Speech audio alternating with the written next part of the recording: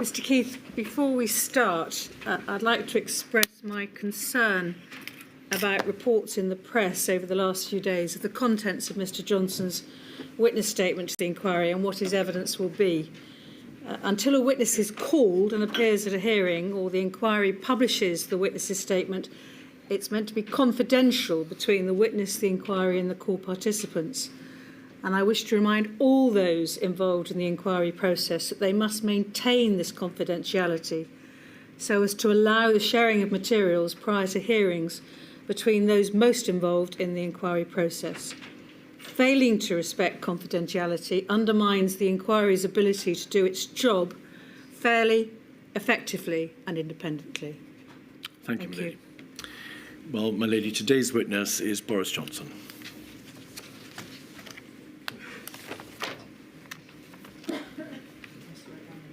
I swear by Almighty God that the evidence I shall give shall be the truth, the whole truth, and nothing but the truth.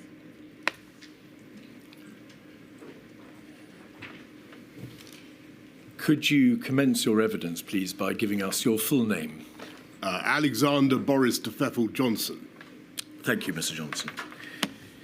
Thank you for attending today and for the provision of your witness statement, 255836. It's dated the 31st of August, as you know, and it contains the usual declaration as to the truth of its contents on the final page, I think page 233. Mr. Johnson, you were, of course, Prime Minister between the 24th of July 2019, when you were invited to form an administration following the resignation of Theresa May, MP, as leader of the Conservative Party, and the 6th of September 2022, you having announced your resignation earlier that year on the 7th of July. Is that correct? Yes, it is, Mr. Keith. By your leave, my lady, can I just say how glad I am to be at this inquiry, and how sorry I am for the pain and the loss and the suffering sit down. of please stop. COVID Stop. victims. Please sit down. Please sit down, or I'm afraid you'll have to leave the hearing room. I'm sorry, if you don't sit down, I'm going to ask the ushers to get you to leave. Right, ushers, please, could you ask them to leave?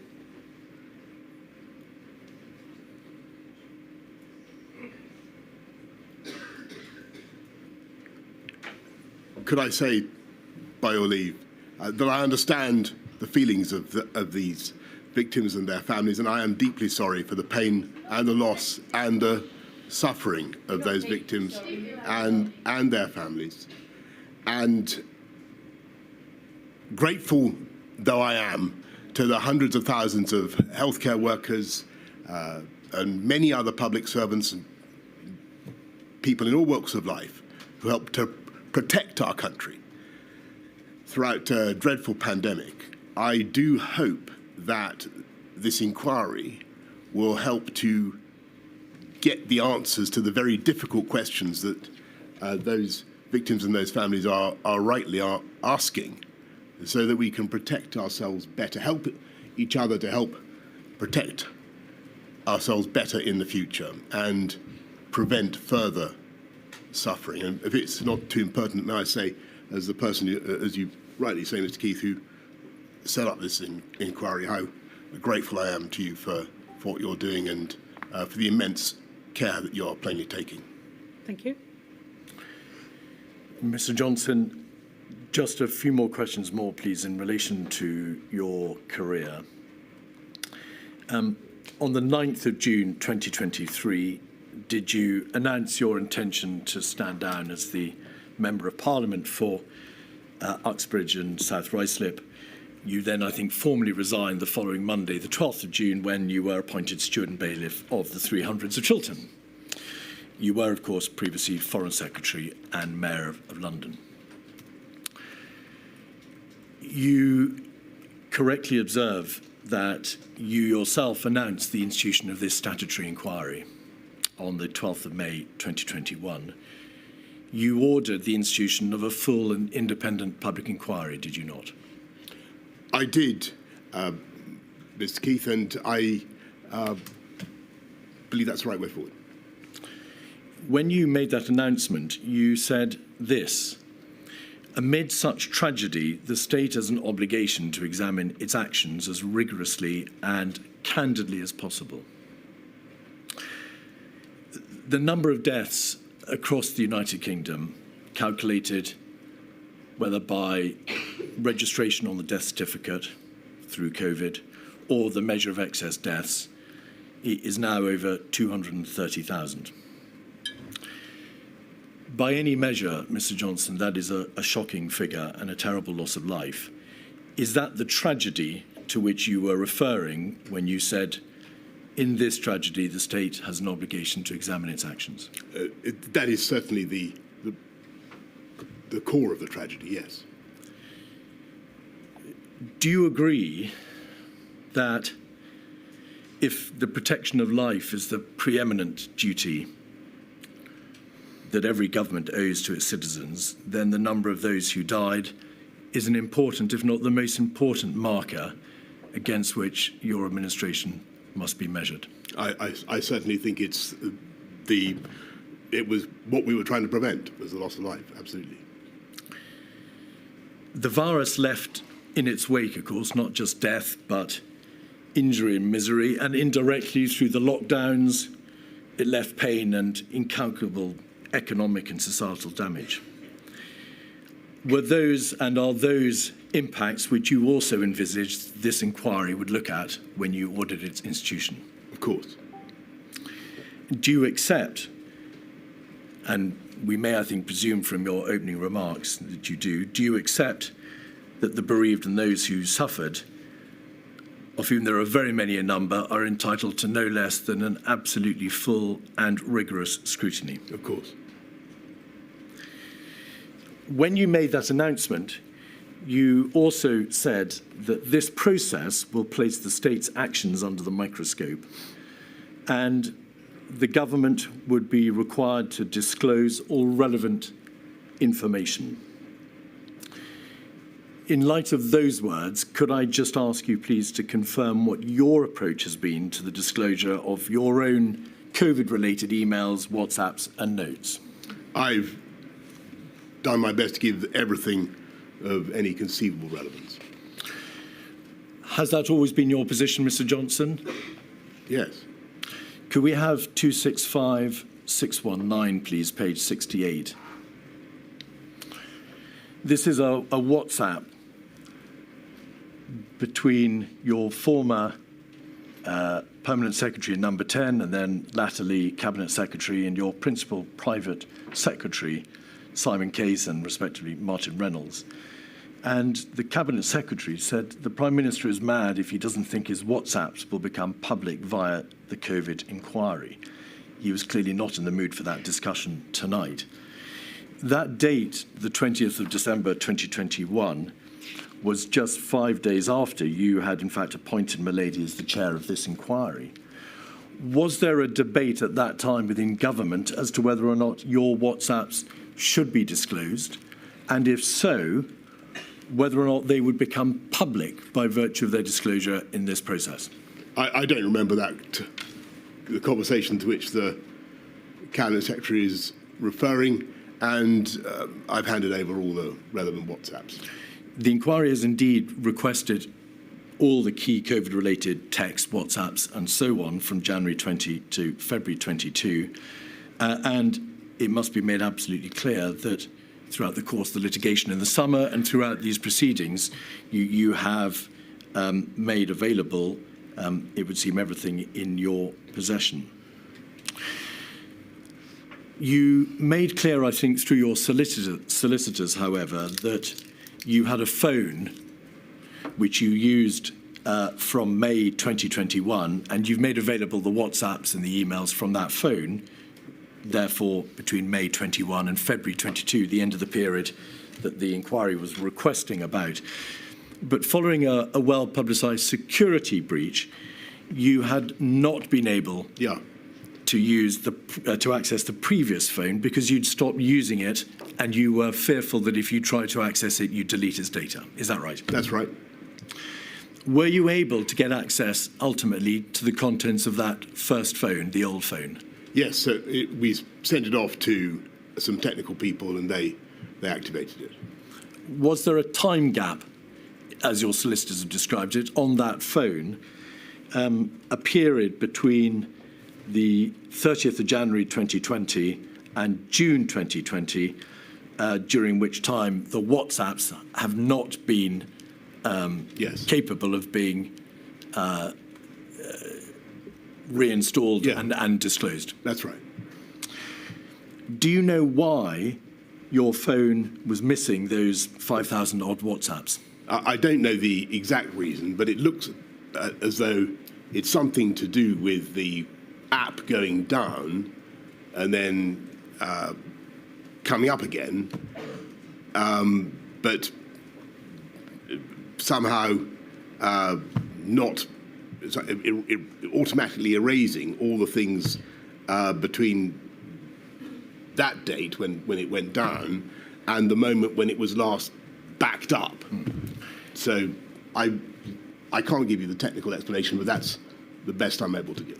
The technical report that your solicitors kindly provided demonstrates that there may have been a factory reset of the phone at the end of January 2020 and then an attempt to reinstall the contents later in June 2020. May I just ask you this? Was it you, if that was a factory reset that was done, was it you that tried to reset the phone or not? A factory reset? There is a device or a capability on the phone which allows its contents to be entirely reset. That wasn't you. I don't remember any such thing. All right. And during the course of the litigation this summer, between the inquiry and the Cabinet Office, did you, of course, make plain your stated wish that the WhatsApps, which were the subject of that litigation, should be disclosed? Yes. They being your own WhatsApps. All right.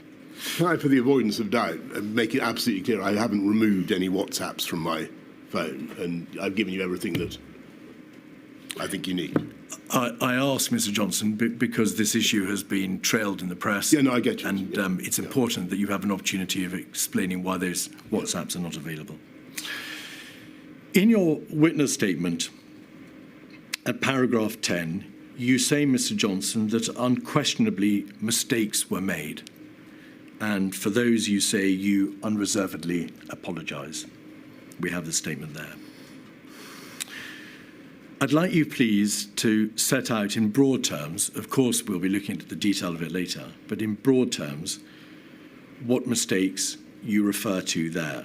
Bearing in mind that we are only concerned in this module, Mr. Johnson, with the core decision-making, with the lockdown decisions, the NPIs, the non-pharmaceutical interventions, and so on, not vaccines, therapeutics, antivirals.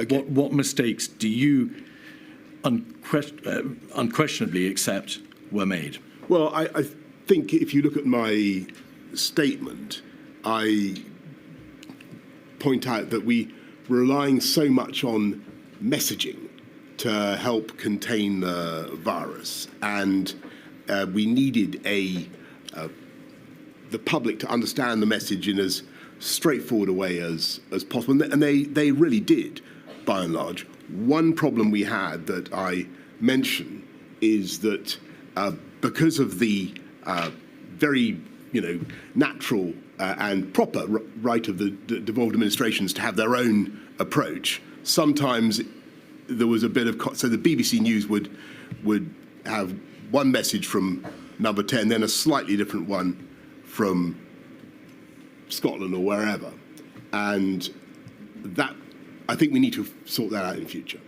And I'm sure there are plenty of other things that we could have done differently, but I have no doubt it will come to them in the course of the examination.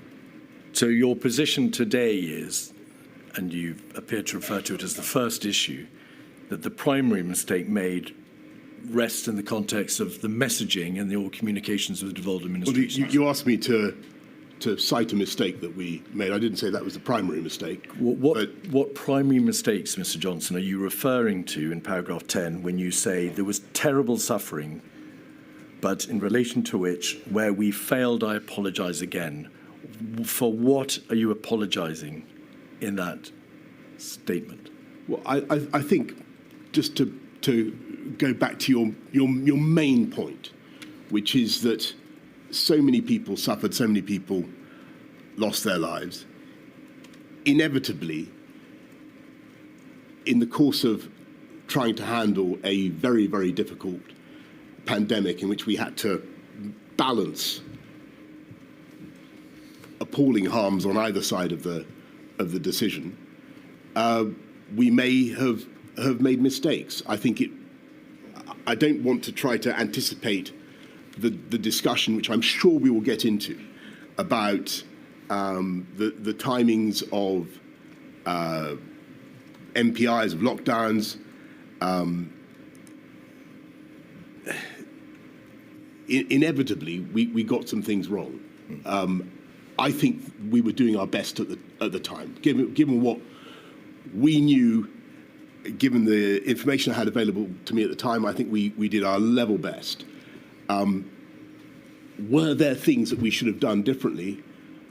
Unquestionably, but I would struggle to itemize them all before you now in a hierarchy. I'm afraid. I think it would be. I'd find it easier to try and explain what happened as we went through. You say in your witness statement, I unquestionably made mistakes. Can you draw a distinction for us, please, between yourself personally and the government? To what extent do you accept personal responsibility as opposed to accepting it on behalf of your administration? So I take personal responsibility for all the decisions that we made. It's obvious, Mr. Johnson, that many of the most difficult and momentous decisions rested upon your own shoulders as Prime Minister. Do you take responsibility for whatever my lady makes of the speed of the government's response in January, February, March of 2020? Of course. And the way in which the various moving parts of the government, the advisory committees, the departments, the agencies and so on responded? Of course. Do you take responsibility for the lockdown decisions, whichever way they went, and their timeliness, whatever my lady makes of them? The manner in which patients were discharged from hospitals into the care sector? Of course. The explosion of the virus within the residential care sector? Yes. The general speed at which the restrictions were eased? Yes. The Eat Out to Help Out scheme? And then, latterly in 2020, the decision not to introduce a circuit breaker in September or October, or to introduce a tier system earlier when the prevalence of the virus was lower, for good or ill. Yes, though we did have local restrictions from a very early day. Did. May I just ask you, please, this question? Also, you refer to mistakes. It's very important that the inquiry understands to what extent it's accepted that there were mistakes, as opposed to an acceptance that with hindsight, the government could have done better. Do you mean there were failings, things or decisions that you got avoidably wrong, whether because they were the wrong decisions or because your management and leadership meant that the right decisions were less likely to be taken? Or do you mean, with hindsight, you just could have done better? Well, that's a sort of deterministic question, isn't it? Well, it's an important one. I think the answer is that with hindsight, it may be easy to see things that we could have done differently, or it may be possible to see things that we could have done differently. At the time, I felt, and I know that everybody else felt, that we were doing our best in very difficult circumstances to protect life and protect the NHS. It is impossible and arguably improper to attribute any individual death causally to any particular governmental decision, as I know you know, and no possible purpose would be served in such an exercise. But do you accept that overall the government decision-making, not the pandemic, but the government decision-making in response, led materially to there being a greater number of excess deaths in the United Kingdom than might otherwise have been the case? I can't give you the answer to that question. I'm not sure. I noticed that in your opening preamble a few months ago, you produced a slide saying that the UK was, I think, second only to Italy for excess deaths. Correct. That's not, to the best of my knowledge, the case. And I think that all I would say is that many other countries suffered terrible losses from COVID. They did. And the evidence that I've seen suggests that we were well down the European table and well down the world table. Though that is, of course, no comfort to the bereaved and their families. That seems to be the statistical reality. The evidence before Milady is that the United Kingdom had one of the highest rates of excess death in Europe. Almost all other Western European countries had a lower level of excess death. I've seen. Italy was tragically in a worse position than the United Kingdom. Well, I don't wish to contradict you, Mr. Keith, but the evidence, the ONS data I saw put us, I think, about 16th or 19th in a table of 33. In Western Europe, we were one of the worst off, if not the second worst off. You must have long reflected since that time why that was so. Why do you think that we had the rate of excess deaths in this country that we did ultimately have? As I say, I think that the statistics vary, and I think that every country struggled with a new pandemic, and I think the UK, from the evidence that I have seen, was well down the European table and obviously even further down the world table. If I had to answer why I think we faced particular headwinds, I would say it was, irrespective of government action, we have an elderly population, extremely elderly population. We do suffer, sadly, from lots of COVID-related comorbidities, and we are a very, very densely populated country, the second most densely populated country in Europe, and that did not help. Do you accept that government actions materially contributed to that outcome? It wasn't just a matter of the state of the healthcare system, density, age of population, and in fact the geographical location of the United Kingdom.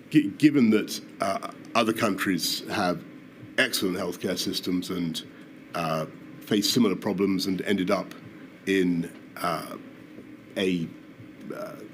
statistically with more excess deaths per 100,000? The answer is I don't know. I don't know. You're obviously extremely well aware of the argument that the lockdown decisions themselves, cumulatively and individually, contributed to the number of excess deaths. What do you say to that? I say that I don't know, but I'm aware of the arguments that are made. What I would say respectfully to people is that they were very, very difficult decisions, and the issue of the timeliness of lockdowns was clearly one that we considered very hard at the time, and you will have seen from the evidence that there were strong arguments against going too early into lockdowns, especially when it came to that first series of March NPIs. And you'll remember the arguments that were made two arguments against early action, and they were the risk of behavioural fatigue and then the risk of bounce back, or what you've called uncoiling of the spring. And they were made powerfully, and they certainly had a big effect on me. Could you assist the inquiry, please, with something about the nature of the heavy responsibility which rested on your shoulders? It is perhaps self-evident that only the most difficult and momentous decisions come for the Prime Minister. That's correct. Were there any good or easy decisions to be made in this context? No, I can't think of a single. Well, I suppose it was an easy decision to say that we should go ahead with the rollout of both Pfizer and AstraZeneca as soon as they've been approved by the MHRA. But there were no, when it came to the, forgive me, Mr. Keith, but when it came to the balancing of the need to protect the public and protect the NHS and the damage done by lockdowns, it was incredibly difficult. Pause there, please. I do understand emotions are running very high. I do, and I think it's most unfortunate when I have to ask people to leave. But we have to ensure that this hearing is effective, and it's got to be effective not just for people in this hearing room, but for people watching on the online streaming. So please make sure your behaviour is appropriate to a public hearing of a statutory inquiry. Thank you. Sorry to interrupt. No, it's fine. We'll look at the nature of the particular decisions in greater detail later. But broadly speaking, so that we know the lie of the land and we know how you approach these issues, were the majority of the most momentous decisions, the decisions, for example, to impose the lockdowns and social distancing measures and so on, were they decisions that were in practice made by you, yes, even if they were affirmed or endorsed by the Cabinet later? Or were they decisions that were entirely open-endedly made by Cabinet? That's a very good question, because I think it was both. A huge number of decisions, because they had to be taken so fast, were funneled up directly to me. But there were also a large number of decisions, and I do think this maybe hasn't come out as much as it should, that were the subject of exhaustive Cabinet discussion. In his witness statement, Michael Gove has said that the wider Cabinet was brought into decisions at times too late and too little. Mr. Javid has said in his witness statement that the Cabinet was designed, in his view, to place Dominic Cummings and the Prime Minister as the decision makers, to centralise power in Number 10. And in his own witness statement, Mr. Cummings has said that the Cabinet was largely irrelevant to policy or execution on account of the leaks, your inability to chair it, and because it was seen by Number 10 as not being a serious place for serious discussion. I don't think that's true. I think there were some really excellent Cabinet discussions about the trade-offs. If I had to make a comment about Cabinet as a whole in terms of the speed of lockdowns, which was what we're talking about, I think it probably would be fair to say that the Cabinet was, on the whole, more reluctant to impose MPIs than I was. That wasn't true for every member of the Cabinet, but that would be a general comment. The lockdown decision of the 23rd of March, 2020, was debated, as you rightly say, at great length on the Sunday, on the Monday, by the various bodies, but in particular COBRA. But it was debated in COBRA on Monday the 23rd. A public announcement, we'll all recall, was made that day, that evening, in fact, and then it went to Cabinet on the Tuesday. So in relation to the first lockdown decision, it's obvious that Cabinet debated it after the event. In relation to the second lockdown, that of November 2020, Mr. Johnson, do you recall whether or not that decision was made by a COVID ministerial committee or by Cabinet? I'm afraid I can't remember the sequence there, but just picking you up on the first lockdown, which was actually a sort of crescendo of measures, I'm fairly certain we had a long cabinet call at least to discuss it. Well, we'll look at that in detail later. The inquiry's heard a great deal of evidence, Mr. Johnson, about the way in which your secretaries of state would naturally and permissibly come at the same issue, whether to have a lockdown, whether to ease, whether to have a tier system and the like, from different angles. The Secretary of State for Health and Social Care, understandably, would promote the public health consequences and the need to act in the public health. The Chancellor would frequently promote the economic considerations, but all, it's obvious, were aware to greater or lesser degree of the societal and economic harm that would result from the decisions that you were having to contemplate making. Who ultimately had to weigh up and determine the competing public interest considerations, public health, societal harm, economic damage, and so on? On whose shoulders rested that debate? That's the job of the Prime Minister, and there's only the Prime Minister that can do that. But I think that wasn't actually a bad way of doing it, to have different interests represented by different Secretaries of State in different departments. Presumably you needed the advice of your close advisors, your Cabinet Secretary, and those in the civil service, in addition to the advice that you were receiving from your Secretaries of State. Could you give, please, the inquiry an indication as to the identity of the persons upon whom you were most reliant in that debate, in that weighing up exercise? Well, I don't wish to embarrass distinguished public officials by naming them. I don't know what the. Well, I found that civil servants, on the whole, are quite happy to remain anonymous. But I can certainly tell you that I had superb deputy private secretary, a mathematician, an economist who's brilliant in understanding healthcare issues, and an absolutely brilliant private secretary for healthcare.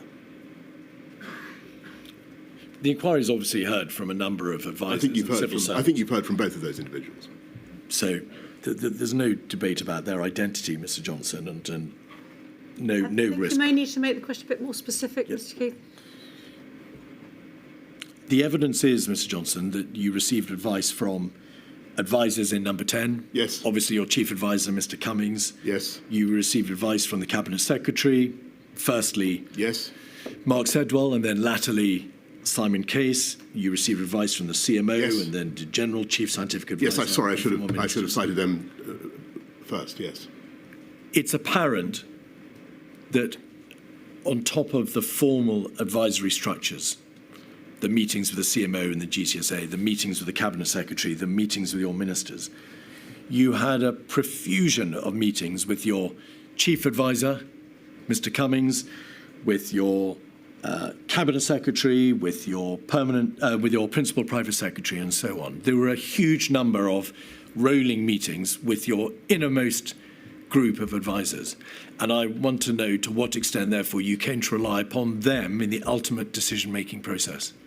I, of course, relied on the advice I was given, but the way it works is advisors advise and ministers decide, and that was what happened. You received a great deal of advice from the Chief Medical Officer and Yes. the government's scientific chief advisor. They were a vital source of advice, Yes. that's obvious. You were aware that SAGE met hundreds of times, that's to say the Scientific Advisory Group for Emergencies. Did you ever read their minutes, or were you wholly reliant on the CMO and the GCSA to relay to you what SAGE had said? I think I did once or twice look at or maybe more than that. I looked at what SAGE had actually said, and SAGE certainly produced a lot of documentation. But I think that the CSA and the CMO did an outstanding job of leading SAGE and of distilling their views and conveying them to me. The SAGE minutes were described as consensus minutes because they were designed to be read at speed, to be able to get to the heart of the issue immediately on reading them, and to ensure that the advice that was being given would be readily and speedily understood. Did you ever think of calling as a general practice for those minutes so that you could yourself read them? Many of them were only 8 or 9 pages long. As I say, I think I did from time to time look at the consensus minutes. I think in retrospect it might have been valuable to try to hear the SAGE conversation unpasteurized itself, but I didn't, and I was more than content with the very clear summaries that I was getting from the CSA and the CMO. There were hundreds of consensus minutes, but you read only, or were given only a fraction of them. That sounds right to me, yes. All right. We'll look in detail at some of the scientific debates that engage government, particularly in the middle of March. Behavioural fatigue, herd immunity, the debate about the reasonable worst-case scenario, and so on. Yes. Did you not think of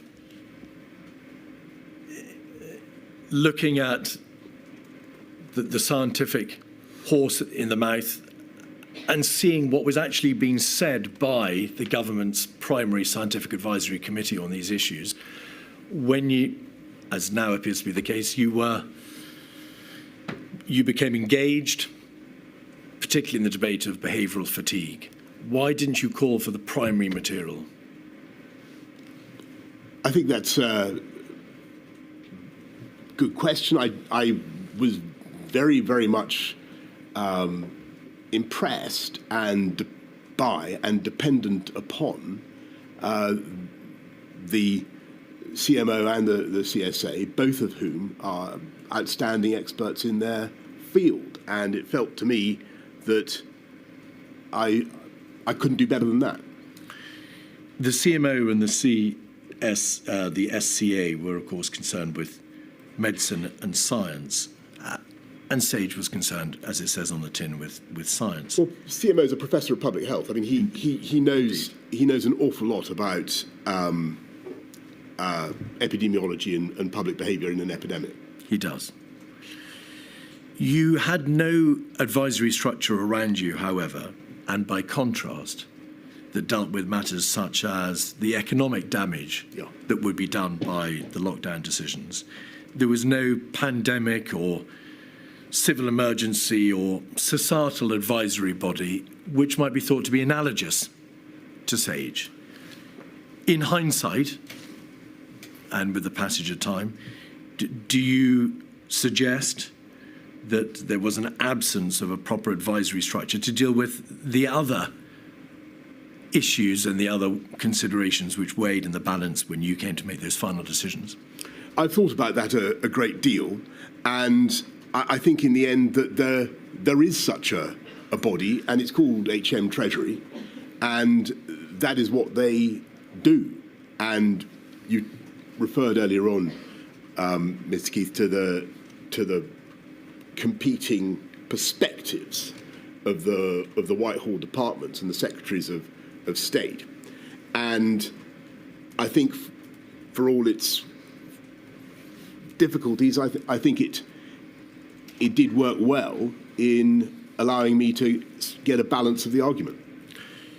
The evidence appears already to suggest that the Chancellor of the Exchequer and then Her Majesty's Treasury had considerable influence over the ultimate decision-making process, because the Chancellor would come and see you in bilateral meetings.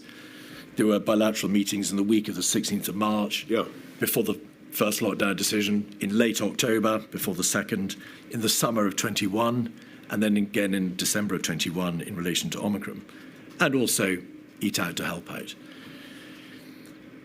But that advice was given to you by the Chancellor and Her Majesty's Treasury in a way that wasn't openly transparent in the way that the SAGE advice was provided to you.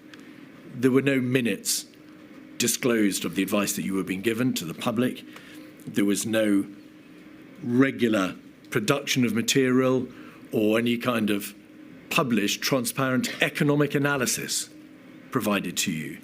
Do you think in hindsight that that was an error? I think that there was certainly transparent economic analysis of the cost of some of the measures that we were obliged to enact and the fall in GDP, the cost of the CJRS and the other schemes was plain for all to see. That was all public. Of course, what was not public and is not traditionally public is ministerial conversations and discussion between ministers. But again, I think the perspective that I was being offered by the Treasury was a very useful one, just as the perspective of the Department of Health was a very useful one.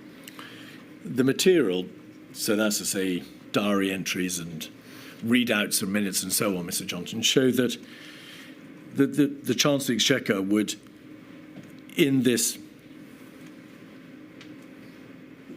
difficult context of making the ultimate decisions about lockdowns and easing and tiers and so on, often get the last word by way of a bilateral meeting that would take place just before you made a final decision. And also that the Secretary of State for Health and Social Care was occasionally excluded from meetings when public health matters were being discussed. Were you aware of that? I think that's... I reject that characterisation of what took place. The overwhelming priority of the government was protect the NHS, save lives. That was our objective. And that was where my officials were coming from. That was what we wanted to do. And I think it was important in that context to, there were lots of things we had to do that were very difficult, very costly. And it was right to have endless conversations with the Treasury. This was what we did. You know, of course, that a great deal of evidence has been given to Milady about the operation and the competence of your administration. It needs to be stated absolutely plainly that the inquiry has absolutely no interest in the salaciousness or the nature of Mr. Cummings's linguistic style or the WhatsApps. But it does have an interest, of course, in whether or not his communications revealed an abusive and misogynistic impact. The WhatsApps and the texts shed a direct light on the competence of the government, how well or not the government machinery operated, what you all thought about each other, and what some of you thought privately about the decisions that were being taken. We're going to look in detail at them later, but it's fair to say that in the round that material paints an appalling picture, not all the time, but at times of incompetence and disarray. Can I comment on that? I think Please. That the two things need to be separated out there. I think it is certainly true that this inquiry has, and I'm glad of it, has dredged up a phenomenal quantity of the type of material that would never have been available to any previous inquiry into doings in Number 10, because it's WhatsApp communications of a kind that would not have been possible. And that's a good thing, because you can get a texture of the feeling for the relationships and the human beings. I would make a couple of points. First of all, a lot of the language, the style that you refer to is completely unknown to me,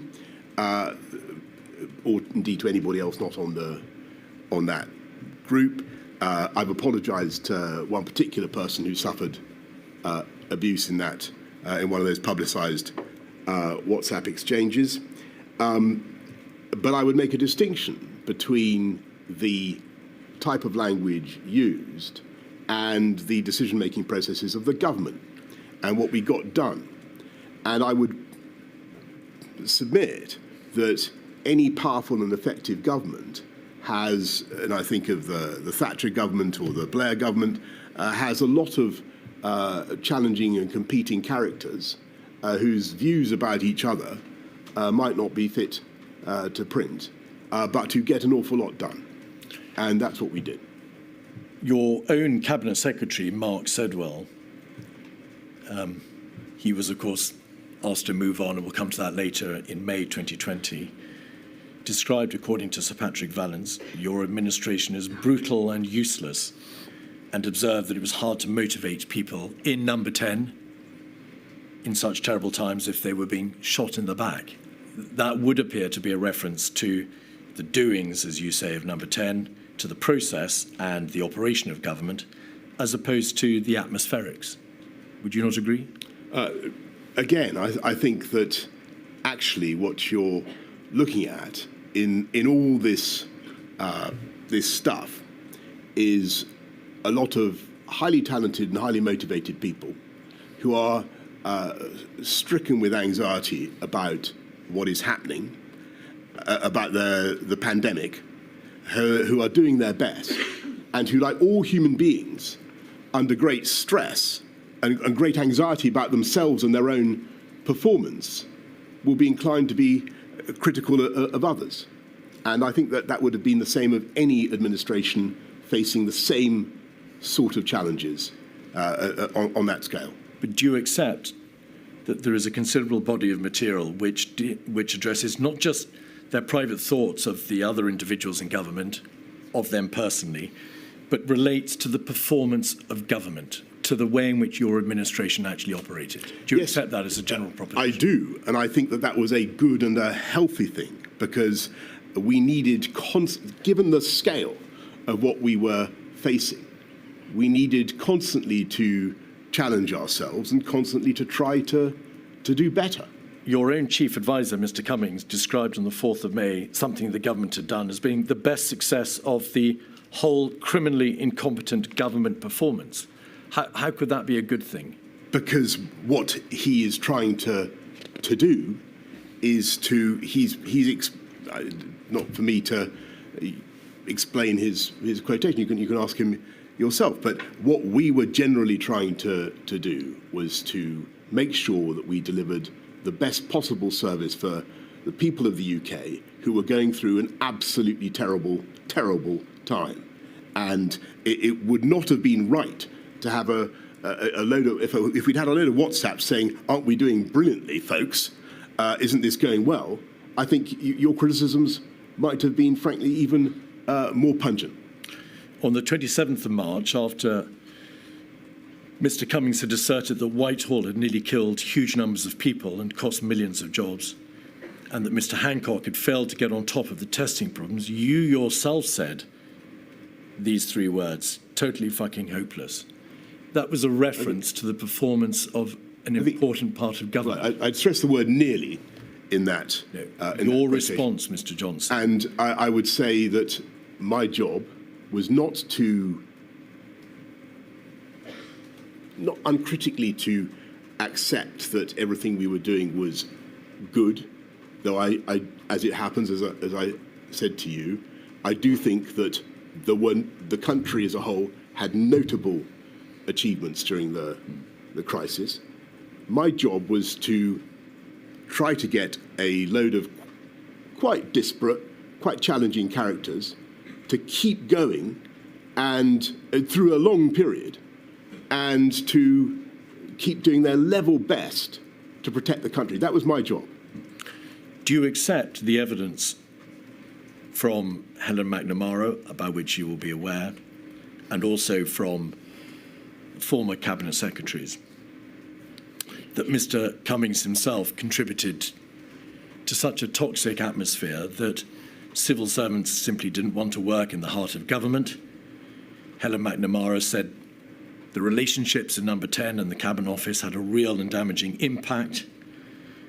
You were told directly by Simon Case on the 2nd of July, lots of top drawer people had refused to come to work because of the toxic reputation of your, I emphasize, your operation. Were you aware that there were individuals, civil servants and advisors who were not prepared to work in your administration because of the atmosphere and the working relationships which were in play? First of all, no. Second, I was not aware of that. Secondly, I didn't see any sign of that. I saw brilliantly talented people. When we advertised for a post, when we wanted to recruit for a position in my private office, we had, as far as I could see, no difficulty getting wonderful people to step forward. I think, if I might make one self-criticism, or another self-criticism, I think that the gender balance of my team should have been better. And to your earlier question, looking back at it, when I was running London, it was great and it was 50-50 and it was a very harmonious team. I think sometimes during the pandemic, too many meetings were too male-dominated, if I'm absolutely honest with you. And I think that was I tried sometimes to rectify it. I tried to recruit a former colleague from City Hall, but I think that was something we should have done better. Simon Case, who was then the Permanent Secretary Number 10, WhatsApped you yourself on the 2nd of July to say that lots of people, lots of top drawer people had refused to come because of the toxic reputation of your operation. Well, I don't remember that. What did you do? I don't remember that. And my impression was that we had no difficulty recruiting the best possible people. Could we have, please, 48313, page 16, on the screen? These are communications between Mr. Cummings and yourself in May 2020. We're concerned with the bottom half of the page. So can you expand it, because I can't? Yes, 7th of May, Hancock is unfit for this job. The incompetence, the constant lies, the obsession with media bullshit. Reference to testing, you must ask him where we'll get to 500,000 per day and where's your plan for testing? And if you can scroll back out. But just sorry, pause a second, Mr. Johnson. If you then scroll in, please, to the bottom half of the page, the last part. Mr. Cummings says, it'll certainly be a cock-up like everything else, but it'll be far from the worst of our cock-ups over the next 8 weeks. You need to think of binning Hancock, and so on and so forth. You cannot suggest that you are unaware of the opinion taken by your chief advisor over your Secretary of State for Health. You cannot suggest you are unaware of the concerns expressed by your Cabinet Secretary about the toxic reputation of your operation, because he WhatsApped you directly. You cannot suggest that there weren't grave concerns being expressed in Downing Street, that there were people who simply would not come and work for you because of the atmosphere you allowed to develop. So, first of all, in politics, there's never a time when if you're Prime Minister, you are constantly being lobbied by somebody to sack somebody else. It's just what I'm afraid happens, and it's part of life. Everybody's constantly militating against some other individual for some reason of their own. It's just that I'm afraid that's the nature of it. It is perfectly true that this advisor in particular thought had a low opinion of the health secretary. I thought he was wrong. I stuck by the health secretary. I thought the health secretary worked very hard, and whatever, he may have had defects, but I thought that he was doing his best in very difficult circumstances, and I thought he was a good communicator. Could we have 303-245? Your first and then your second Cabinet Secretary communicate by WhatsApp, page 9.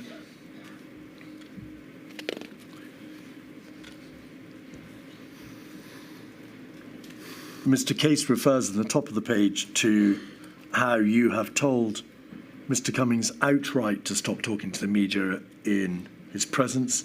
This place is just insane, zero discipline. And then in the bottom half of the page, these people are so mad, madly self-defeating. It's hard to ask people to march. It should be to the sound of gunfire. And then the Cabinet Secretary. The Cabinet Secretary is the head of the civil service. Is he or she not? I've never seen a bunch of people less well equipped to run a country. That's not a matter of atmospherics or lobbying or part of the general day in, day out friction within government, is it? Yes, I think it is. And I think that as I say, if you'd had the views of the Mandarinate about the Thatcher government in unexpurgated WhatsApps, milady, I think you would have found that they were pretty fruity. It's WhatsApp conversation is intended to be, though clearly it isn't, ephemeral. It tends to the pejorative and the hyperbolical, and I think that the worst vice, in my view, would have been to have had an operation where everybody was so deferential and so reluctant to make waves that they never expressed their opinion, they never challenged, and they never doubted. It was much more important to have a group of people who are willing to doubt themselves and to doubt each other. And I think that was creatively useful rather than the reverse. Some of these senior advisors didn't just lack deference, to use your word, Mr. Johnson. They doubted you, and they doubted your ability and your competence, as you now know from having seen the material. Could we have, please, 273901, page 188?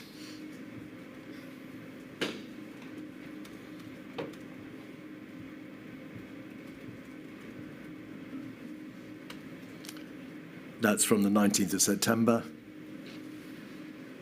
Page 229.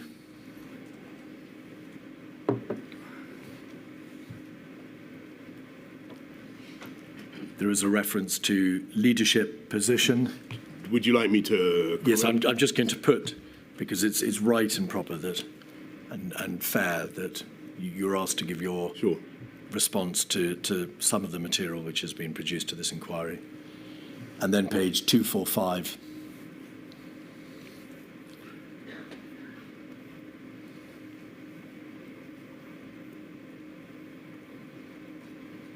The Prime Minister begins to argue for letting it all rip. They've had a good innings. And there is a reference there to lack of leadership, the last line. This all feels like a complete lack of leadership. Look, let me put the question, whether or not these significant number of advisors correctly stated the position, whether or not this was genuine, whether or not there were significant failings in your own and your government's competence, would you accept that it is extraordinary that the government's chief scientific advisor, its chief advisor, its cabinet secretaries, its deputy cabinet secretary, should all be commenting in these terms about competence and about performance and about you? I think this is wholly to be expected, and this is a period in which we are where the country is going through a resurgence of the virus. You're looking at the October period, and Patrick, the CSA, talks about inconsistency, and we've just got to face the reality. I've got to face the reality as Prime Minister that the virus seems to be refusing to be suppressed by the measures we've used so far. We're going to need different measures. We've come out of lockdown. We're going into the tiering system. Of course we're changing, but so did the collective understanding of the science. And if you look back at what happened during COVID, we had radically different views over the period, over the efficacy of masks, over whether asymptomatic transmission could take place. We had a totally different view within months about whether ventilators would be needed. I was told to begin with we needed 25% of patients would need ventilators. That turned out not to be true. Then on this particular issue, you've got the scientists calling for us to go early and go hard, and this takes us back to your initial line of questioning. When earlier on, they had been saying expressly that if you go hard too soon, then you have two problems: behavioural fatigue and bounce back. And the problem that I was facing, and it was an appalling problem in October, was that we didn't have therapeutics, or we didn't have, well, we had some therapeutics, but we didn't have a vaccine. We didn't have a way out, a medical solution. We were being forced to use NPIs. And at this particular moment, I'm sure we'll come to the October-November lockdowns, my anxiety was that we were going to have to do the same thing over and over again. And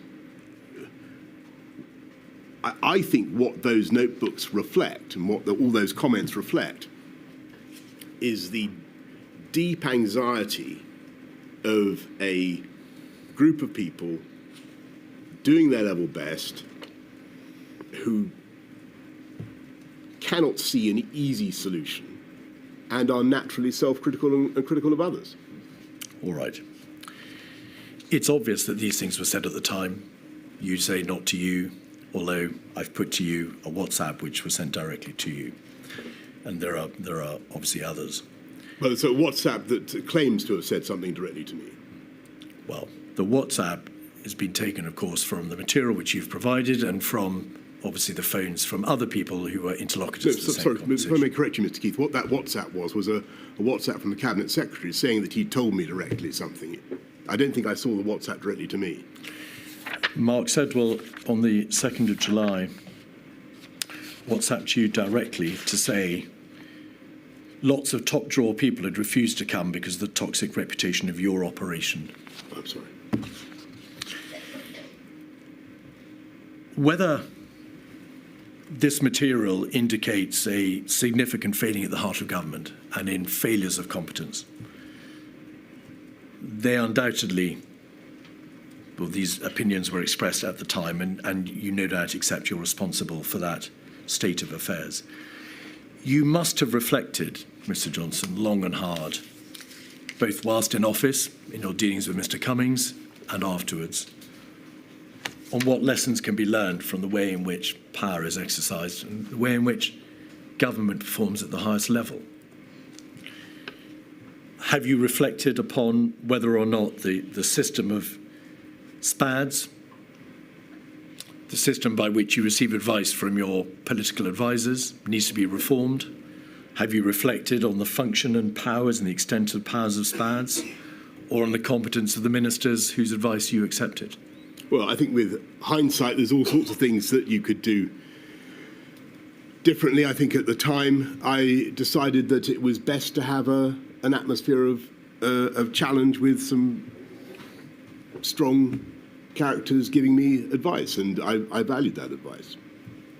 Well, with hindsight, you can now see what was going on, and you've had this material for some time. Have you reflected on whether or not the inquiry could, if my lady sees fit, make recommendations about the way in which a character such as Mr. Cummings, about whom some extremely strong views have been expressed, should be in the position that he was, views on whether or not the Prime Minister had access to the correct and proper forms of advice? Are these not issues that you've thought about?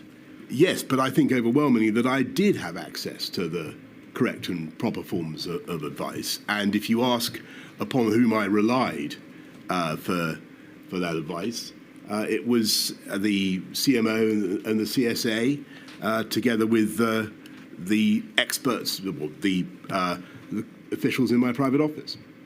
You lost confidence in your Cabinet Secretary in May 2020, did you not? Well, he asked to step aside. Did you lose confidence in your Cabinet Secretary in May 2020? Yeah, he asked to step aside.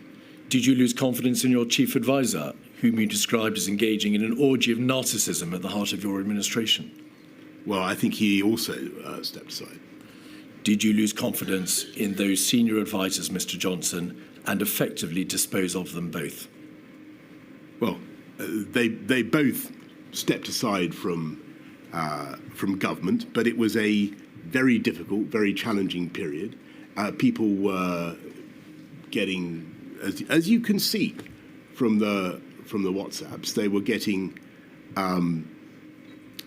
very frazzled because they were frustrated. COVID kept coming at us in waves after wave, and it was very, very hard to fight it. And people were doing their level best. And I don't,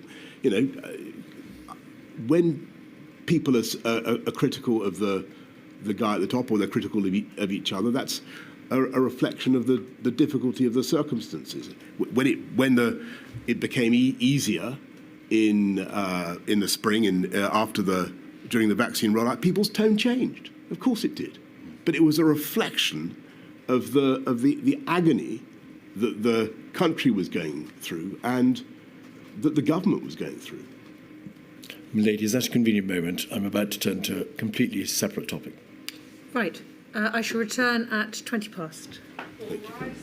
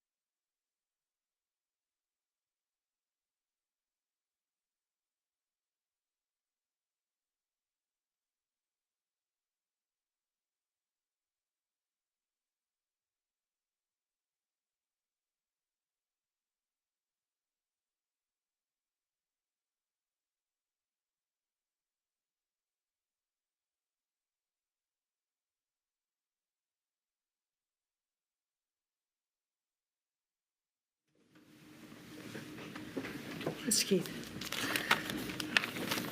Mr. Johnson, we're now going to turn to look at the events of January and February.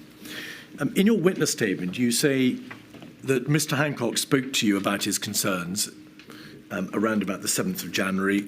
You say he rang you again on the 22nd of January. To put this in its proper chronological place, the first SAGE had taken place on the 22nd of January, the first COBRA on the 24th of January. He says, however, in his witness statement that he called you directly on at least 4 occasions during January to try and impress upon you his concerns.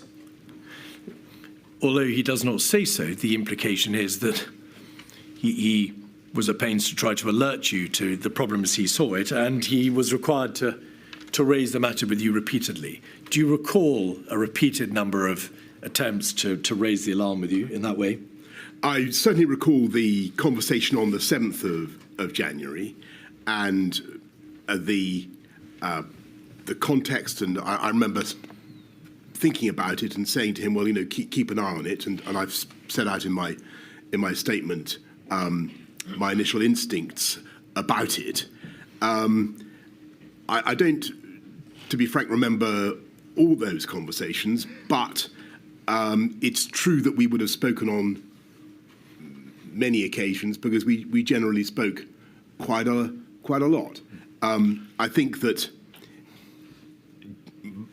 in that period, January really to the end of February, towards the end of February, COVID was pretty much like a cloud on the horizon, no bigger than a man's hand, and you didn't know whether it was going to turn into a typhoon or not. And I certainly didn't. I was unsure, and it became clear much later. The matter was first raised with your Cabinet Secretary, Mark Sedwill, formally on the 21st of January, which was the date, in fact, of the World Health Organization first novel coronavirus situation report. Do you recall when the matter was first brought officially to your attention? You were obviously aware from news reports, and you'd been aware from your conversations with Mr. Hancock as to the possible crisis or the emergence of this virus in China. But when officially do you recall it was put before you? I'm sure it's in my in what I've submitted to the inquiry, Mr. Keith. And I think certainly there are cabinet discussions in January and in February, and a crescendo of activity about it. But in government, it wasn't yet being escalated to me as something of really truly national concern. Indeed. A COBRA was convened, chaired by Mr. Hancock, on the 24th of January. And then he chaired a further COBRA meeting on the 29th of January, then the 5th of February, then the 18th of February, and then the 26th of February. That's right. It's plain that was quite permissible. COBRA doesn't have to be chaired by a Prime Minister. Yep. Indeed, it can be chaired by an official. But the sheer frequency of those COBRAs, there were then 5 COBRAs within 1 month, all on the same issue of this emerging virus.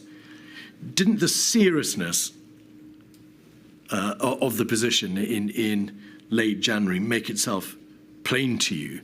How could there have been a need for a COBRA every week for 5 weeks in relation to an issue that didn't require your direct involvement as the Prime Minister?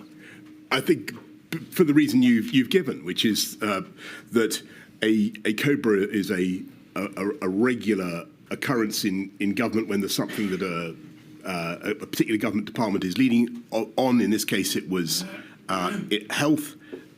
The possibility of a coronavirus pandemic, which was only declared by the WHO on the 12th of March, was not something that had yet been, hadn't really broken upon the political world, certainly in my consciousness, as something of real potential, a real potential national disaster. And in that period, end of January, beginning of February, it's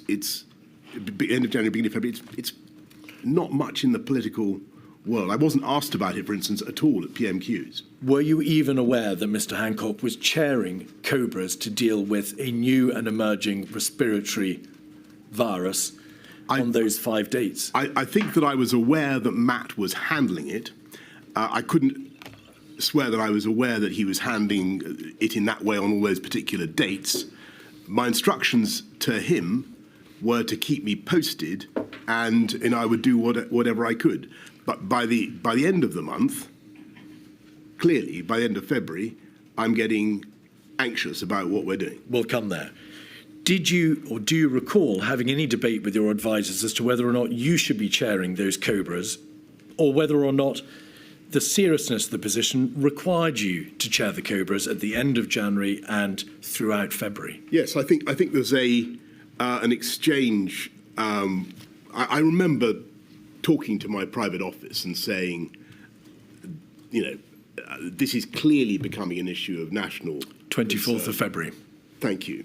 Before that date, for the month beforehand, did you think to say to your officials, the Secretary of State for Health is chairing a COBRA now on a weekly basis to do with a fatal viral pandemic, which currently is just spreading. It hadn't yet been declared as a pandemic. It hadn't been declared as a pandemic, but by the 16th of January, it had spread to Thailand and Japan.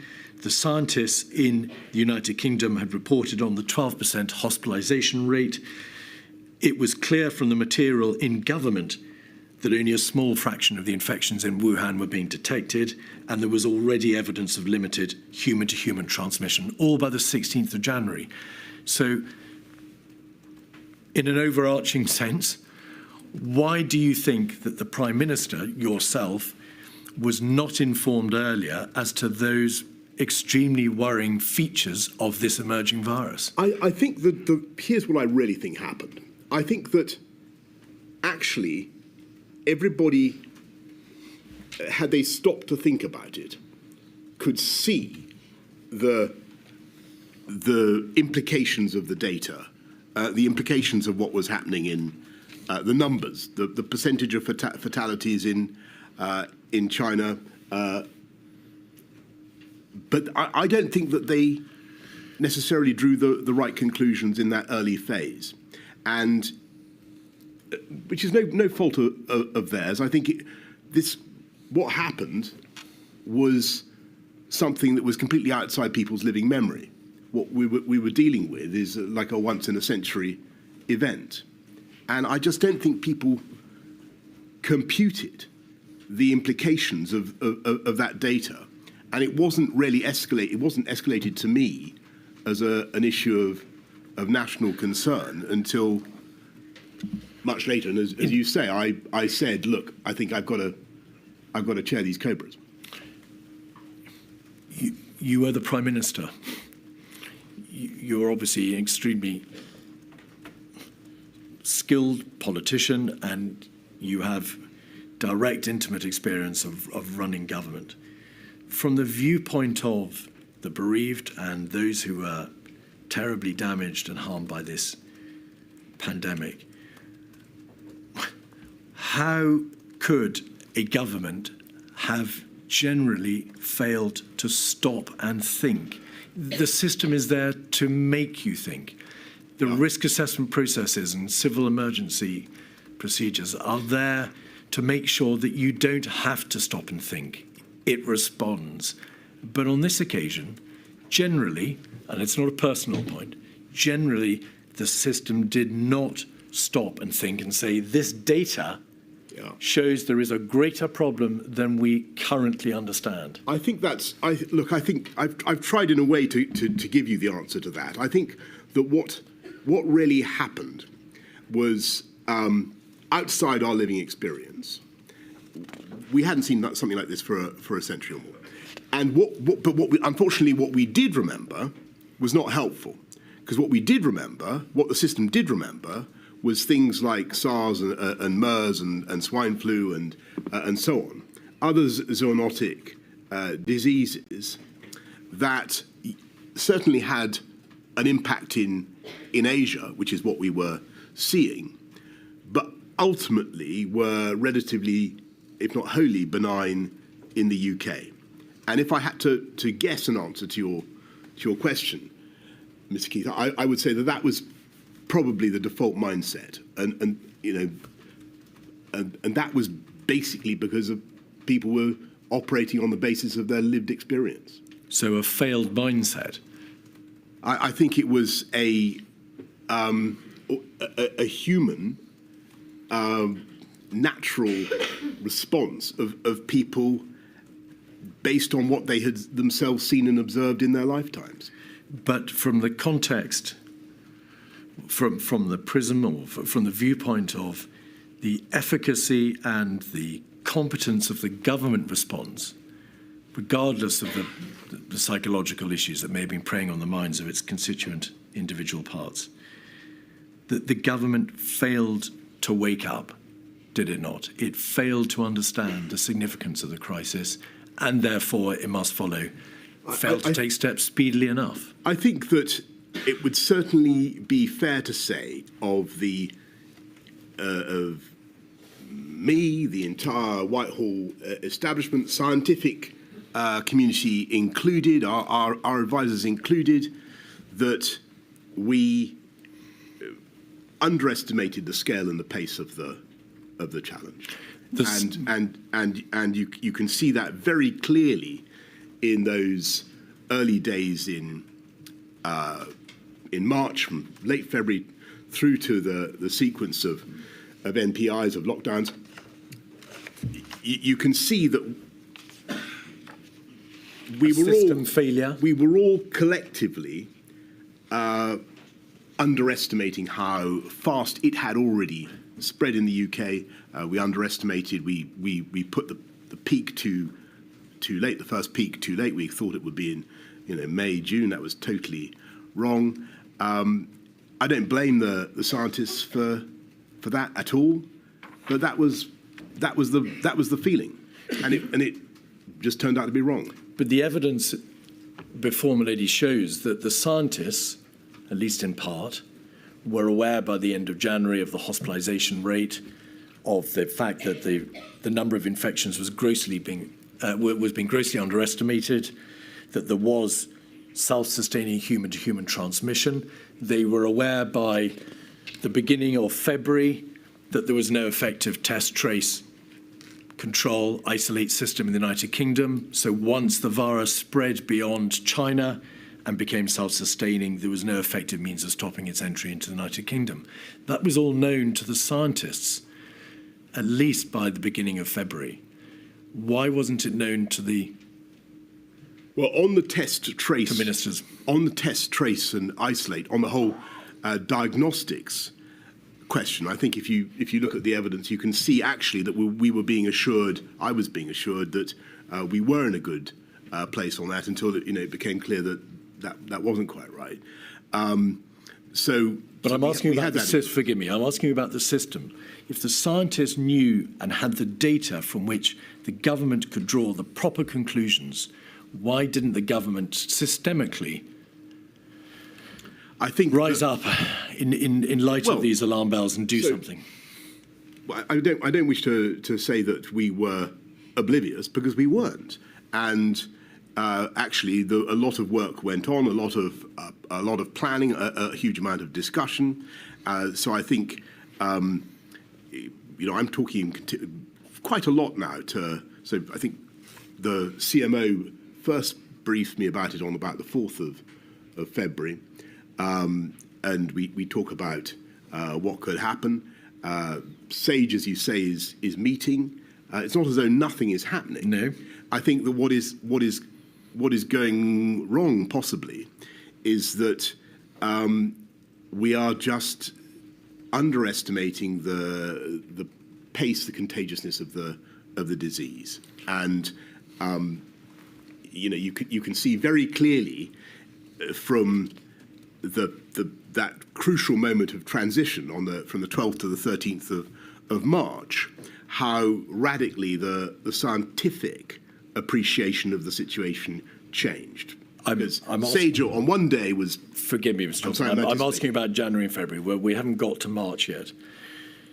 When did you first become aware that the test and trace system whilst extremely efficient in practice, could not be extended beyond the first few hundred cases, that it was a system designed for high consequence infectious diseases. It dealt with travellers, it dealt with index cases, but it couldn't really be expanded beyond 10 or 20 index cases and 500 or 600 contacts. Yes, you're going to have to forgive me, Ms. Gill. I can't remember exactly when it became obvious that test and trace wasn't going to work, but there came a point quite early on when I think Chris or Patrick said, look, test and trace isn't relevant anymore because of the spread of the disease. I couldn't date that. From which you then, of course, appreciated that if the virus spread outside China and was self-sustaining, and it had already, yes, I'm sorry, that was probably much later in March. All right, you think that was later in March? I think so, but I couldn't swear to it. There was a box note on the 30th of January, 136734. This is an email from a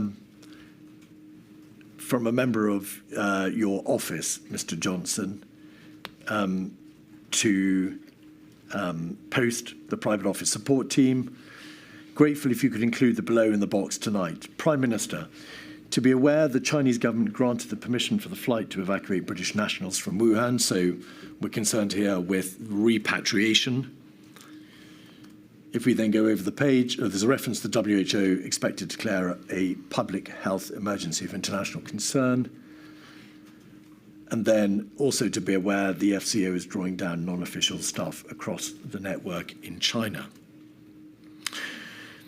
The day before, on the 29th of January, there was a COBRA 56226. You weren't, of course, at that COBRA, Mr. Johnson. You've explained how you didn't chair a COBRA until March. If we look at page 5, we will see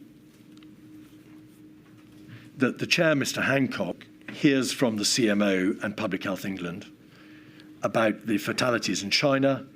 There was evidence of human-to-human transmission, and Germany had 4 confirmed cases. And then at paragraph 3, the CMO said the UK planning assumption were based on a reasonable worst-case scenario. There were 2 scenarios to be considered. The first was that the spread was confined within China. The second was that the spread was not limited to China, and there would be a pandemic-like scenario with the UK impacted. The second scenario was plausible, but it may take weeks to months. The CMO sets out there in COBRA, and my lady's heard evidence on this, that it was understood that if the second scenario came to pass, there would be a pandemic, because once control had been lost, a viral wave was inevitable. Yes. This is a COBRA that takes place on that day, the 29th of January. The following day, you receive a box note, which appears to be solely concerned with repatriation. The question is, why were you, the Prime Minister, not being told directly this is a virus which, if it escapes China, will result in a pandemic? There is information already that it has a very serious fatality rate and a very serious hospitalization rate. Why was that basic light bulb information not brought to your attention so that you could see the true nature of this emerging crisis? I think that I can't give you the exact reason why that COBRA was not brought to my attention. That detail of the COBRA was not brought to my attention. But I can say that at that stage, I think that even the concept of a pandemic did not necessarily imply to the Whitehall mind the kind of utter disaster that COVID was to become. And if I may, and that may sound odd, but what I'm trying to say is that I think people were still operating they were still thinking about things like a flu, an influenza pandemic, or some of the other diseases that I've mentioned. Well, this material, along with a plethora of other documents, shows that the reasonable worst-case scenario was already being envisaged, and that was a reasonable worst-case scenario which denoted deaths to the tune of 800,000 people. So it couldn't have been unknown to Whitehall. But you say the No, eventuality right. Well, was not aware. I didn't see that figure, and I mean, I saw a different figure. I think towards the end of February, by which time our alarm was really truly raised. But I'm trying to give you my best explanation for why people were in the mindset that they were in. There was a cabinet on the 31st of January, 56125. If we go to page 10, please, we can see the nature of the debate. It was, of course, chaired by you that afternoon. And the Secretary of State for Health and Social Care, Mr. Hancock, says 2 cases have been confirmed in the United Kingdom. They had been, of course, confirmed on the 30th and the 31st of January. It was a very serious problem in China, a large number of cases and fatalities. And then the debate moves on to the typical infection rate of 2.5 to 3 people and the mortality rate 2%. Yes. So if the reproduction value is 2.5 to 3, that is to say 1 person will infect 2.5 to 3 people in an unimmunized population, and the mortality rate, 2% of people who were infected or perhaps confirmed cases is not clear, means a very, very large number of people will die. Correct? That's right. The debate in Cabinet, page 10 and 11, deals with repatriation. The Department for International Development examines developing countries where the risk of spread of the disease was high. Spread of the disease globally would be a big problem for those countries and could also mean further evacuation of British nationals. So the debate focuses almost exclusively around the position abroad, the repatriation issue, and despite the reference to the mortality rate, the reproduction figure, and the knowledge which was already in the possession of government that there was confirmed cases outside China with sustained human-to-human transmission, nobody stopped to say this means inevitably a huge number of deaths, a wall of death, and this country, if it escapes China, being overrun by the virus. Yes, I think the word inevitably there is the one that I would pick up on, because I think if you look at what the Secretary of State for Health told the Cabinet, he said if the Chinese grip it, then it won't be a problem. But if China don't grip it, then that could be very serious. But your point is still basically a good one, which is that we had to think about what happened if China didn't grip it, and I think we just have to put our hands up here and say, look, I think because of the absence of collective memory, because we were operating under a different set of assumptions, I don't think that we were able to comprehend the implications of what we were actually looking at. And I think that, let me put it a different way. I think if we, as I said right at the beginning, if we had collectively stopped to think about the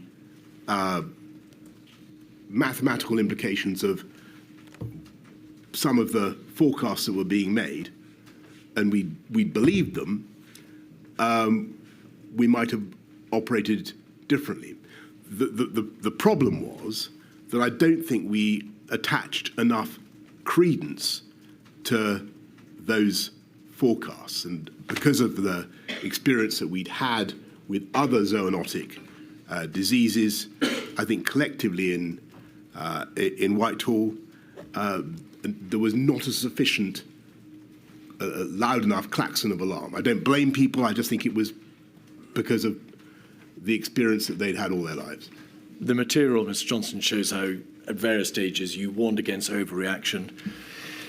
You made the point that SARS and MERS had not turned out to be as serious for the United Kingdom as some had feared at the time. BSE had not resulted in the levels of deaths which some had forecast. So may we take it that you put yourself in that category of people who had insufficient credence? I was agnostic. I thought I took what Matt had to say very seriously.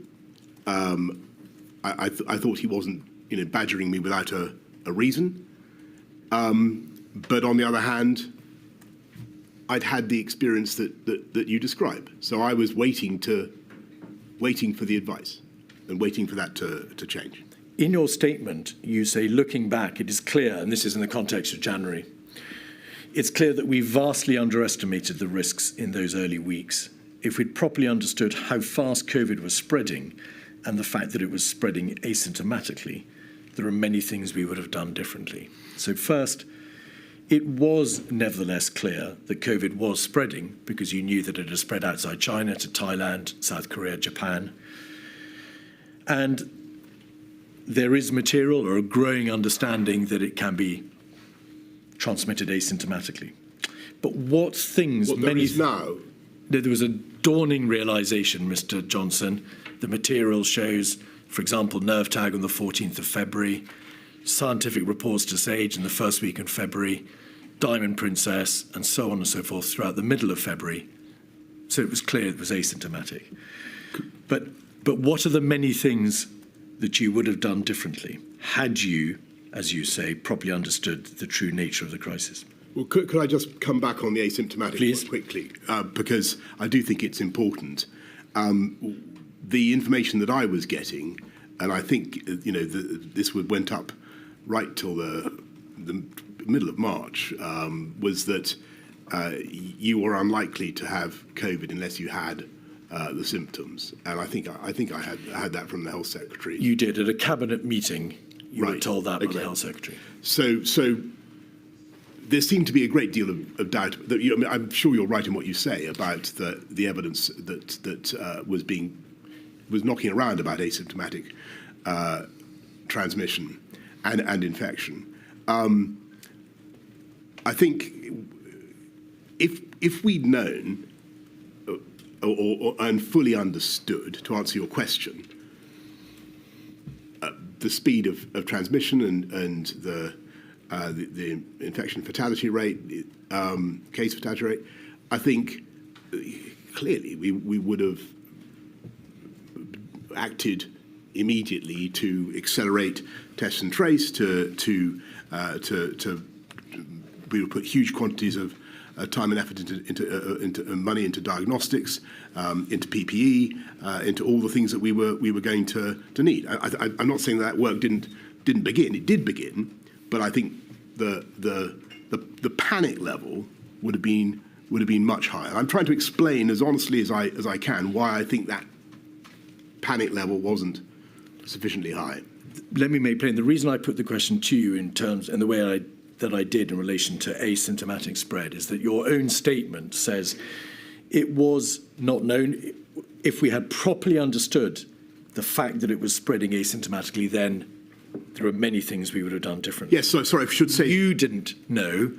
You've explained that you didn't know it was spreading asymptomatically, but my suggestion to you is important parts of the government knew by mid-February that it was spreading asymptomatically, and that there was therefore a governmental failure to act on that information in the way that you have very eloquently described. Well, I can't comment on that because I don't know, what people thought about the issue of asymptomatic transmission in February. I do remember what we were being told. I do remember the view around the cabinet table. I mean, the one thing that has troubled me a lot, I'm sure we'll come on to it, is the March discharge policy, where clearly the question of asymptomatic transmission would have been relevant. I'm so sorry to interrupt. Can we come back to that? There's an important contextual position which has to be set out for the purposes of that debate. There is evidence before the inquiry that the chief medical officer told Mr. Hancock at a meeting on the 28th of January that there was credible evidence of asymptomatic transmission within Germany. Was that a fact of which you were aware? Did you know that? No, That CMO's. Mr. Hancock had been told there was credible evidence of asymptomatic transmission within Germany at a meeting on the 28th of January. Well, if I was told that, I've completely forgotten it. My memory of the asymptomatic transmission issue is as I've told you. Not you, Mr. Hancock was told.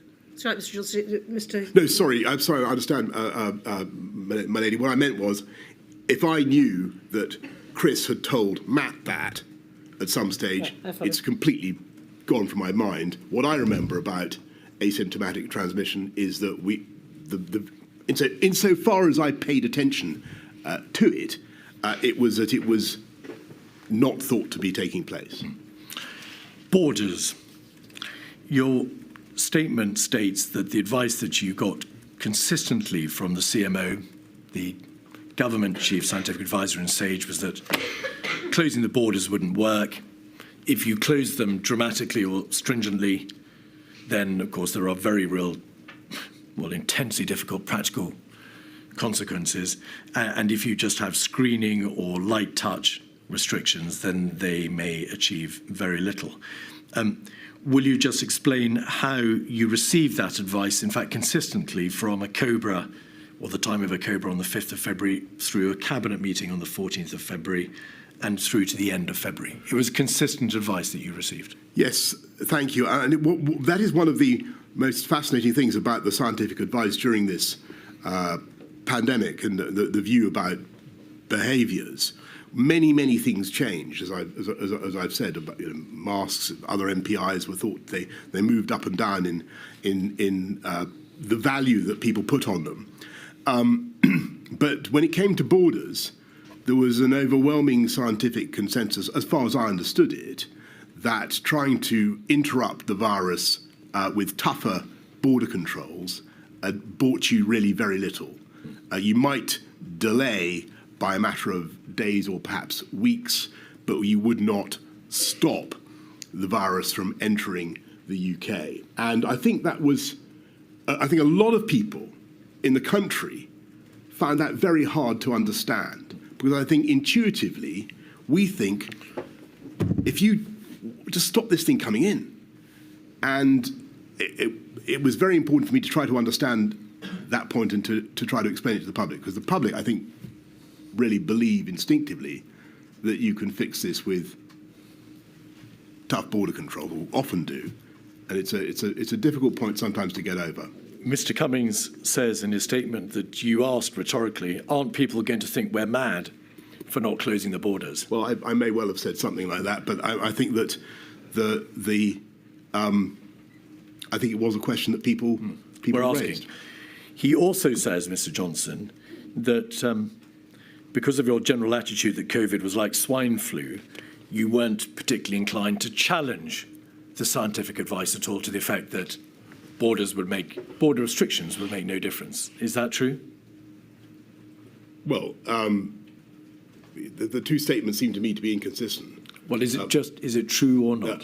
I certainly thought it was. I thought it was a point worth picking up with the scientists. I wanted to understand the reason why border controls didn't work. But in retrospect, you can see that they were right. Countries that did try to use borders as a way of containing COVID really didn't succeed in that. So did you pick the point up? You say, I think it was a point worth picking up with the scientists. Did you push back in any way with the scientists and say, can that be right? Is there not anything that can be done to at least restrict the spread of the virus now that it's left China? I certainly remember many conversations about borders. Quite how adversarial I was, I couldn't tell you. All right. There was a stock take meeting on the 4th of February, 146558, when, in the context, Mr. Johnson, of a general debate about the DHSC, hence the description stock take meeting, the Chief Medical Officer gave an update. Following an update from the CMO, the Prime Minister stressed the need to continue to explain our stance to maintain public confidence in the plan. On further travel restrictions, your Secretary of State was engaging Foreign Commonwealth Office and European colleagues and would revert with a proposal. According to the Permanent Secretary, Sir Chris Wormold, Mr. Johnson, and to notes kept by Imran Shafi, your private secretary of this meeting, you were in listening mode.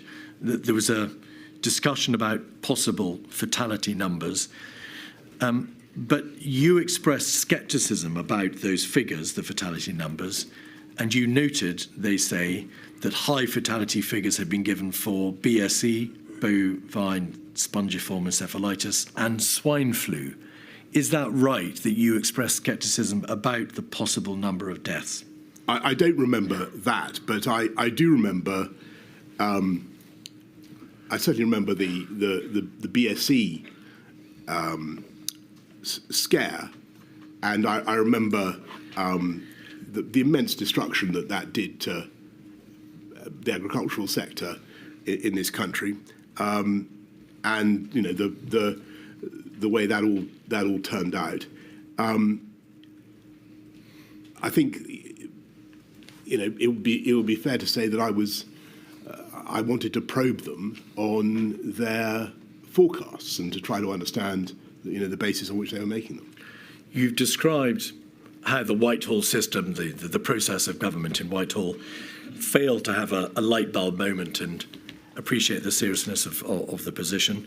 Would you accept that being informed about the possible fatality numbers but expressing scepticism and drawing a false analogy, as it turned out, with BSE, was a lost opportunity on your part to drive the system further forward with rather more urgency than appears to be the case? I certainly would accept that my mindset, like the mindset of, I think, the overwhelming majority of the ministers and officials in Whitehall in that period, Jan to mid-Feb, was not as alarmed as we should have been. That's definitely right. 236371, page 37. Mr. Cummings sends a text to what was called a Number 10 Action Group. It's dated the 6th of February, so it's early in February. We know that you were party to this WhatsApp group because your name appears at the bottom, Mr. Johnson. Dominic Cummings, we need a briefing on corona tomorrow. Chief scientist told me today it's probably out of control now and will sweep the world. Will be major comms exercise. Sir Edward Lister then refers to the Cobra meeting, which was clear that China is probably losing it, and once it reaches us, not if it reaches us, once it reaches us, it will not peak for 3 months. Dom is right, the comms is key. And then you say, yes, please, need to talk coronavirus comms at 9. Now, putting aside the issue of whether or not what you said about the mindset of government applied to Mr. Cummings, or the chief scientist who refer there to probably out of control now and will sweep world, why was there a focus, by way of the singular response to that information, on comms? Why didn't any of you say, well, if this virus is probably out of control now and will sweep the world, bearing in mind the fatality numbers, the IFR, the hospitalisation rate, why did none of you say, we need to take steps now to deal with infection control, prevent the spread, alert the population, we have a major problem, not focusing on communications? Because I think that it's your point about the infection and fatality rate, the consequences. I think that when you read that an Asiatic pandemic is about to sweep the world, you think you've heard it before, and that was the problem. And so I say we need to talk about it, but I think it would be fair to say that the scientific community within Whitehall at that stage was not telling us, that I was not being informed that this was something that was going to require urgent and immediate action. But you knew, and I think that although you're right that we could we could see the mathematical implications of the reasonable worst case scenario. I think the problem was that we didn't think, and this was our mistake, we didn't think that the RWCS was very likely to happen. That was the problem. We'll come to that. So when I get told, anyway, forgive me. But BSE did not have a 2% fatality rate. Swine flu did not have a 2% fatality rate. So when you say there was an institutional failure to realise the seriousness of the position because of prior Asiatic epidemics, or because of BSE or swine flu, the difference was, and it was known to government, was that COVID had a 2% fatality rate, and BSE and swine flu had not. And that is entirely correct. But I think the tragedy is that we were operating, as I said in my statement, on a fallacious inductive logic about previous reasonable worst case scenarios and this one. And this was the one where I'm afraid the worst predictions turned out to be, or almost the worst predictions turned out to be correct. 56137 is a cabinet meeting on the 6th of February, which you, of course, chaired. On page 6, so that the public can understand, Mr. Johnson, that this document, which is minutes of the whole cabinet meeting, has large parts redacted as being sensitive and irrelevant because, of course, Cabinet dealt with many other issues other than just coronavirus. But on this page, page 6, Cabinet turns to update on coronavirus. It's very serious. Official estimate was around 28,000 cases, but that's likely to be a significant underestimate. The virus didn't appear to have been contained in Wuhan. The mortality rate was only around 2%. There is a reference to a ministerial exercise on this page. So what date is this cabinet? This is the 6th of February. There we are. There will be a tabletop exercise the following week. What was your understanding of that tabletop exercise? Did you attend it? I didn't. Did you have any role in that? I didn't attend it, and I'm sure my officials did. All right. And then just 3 lines above it, the central point to make was that the government had a plan to deal with this illness, and this was guided by science. Did you ask in the course of that cabinet meeting, what, bluntly, is the plan? I understood the plan to be, from what Matt had said and from the discussions I had had, that we would try to isolate, test, and trace people as they arrived. That was what I thought the plan was, and my impression was that we had a good testing system. But I don't. To answer your question directly, I can't be confident. I said in that meeting, what is the plan? But that is my understanding of what it was. A week later, on the 14th of February, Mr. Johnson, there's another cabinet meeting and another update, 56138. Page 1, we see the attendees. Page 6, the update on coronavirus.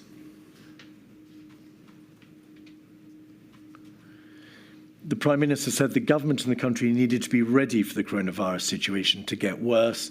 The public messaging so far had struck the right balance between preparing the public for what might happen and not causing unnecessary alarm. Your focus there, Mr. Johnson, appears to be on messaging, on communications, on ensuring that the public are aware, but they're not caused undue alarm by an overreaction.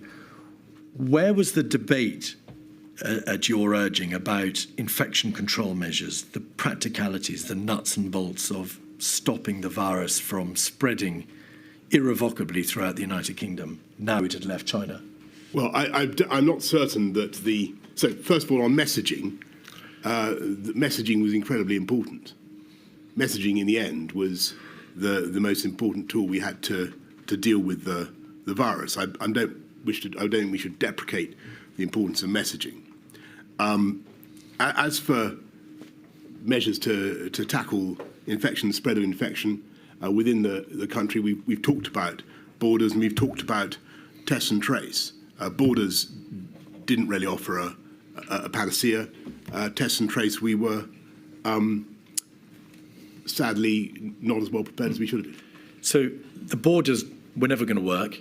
The test and trace couldn't work because it was only for a handful of cases. You've identified no other practical means at the disposal of government to prevent the spread of the virus. Why doesn't somebody say, we have a major problem here? Not only is it coming, but the two measures which you've just identified aren't going to work and will never work. Because for the reason I've given you, which is that although we can see the RWCS and we're seeing these numbers, we are not yet believing, perhaps irrationally, but we're not yet believing that the RWCS or anything like it is going to happen. And that's fundamentally the problem. Page 7, there's another reference to the government's plans. There were plans in place. Top of the page, concluding, the government's chief medical officer said that if the virus became widespread in the United Kingdom, there were plans in place.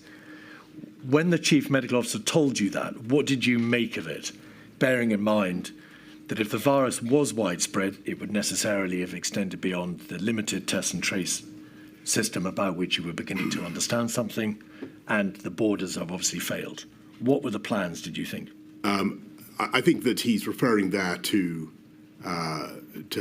testing and tracing, but plainly that was inadequate. At a certain stage later in the month, as I think I say in my statement, Chris did brief me about NPIs, about lockdowns and other measures. Indeed. On page 8, you sum up the meeting, Mr. Johnson. You're grateful to the Secretary of State for Health. It was challenging to convince people, grateful to the Secretary of State for Health and Social Care and his department for their work, and in particular for getting the balance of communications right. There was potential for the virus to have a large impact on the UK's economy. Was it because of the mindset to which you have referred the inquiry that you didn't say there is potential for this virus, indeed a probability now that it will kill, rather than focusing on the economy? Because I didn't say that because you use the word probability in the sense of, I suppose, meaning an overwhelming likelihood. That was not what we thought, or not what I thought, certainly. All right. But I did think that we were now in a situation, almost certainly, where we were going to have to take a lot of measures to contain it that would be costly and difficult. So that's the point. And if you think about it, that was my BSc. You're notwithstanding your excellent point that it wasn't nearly as fatal as people had originally said. It costs an awful lot of money. COBRA on the 18th of February was not a meeting that you were present at, but if we could just have up 56227. In broad outline, Mr. Johnson, and we can see this, I think, from page 7, the director of the Civil Contingency Secretariat says to Mr. Hancock, who chaired the meeting, paragraph 7, there was work to be done to create a clear plan of activity. It's not appropriate for me to ask you what was meant by that phrase. Sorry, this is Matt speaking, is it? No, that's the if it's paragraph 17 on page 7. The chair invited the director of the Civil Contingency Secretariat. This is her responding. Yeah. This is Catherine Hammond. Indeed. Were you aware, as Mr. Hancock has acknowledged and has told the inquiry, by this date, the 18th of February, that, quote, there was no rule book. The system had to build many parts of the response from scratch, and that there was no central government plan other than the old 2011 pan-flu strategy. Were you told that? I was not told that, but that became apparent as the days went on. And clearly, one of the things I hope in this inquiry is that we will have a much better system of planning for these types of events.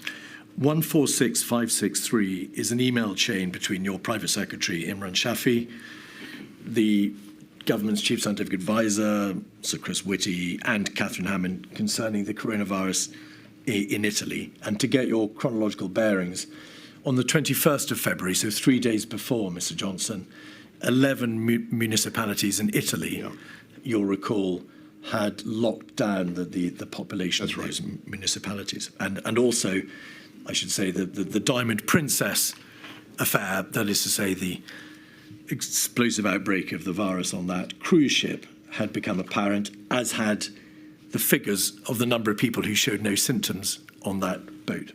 But to turn to the document itself,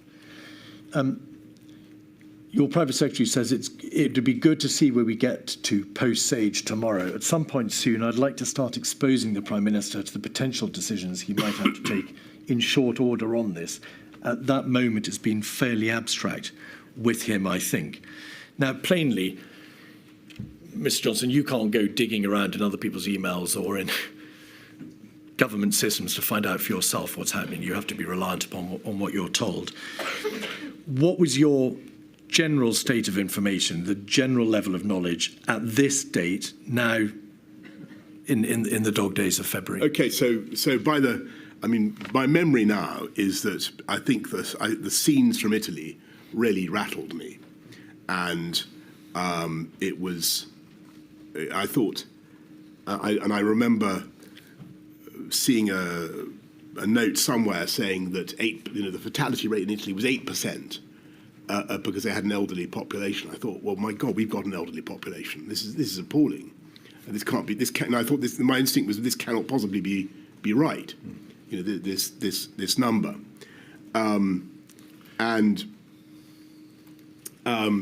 Just so you know, I look at all this stuff in which we seem so oblivious with horror now. I mean, we should have twigged. We should collectively have twigged.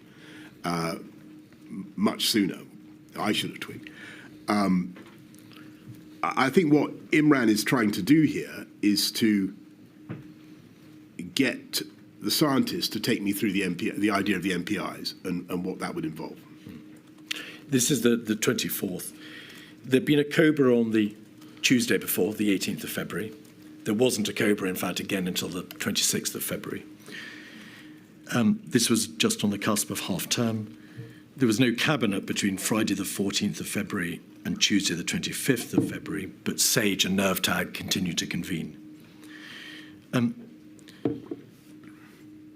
Despite being, as you've said it yourself, seriously rattled by the news of Italy, did the tempo of work on coronavirus nevertheless dip during the half-term break that followed?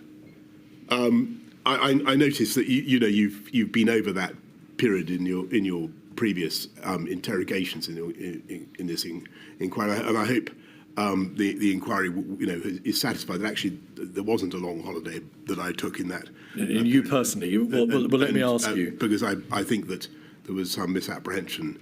You carried on working because you returned to Downing. For instance, on the 18th. If you'll allow me to set out the picture, Mr. Johnson, it may make things a bit easier. You returned to Downing Street 3 times, I think, during that half-term break from Chevening, where you weren't at Chequers. You received a number of notes in your red box. You didn't, though, receive a daily update, I think, dealing with coronavirus expressly or exclusively until your return from the half-term break on Monday, the 24th of February. And the question to you is, in the box returns, the box notes that you did receive, what proportion focused on coronavirus? Well, I can't tell you that. Because I can't remember.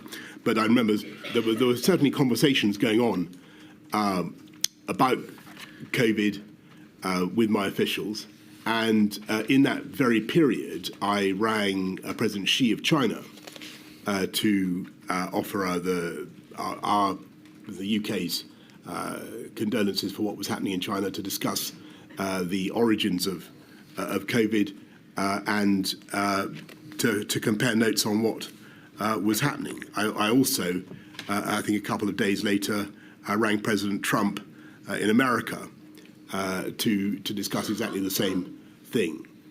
So it was despite what has previously been said to the inquiry by some of the evidence, there was a lot going on, and it really starts to mount in tempo round about the time that we get Catherine Hammond's note of the on the 28th of February. 28th, yes.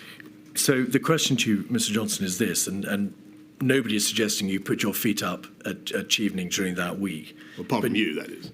Well, what I'm suggesting to you is, by your very own reference, the fact that tempo increased after the half-term break, between the 14th of February, when Cabinet discussed the plans that would need to be drawn up, to the 25th of February, after half-term, Yeah. relatively little overall was done in terms of responding to this immediate crisis. Was that? I think that sorry, forgive me, Ms. Keith, forgive me, I was referring to a conversation I happened to catch on the between you and a previous witness, in which I thought the impression was being given by somebody that I was relaxing during that period. I think it was Mr. Cummings. It may have been. And not given by me, Mr. Johnson, but by the witness. I take it back unreservedly, Ms. Keith, and I apologize. I was working throughout the period, and the tempo did increase, particularly during when we got when I saw the message from Catherine Hammond on. I think it was the 2nd of March, but I'm told it was earlier. But there was a meeting on the Friday, the 28th of February, that you attended. That's right. With the CCS. That's right. And what troubled me was the sheer number of potential fatalities under the RWCS, and this was just a horrifying figure, and I couldn't believe it. I've got to be honest with you. I thought this because what the paper also said was it may be like a bad flu pandemic, or it may be milder than that. And I thought, well, we have plenty of bad flu pandemics in the UK, and we also have, and if it's milder than that, then it won't be an exceptional thing at all. So why am I also being told that the RWCS is 520,000? Well, that was, of course, a meeting on the 28th of February. But I want you, please, to answer the question about the tempo of work on coronavirus between the 14th of February and the 28th of February, when that paper was produced to you. Would you accept that there was a lost opportunity on the part of government to react with sufficient speed and attention to the nature of this crisis in that 2-week period? For whatever reason, because of the mindset, because parts of government were away, it matters not. Overall, the government took its eye off the ball in that 2-week period by failing to act sufficiently speedily.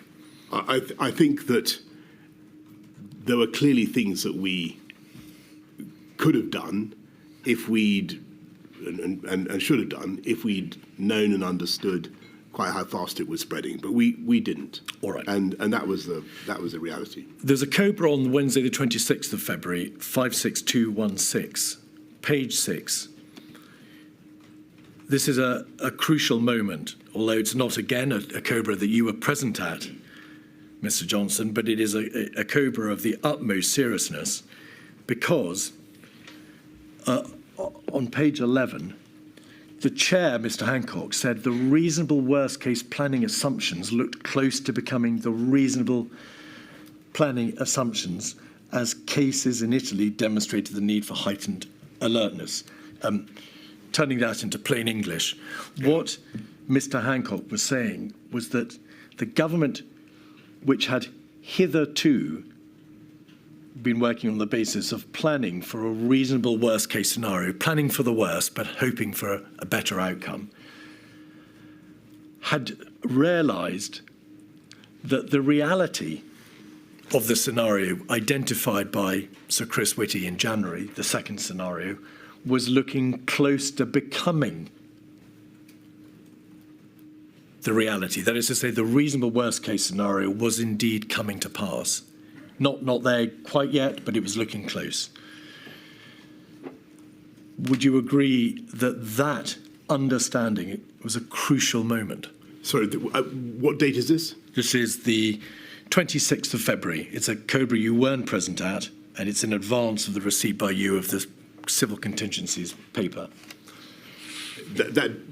It does look as though that meeting informed Catherine Hammond's, or helped to inform Catherine Hammond's paper, and perhaps was the reason why I got had the meeting I did. But I couldn't swear to that.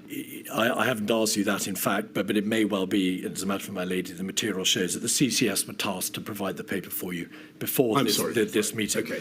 But the question from this paragraph for you is, as the Prime Minister, were you told that the COBRA, which you had not chaired, had been told that the reasonable worst-case scenario was looking close to becoming the reality? I don't remember that. I don't remember that. The CCS paper, 28th of February, is 182331. The first paragraph, Ms. Hammond says, COVID-19 looks increasingly likely to become a global pandemic, although this is not yet certain. It's the first sentence of this report. Did you ask Ms. Hammond, how can it not yet be certain when the virus has escaped China, there is sustained human-to-human transmission outside China, there are cases now in the United Kingdom, and we have no means of preventing its spread? Why is she saying it's not yet certain? I think, I don't know the answer why she's saying that. I think, formally speaking, it had not yet been declared a global pandemic, and I think it was up to Tedros Ghebreyesus at the WHO to do so, and maybe she's referring to that. But I read it as meaning it's not yet certain to be a major problem. Paragraph 2, based on existing assumptions for severe pan flu outbreak, in a reasonable worst-case scenario, about half of the UK's population would become ill, and up to 520,000 people could die as a direct result of COVID-19. Just pausing there, note the reference to could die as opposed to would die once the virus has self-sustaining community transmission. The scientific advice is to use these numbers for planning. They're not a prediction.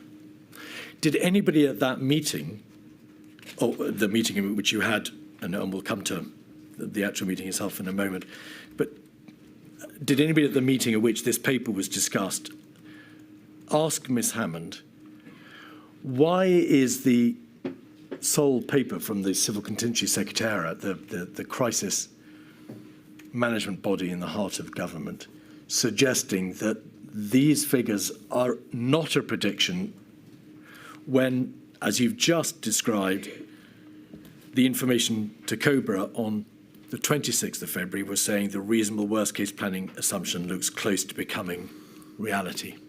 I can't answer that question, but it's a very good question. Page 2, paragraph 9.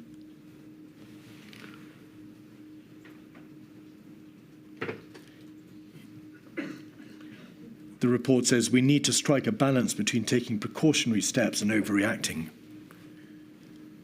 As cases spread, the risk of overreacting is reducing. We're now planning for a potential global pandemic that would inevitably spread to the UK, so it would, in this paragraph, inevitably spread.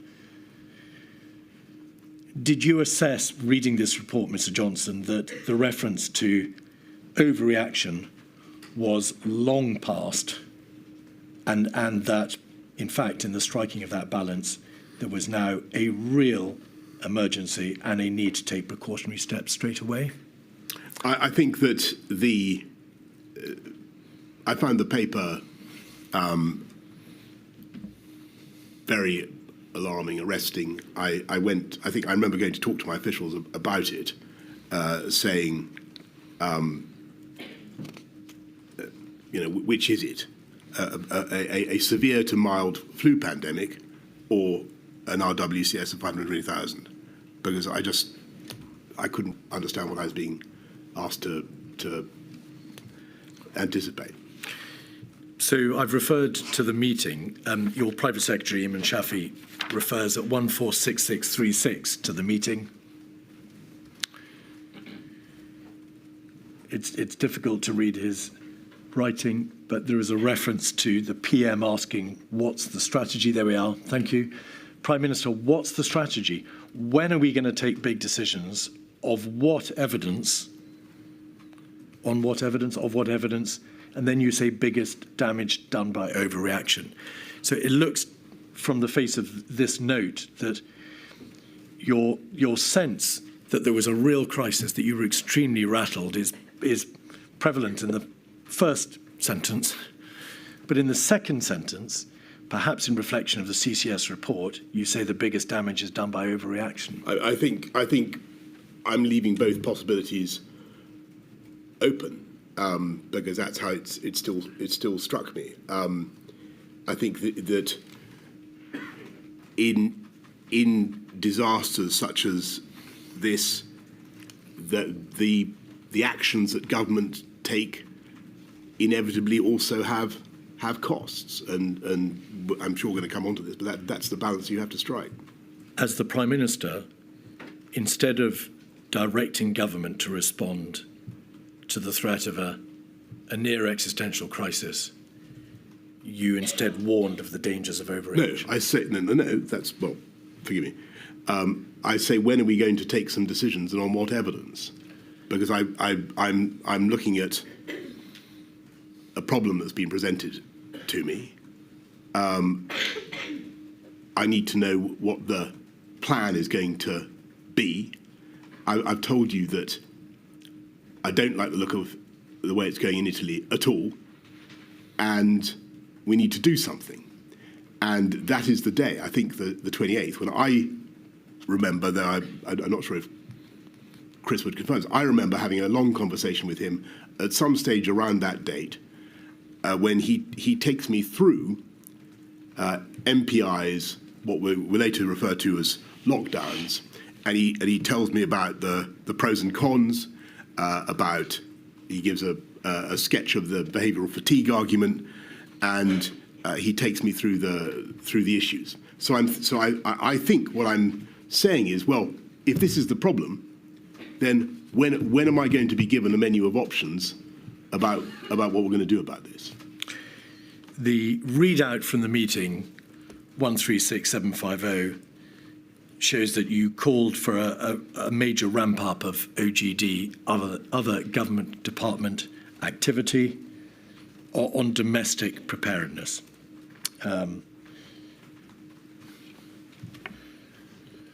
And that was the least we could do. Yes, if you just go over to I think the second page. Oh, no, there we are. It's the top of the page. Thank you. I missed it. We need a major ramp-up of OGD activity on domestic preparedness. We should use the COBRA meeting to land this point with the Secretaries of State. The Prime Minister agreed with the approach to publish an action plan. That's the plan that was published on the 3rd of March, was it not? Contain, delay. He'll review the plan itself over the weekend. You read the draft plan over that weekend, did you not? The 29th and 30th of February. The first plan, yeah. 28th of February and the 1st of March. And you agreed to the need for early emergency legislation, and then there's a debate about repatriation. Do you, with hindsight, and I emphasise hindsight, Mr. Johnson, accept that the level of seriousness may not have been sufficiently communicated in this direction from you? Do you say you did enough? I think that I did what I could. I think the problem is that actually, if you exclude borders and test and trace is not as good as it cracked up to be, and if you're told that we've got ample supplies of PPE, I was finding it hard to conceptualise exactly what we should be doing, except for the MPIs. And that was the only thing that I'd been I've been given, and we had no plan for that. And I don't think the concept of lockdown, or even the word lockdown, had yet emerged. Indeed not. There was a 25th of February SAGE meeting where non-pharmaceutical interventions were debated, but they didn't include lockdown. There was a debate about extreme social distancing at the beginning of March. Lockdown doesn't appear till later. It doesn't. But your answer, Mr. Johnson, is I think the problem is that if you exclude borders and test and trace, is not as good as it's cracked out to be. And if you're told we've got ample supplies of PPE, I was finding it hard to conceptualise exactly what we should be doing. That debate, that realisation on your part that there is no effective border control, the PPE may be deficient, that there is no effective test and trace, scaled up test and trace, isolate contact system, is absent from all this material. That debate simply doesn't take place. There is no general realisation the virus is coming. It's a 2% fatality rate or 1% fatality rate, and we haven't got the measures in place to be able to deal with it. That debate doesn't take place. And I think that's right. And I think it's basically for the same reason that I've given, which is that although people intellectually can see that the RWCS could happen, as Catherine Hammond puts it, they still don't think that it's very likely to happen. And that's the reality. Now, in March, on the 2nd, you chaired your first COBRA. 56217. If we look at page 5, paragraph 2, we can see that you're told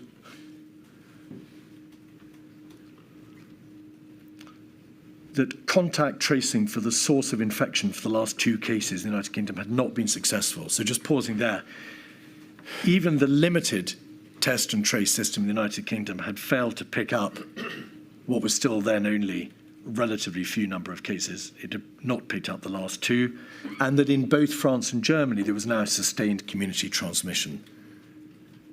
So in terms of infection spread, it may be thought, well, game over in terms of infection spread. The aim for the delay phase, if contained failed, was to delay the peak of infections, to reduce the peak and to minimise loss of life. Then in paragraph 3, the CMO said that interventions to delay the spread of the virus must not be implemented too early in order to ensure maximum effectiveness. There is material from SPY-B, one of the SAGE subcommittees, on the 4th and 9th of March, also COBRA on the 4th of March and the 9th of March, which demonstrate that the Chief Medical Officer in particular said timing of implementation is crucial. Compliance or despondence is heavily dependent on timing. I'm going to use the well-known phrase behavioural fatigue. Although it has no scientific genesis, you understand the phrase and its meaning. To what extent were your decisions, and we're now getting into the phase at which social distancing measures were starting to be contemplated, to what extent was your decision-making process influenced by this notion that intervention should not be imposed too early? Well, it was the prevailing view for a long time. And it wasn't just the CMO who articulated the concept of behavioural fatigue. If you look at the many other meetings, or look at the press conference of the 12th of March, you can see that the CSA gives a very full description of what happens if you go in hard and early with a population that has no immunity, and then you release the measures it bounces back, as I think you've described it, the spring.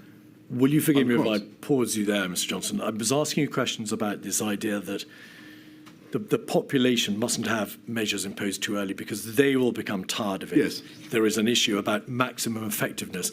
I wasn't, in fact, asking you about the recoiled or uncoiled spring. Sorry, but the two, forgive me, and you're quite right, but the two things are connected, because what the CSA went on to say on the 12th of March was that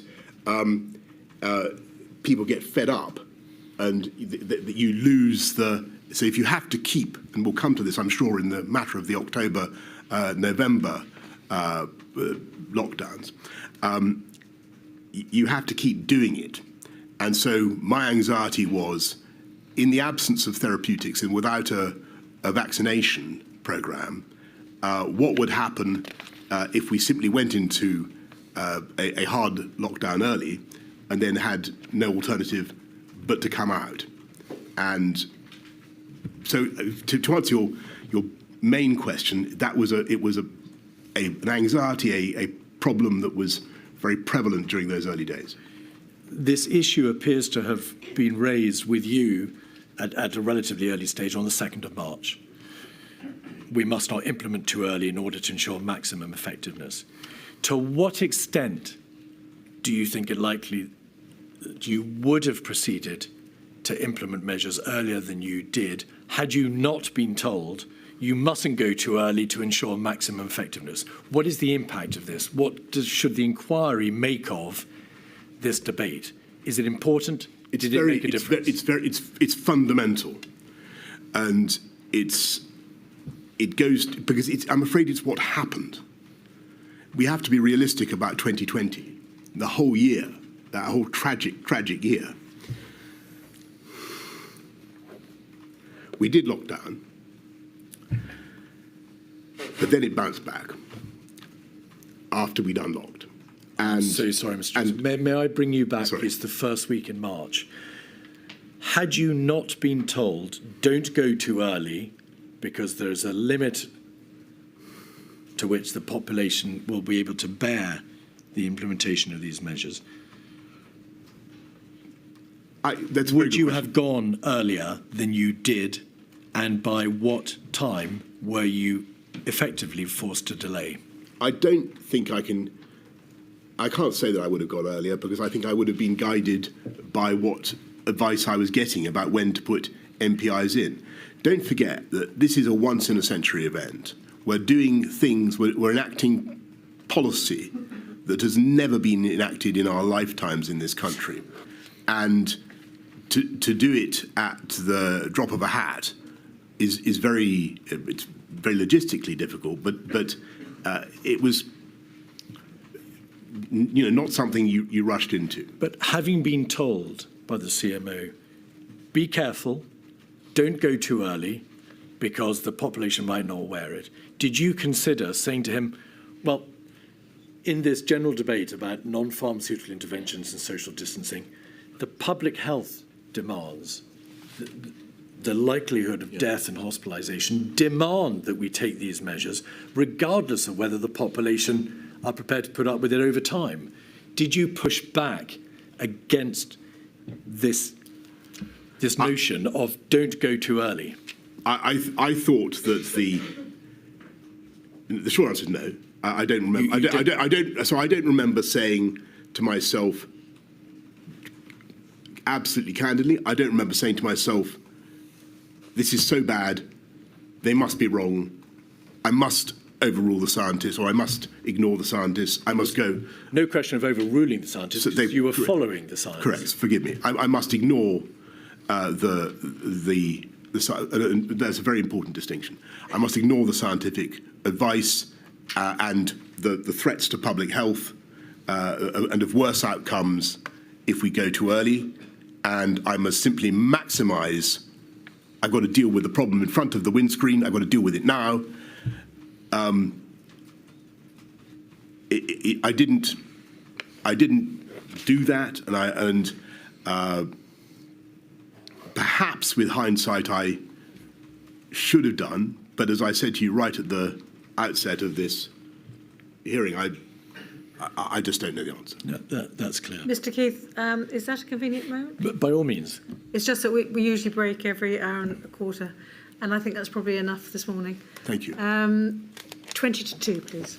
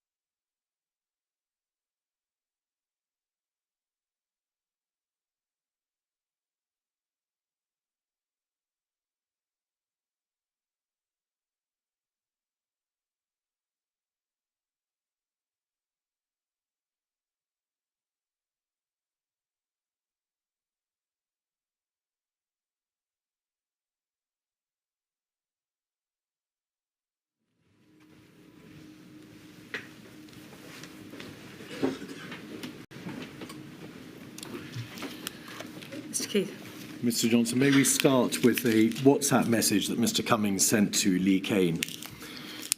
48313. This is dated the 3rd of March. And Dominic Cummings says he doesn't think it's a big deal and he doesn't think anything can be done and his focus is elsewhere. He thinks it'll be like swine flu and he thinks his main danger is talking economy into a slump. There are a number of parts to that message, and I'd just like you, please, to say whether or not you accept that there is any truth in this message, bearing in mind it's dated also the 3rd of March, or whether you think there is a degree of accuracy in it. Well, we've just had the previous day, Mr. Keith, we just had the COBRA that I've chaired. I think we're planning to deal with something that I actually think, as I've told you, is starting to be an issue of concern to me. I was, as I say, rattled by the images from Italy. I couldn't figure out why I was getting these conflicting messages about whether something could happen, the scale of the RWCS and what it was going to be. I think the part of the message that is still correct at that point is that if at that point you had asked me what is going to be the lasting damage from this, I still would have probably said it's going to be what we do to fight it, rather than the actual impact of the disease. But I was increasingly concerned about it. You have, in fact, already given evidence to the inquiry in relation to why, you suggested at an earlier stage, there were comparisons properly to be drawn with swine flu, and you've described the importance to you of not talking the economy down. The first line, he doesn't think anything can be done. May I just ask you this? This date, the 3rd of March, comes, of course, after your meeting with the Civil Contingency Secretariat. It comes after the COBRA, at which there is some early debate about measures and what can be done. And if you did say on the 3rd of March to Mr. Cummings, I don't think anything can be done, that casts a very significant light upon what you were being told around that time. I don't think I can't say exactly what I said to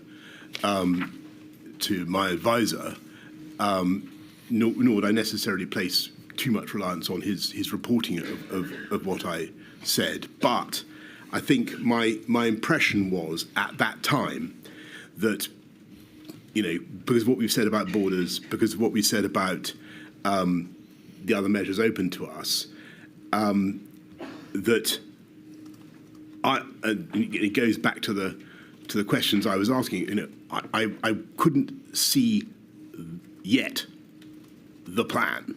I couldn't see what.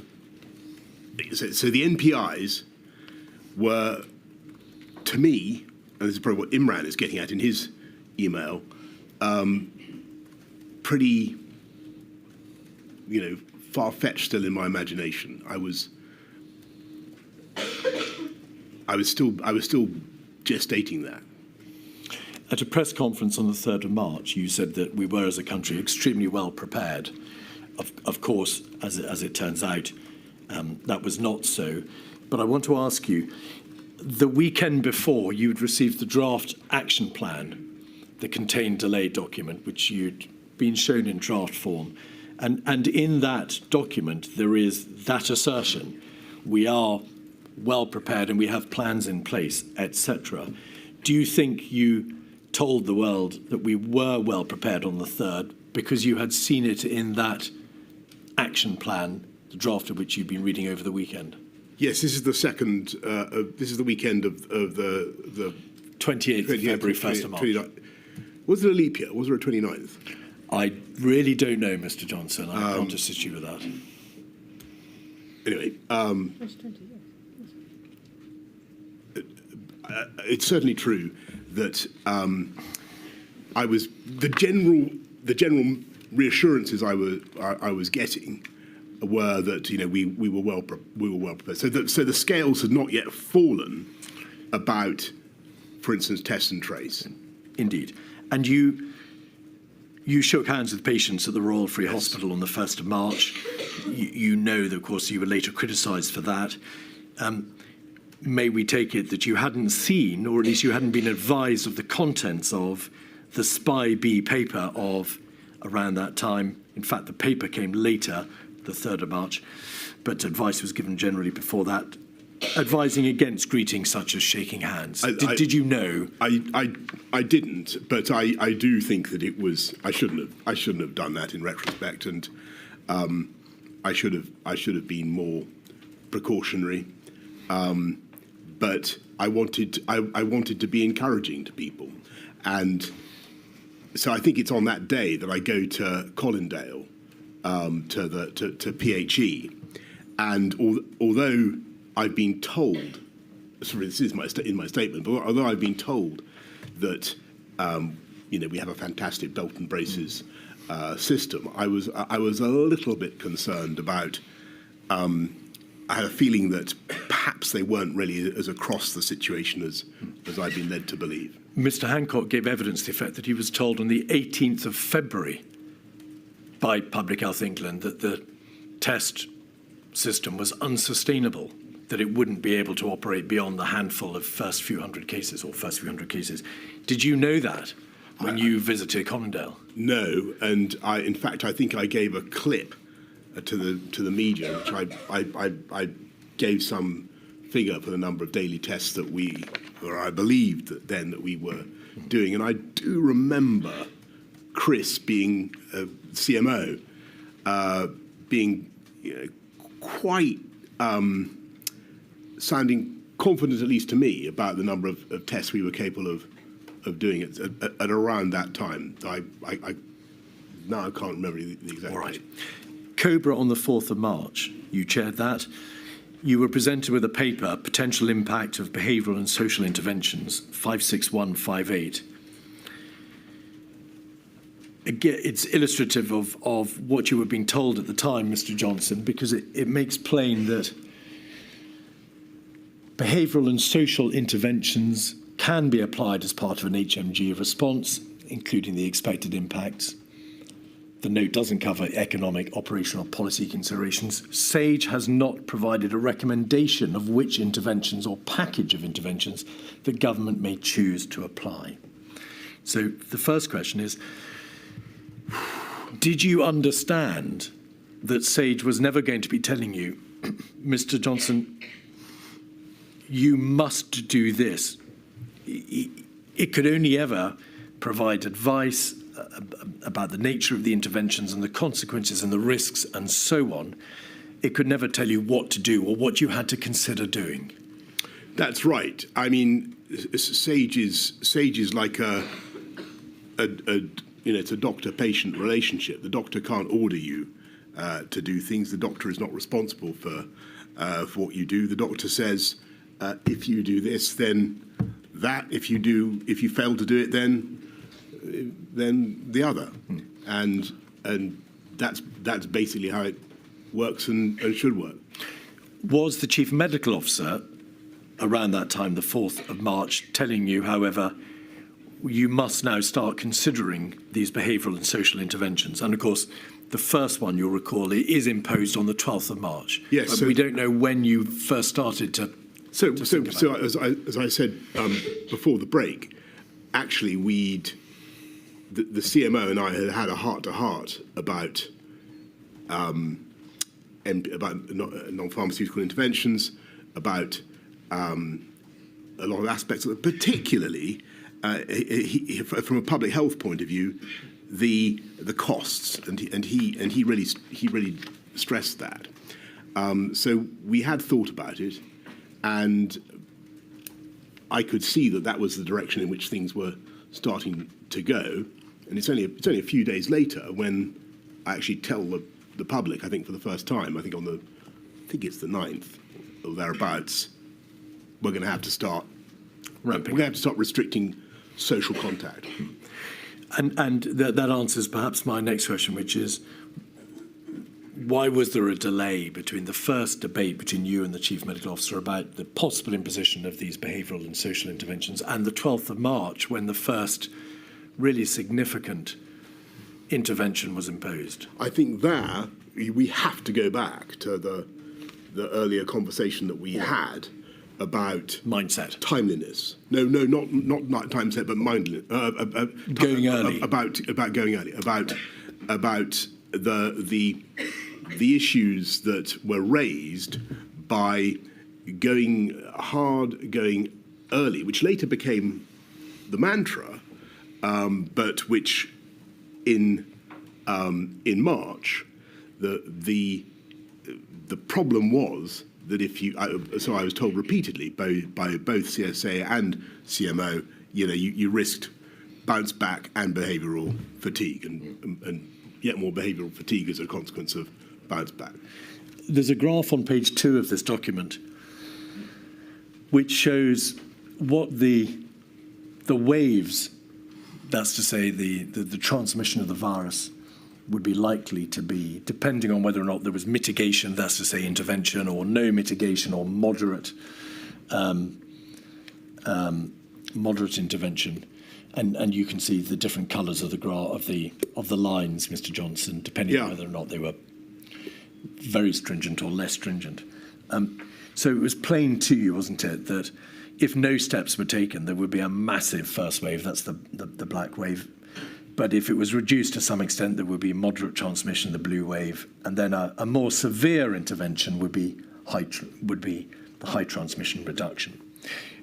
But to make absolutely plain, if we look at page 5, there was at this stage on the 4th of March no mention of a lockdown as such. There were a range of potential interventions, from stopping large events, closure of schools, home isolation, whole household isolation, social distancing, impact. We can see there on the right hand. All these things. But no lockdown. No, and that's quite right. So this is the sort of the double hump graph that really became very influential in all our thinking, and indeed is what, I'm afraid, tragically, is more or less what happened. But the measures that we could take to depress the first curve, first wave, were all very much couched with caveats about timeliness and not going at the right moment. And it's right to say, isn't it, that the wording that the Chief Medical Officer used with you and spoke in Cobra on the 2nd of March must not be implemented too early was with reference to interventions, plural. Yes, and if I could offer a suggestion as to what was really going on, I think that, and this is clear, we simply didn't realise how fast the disease was spreading, and if you remember, the predictions were that the peak was going to come in mid-May or June, I think, and it was really well in advance of that. If we go back to page 2 and the graph, you can see that it's put there in terms of spring, summer and autumn. Yeah. But there was no suggestion on that graph that the peak of the black unmitigated wave would be the end of March or the beginning of April. That's correct. Speeding up now, because we're coming now to the final decisions in March. WhatsApp messages from Mr. Hancock, or rather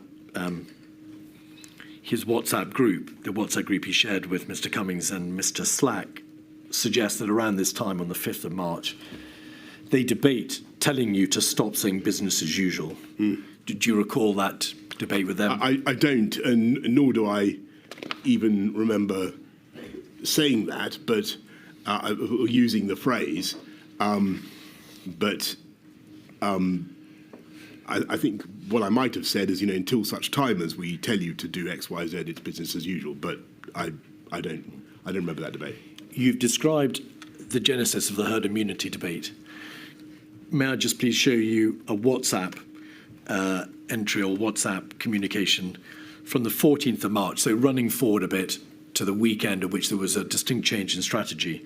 Yeah.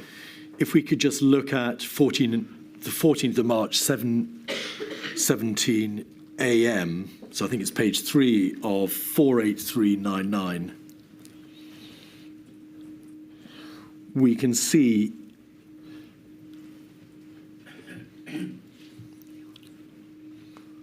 not sure that's the correct document. 48399.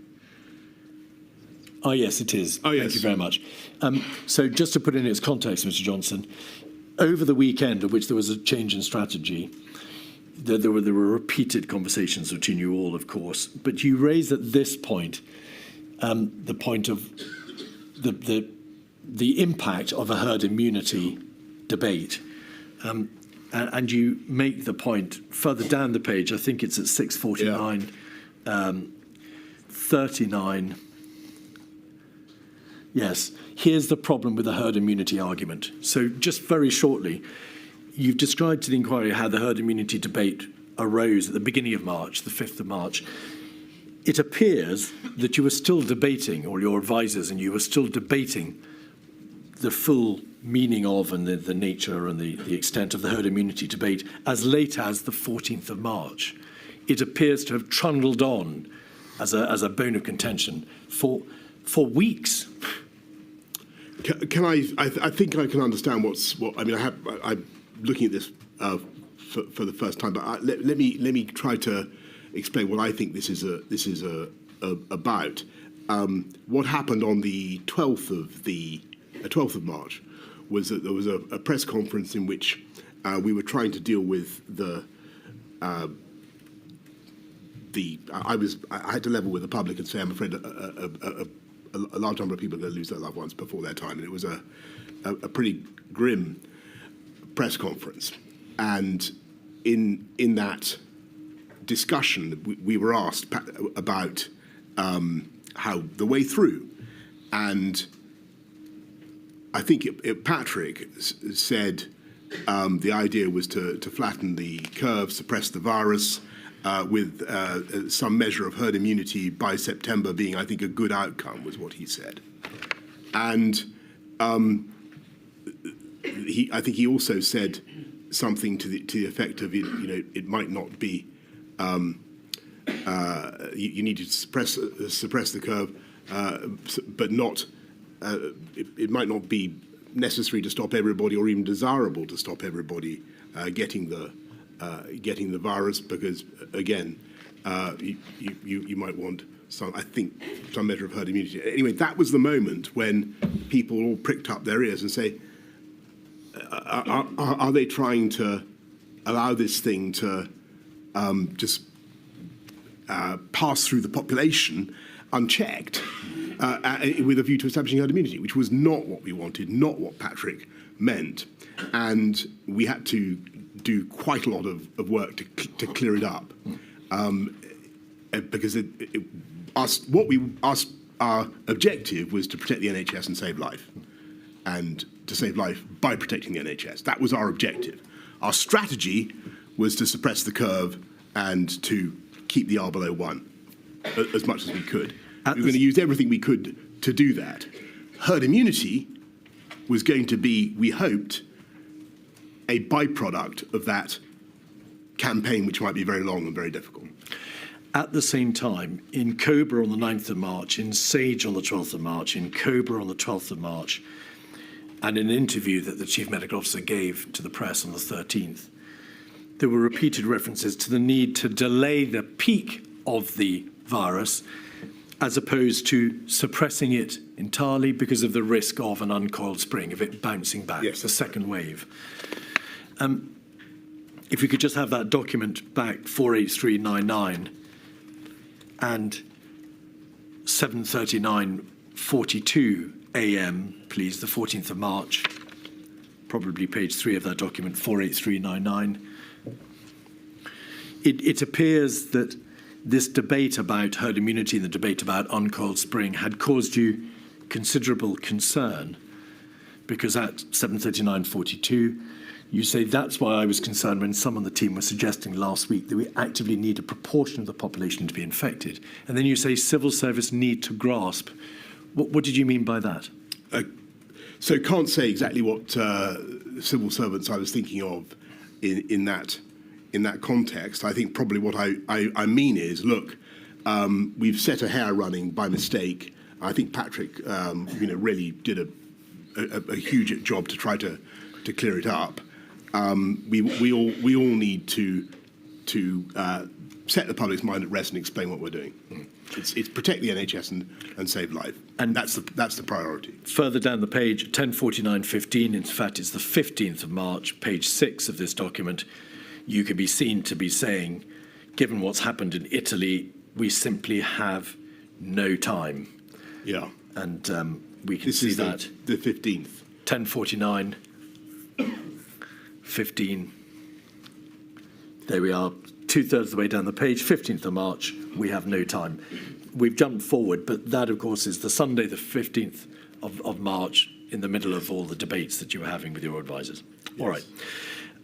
Just to finish off some other points which you've addressed, in relation to behavioural fatigue and you being told that the timing of implementation of interventions was vital, the evidence before the inquiry shows that the SAGE meeting on the 13th of March, that's to say on the Friday, you weren't, of course, an attendee at SAGE, no, was told, and the minutes of the SAGE meeting make this plain, difficulty maintaining behaviours should not be taken as a reason to delay implementation. Ben Warner, your advisor, was present at that meeting, and he was reporting back to number 10. Were you told that, in contrast to what you've been told about the need for timing and behavioural fatigue and so on, SAGE was in fact saying by the 13th, don't take that as a reason to delay implementation? Well, in effect, yes, in the sense that that was I wasn't told that particular detail about behavioural fatigue not being a reason to delay implementation. But what I was told was that we had a new data. We were at least, 5 to 7 days further on, possibly more, in the curve than we thought we were, and that the margin of manoeuvre that SAGE had seemed to think we had and was offering to us on the 12th, if you remember, they say then, there are 4 things you can do: self-isolation for 7 days if you've got any kind of symptoms. Though even that they say we could postpone till the Monday, the 16th. Then there's household isolation for 14 days. Then there's a couple more measures. Advice for the elderly, for the vulnerable, and then for those over 70s. And those last 3, they say can actually be put off for 1 to 3 weeks on the 12th. Then on the 13th, that's the key moment, really, because that's when I get called back on the Friday evening. I come back on the first thing in the morning, and you know the rest. On the 12th of March, there was a COBRA meeting, which you chaired, 56209. There is at page 6 a graph.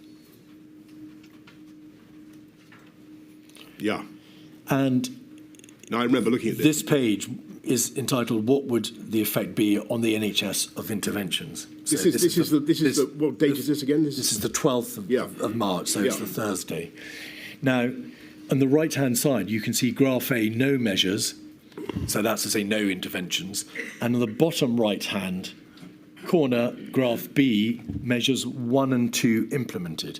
1 and 2 were 7-day isolation, and number 2 is household isolation. If we could scroll back out again, please. In both graphs, the red line freeable beds and the black line total NHS beds make plain that whatever you do, unmitigated or mitigated through measures 1 and 2, the NHS will be massively overwhelmed. Yes. What did you make of that? I was bewildered, to be honest. I remember looking at that graph and thinking, in either case, we are facing an absolutely intolerable situation, and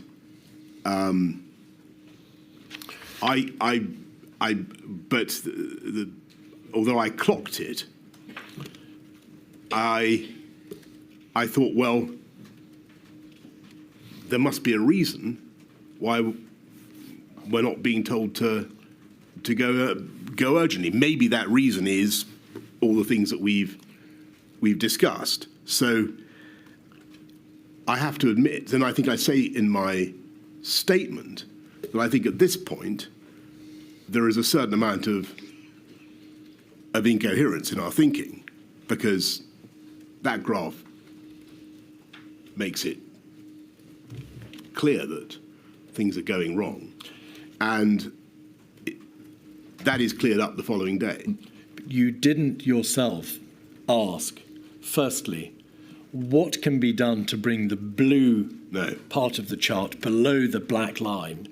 Why are we talking in terms of these modest measures, which may or may not even be imposed this week, when we've got to bring the blue part below the lines? I didn't.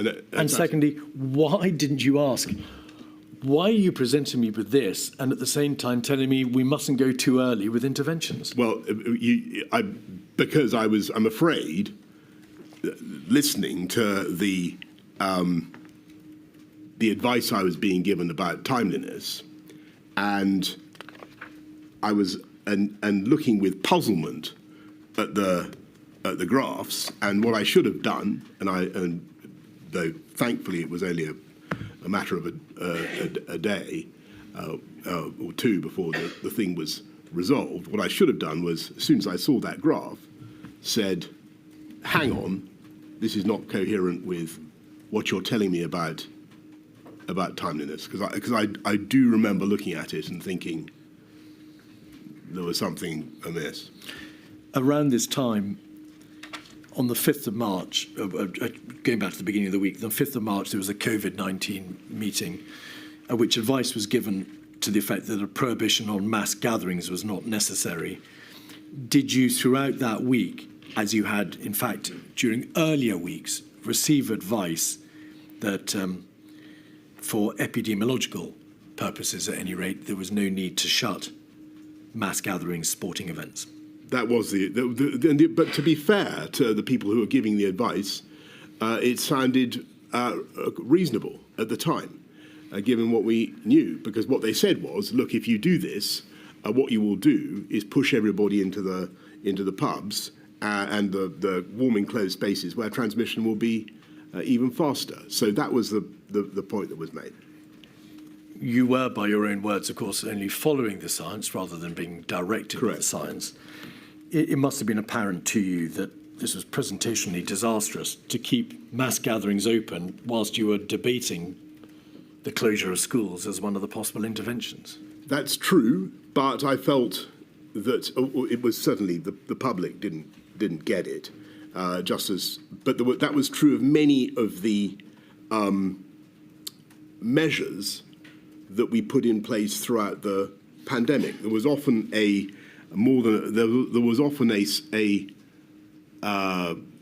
gap between the public conviction about something and the scientific certainty about the effectiveness of that measure. Borders would be an example. Masks might be another example. You've highlighted the importance of communications, Mr. Johnson, in terms of leadership and in terms of beginning to direct the country that there were terribly difficult times ahead and impossible choices to be made. The closure of mass gatherings would have sent a vital message, would it not? And I had already told people on the 9th, so several days before, that they were going to have to restrict social contact.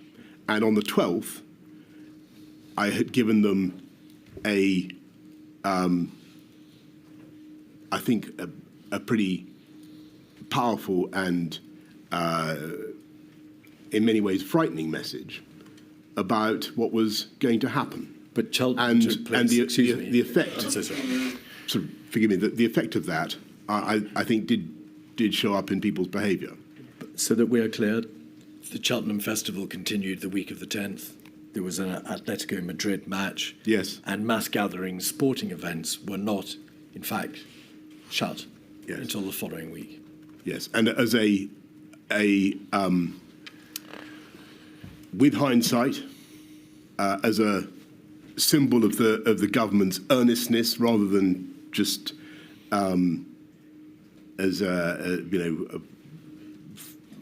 being guided by the science,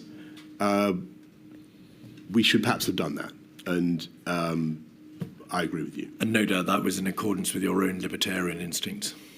Well, at every stage, I was weighing the massive costs of what we were doing to people's psyches, to people's life chances, to the whole. When you talk about an economy, you're talking about people in all walks of life who suddenly can't get to do the thing that they need to do to earn a living, and it's a what we were obliged to do was very, very destructive for a lot of people who are least able to bear the costs and least able to manage it. Over the weekend of the 13th, 14th of March, there was what has been described by a variety of witnesses as that change in strategy. And it matters not for these purposes, Mr. Johnson, whether it was an acceleration of the existing plan, a change in strategy, or a redirection. There was, on any view, a significant change. It's plain from the evidence, but obviously the ultimate decision is for my lady, that there were a number of individuals who were pushing for change. Mr. Cummings, with his colleagues, Ben and Mark Warner, and also Helen McNamara and Imran Shafi, all met on the Friday night, and with Mr. Cummings' whiteboard, they worked out that immediate, much more stringent measures were required to prevent the NHS from being overwhelmed. During the course of that week, the days before that weekend of the 14th, 15th of March, it's obvious from data being provided to Number 10, we've seen part of it in that memo to Sage, showed the likely impact on the NHS. Why wasn't the lead government department, the DHSC, responsible for public health, pushing you harder during that week to introduce the more stringent changes? Why do you think that department, it appears from the evidence, was still trying to go for the squash the sombrero, part mitigation, herd immunity route, as opposed to recognising we must have suppression? We've got to stop this now before it's too late. I think probably. So my memory of it is slightly different from that account, or maybe it might be the same. But what I felt happened was that we were in a state now when we knew we had a massive problem. We knew we were probably going to have to act in ways that we hadn't bargained for and didn't and were still being developed. We still thought we had a bit of time, but not very much, probably. And that was what the scientific guidance seemed to say. And if you look at that long paper by Sage on the 12th, you can see that. And I quoted a bit of it. My impression, and I may be wrong about this, but my impression was that on the 13th, the radical change that you refer to is really one about the timeliness thing. And what I think Sage saw, and this is what was conveyed to me by CMO and CSA, was that the virus was now spreading much more rapidly in the UK than they had bargained for. And therefore, we had to accelerate. And so I think that it was a confluence of opinion, but the people I talked to on the Saturday morning were the people you'd expect. It was Chris, Patrick, Imran, Stu, my other advisors. So I wouldn't want to. I wouldn't want to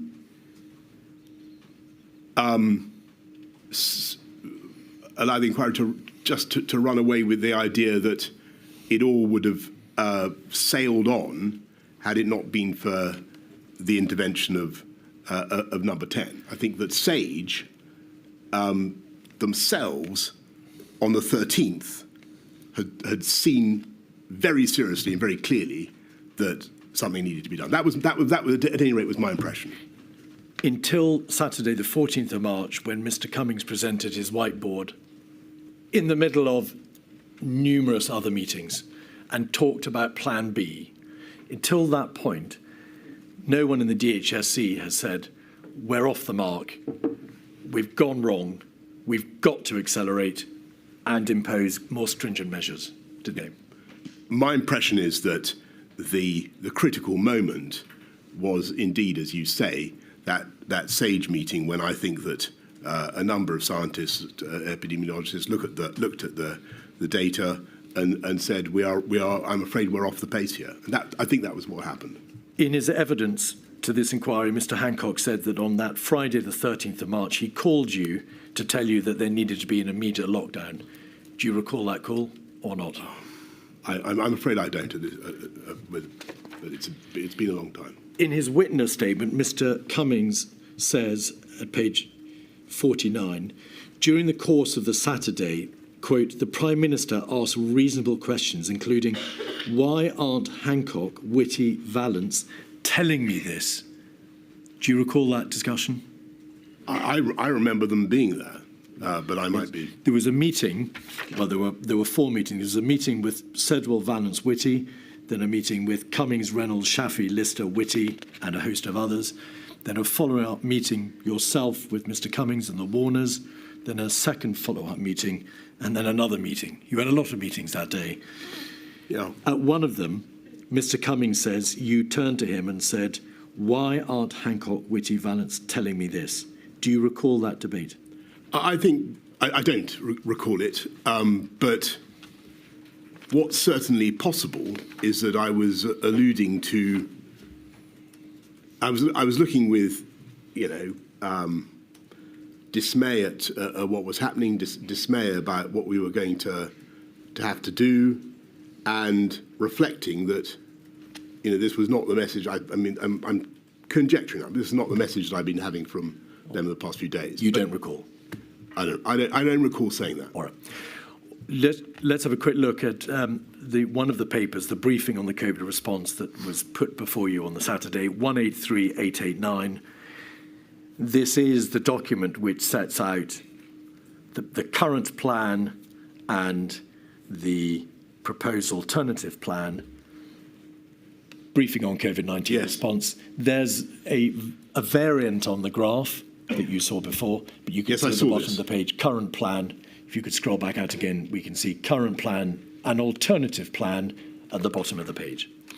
And in summary, is this correct, Mr. Johnson? Throughout that weekend of the 14th and 15th of March, there were multiple meetings.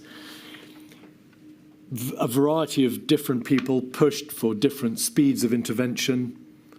We can see from the WhatsApps that some people said, go now. Other people said, we've got to move fast.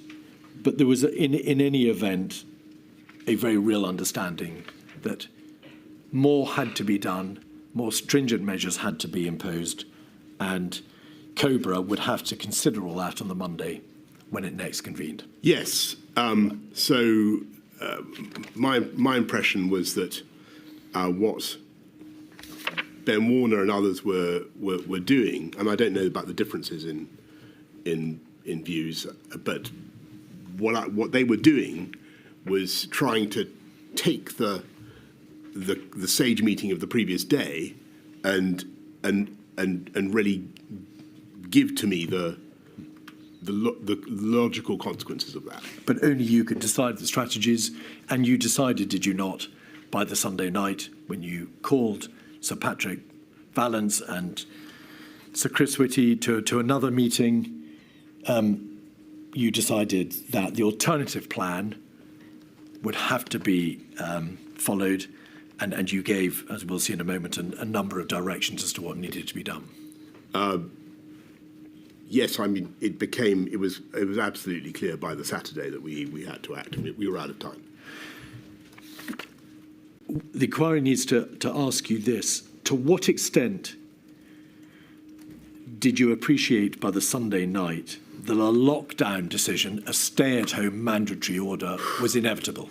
It obviously wasn't imposed until Monday, the 23rd of March, and during the course of the week, there were a great deal many extremely complex operational issues to circumnavigate, a shielding system having to be built effectively from scratch, getting hold of data from the NHS.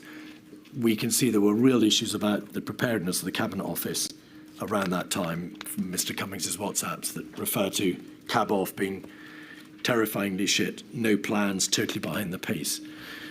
Was it a question, A, of you deciding that there had to be a lockdown, but that time would be needed to put it into place, or B, you would start the arrangements which could accommodate a lockdown, but that decision wouldn't then be taken for another week? I think that looking at the graphs, I was reconciled, or getting increasingly reconciled, to the fact that we were going to have to do a huge amount more to suppress the virus. And I, just to get back to an earlier point, this was not something we'd done for a country that had been through. It was hard to get one's head round. The legal complications were enormous. How to do it, as you rightly say, Mr. Keith, that all that needed to be worked through. We had started the bill a long time ago. I mean, 5th of February we start the coronavirus bill. But I think my state of mind then is I'm now more or less in virus fighting mode. I'm thinking we this is there's absolutely nothing. We've got to throw that. We've got to sort this out. And so there's then a series of things that we do leading up to the 23rd. But you weren't entirely in virus fighting mood. If we look at 273, 872, page 55, we can see part of the seemingly perennial debate in your own mind as to what should be done. Mr. Cummings asks Lee Kane if you could just scroll into that screenshot. Get in here, he's melting down. Yeah. Richie saying bond markets may not fund our debt. He's back to Jaws mode.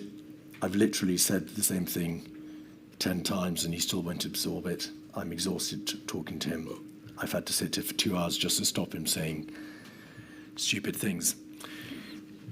Mr. Johnson, you would be inhuman, perhaps, if you hadn't, in that terrible week, oscillated and backed and veered in your own mind about what had to be done. But is it fair to say that you made your doubts and your oscillation clear to those around you? I think it was my job to address all the consequences of what we were doing and to test the policy, which I was, as you can see, determined that we deliver and get on and do, and it was, even though it was a completely novel policy, absolutely a dramatic thing to do. What he's referring to here is a conversation with the Chancellor, where I'm talking about the downsides, I'm talking about the costs, and how negligent it would have been, totally negligent, not to have had such a conversation, not to have gone through with the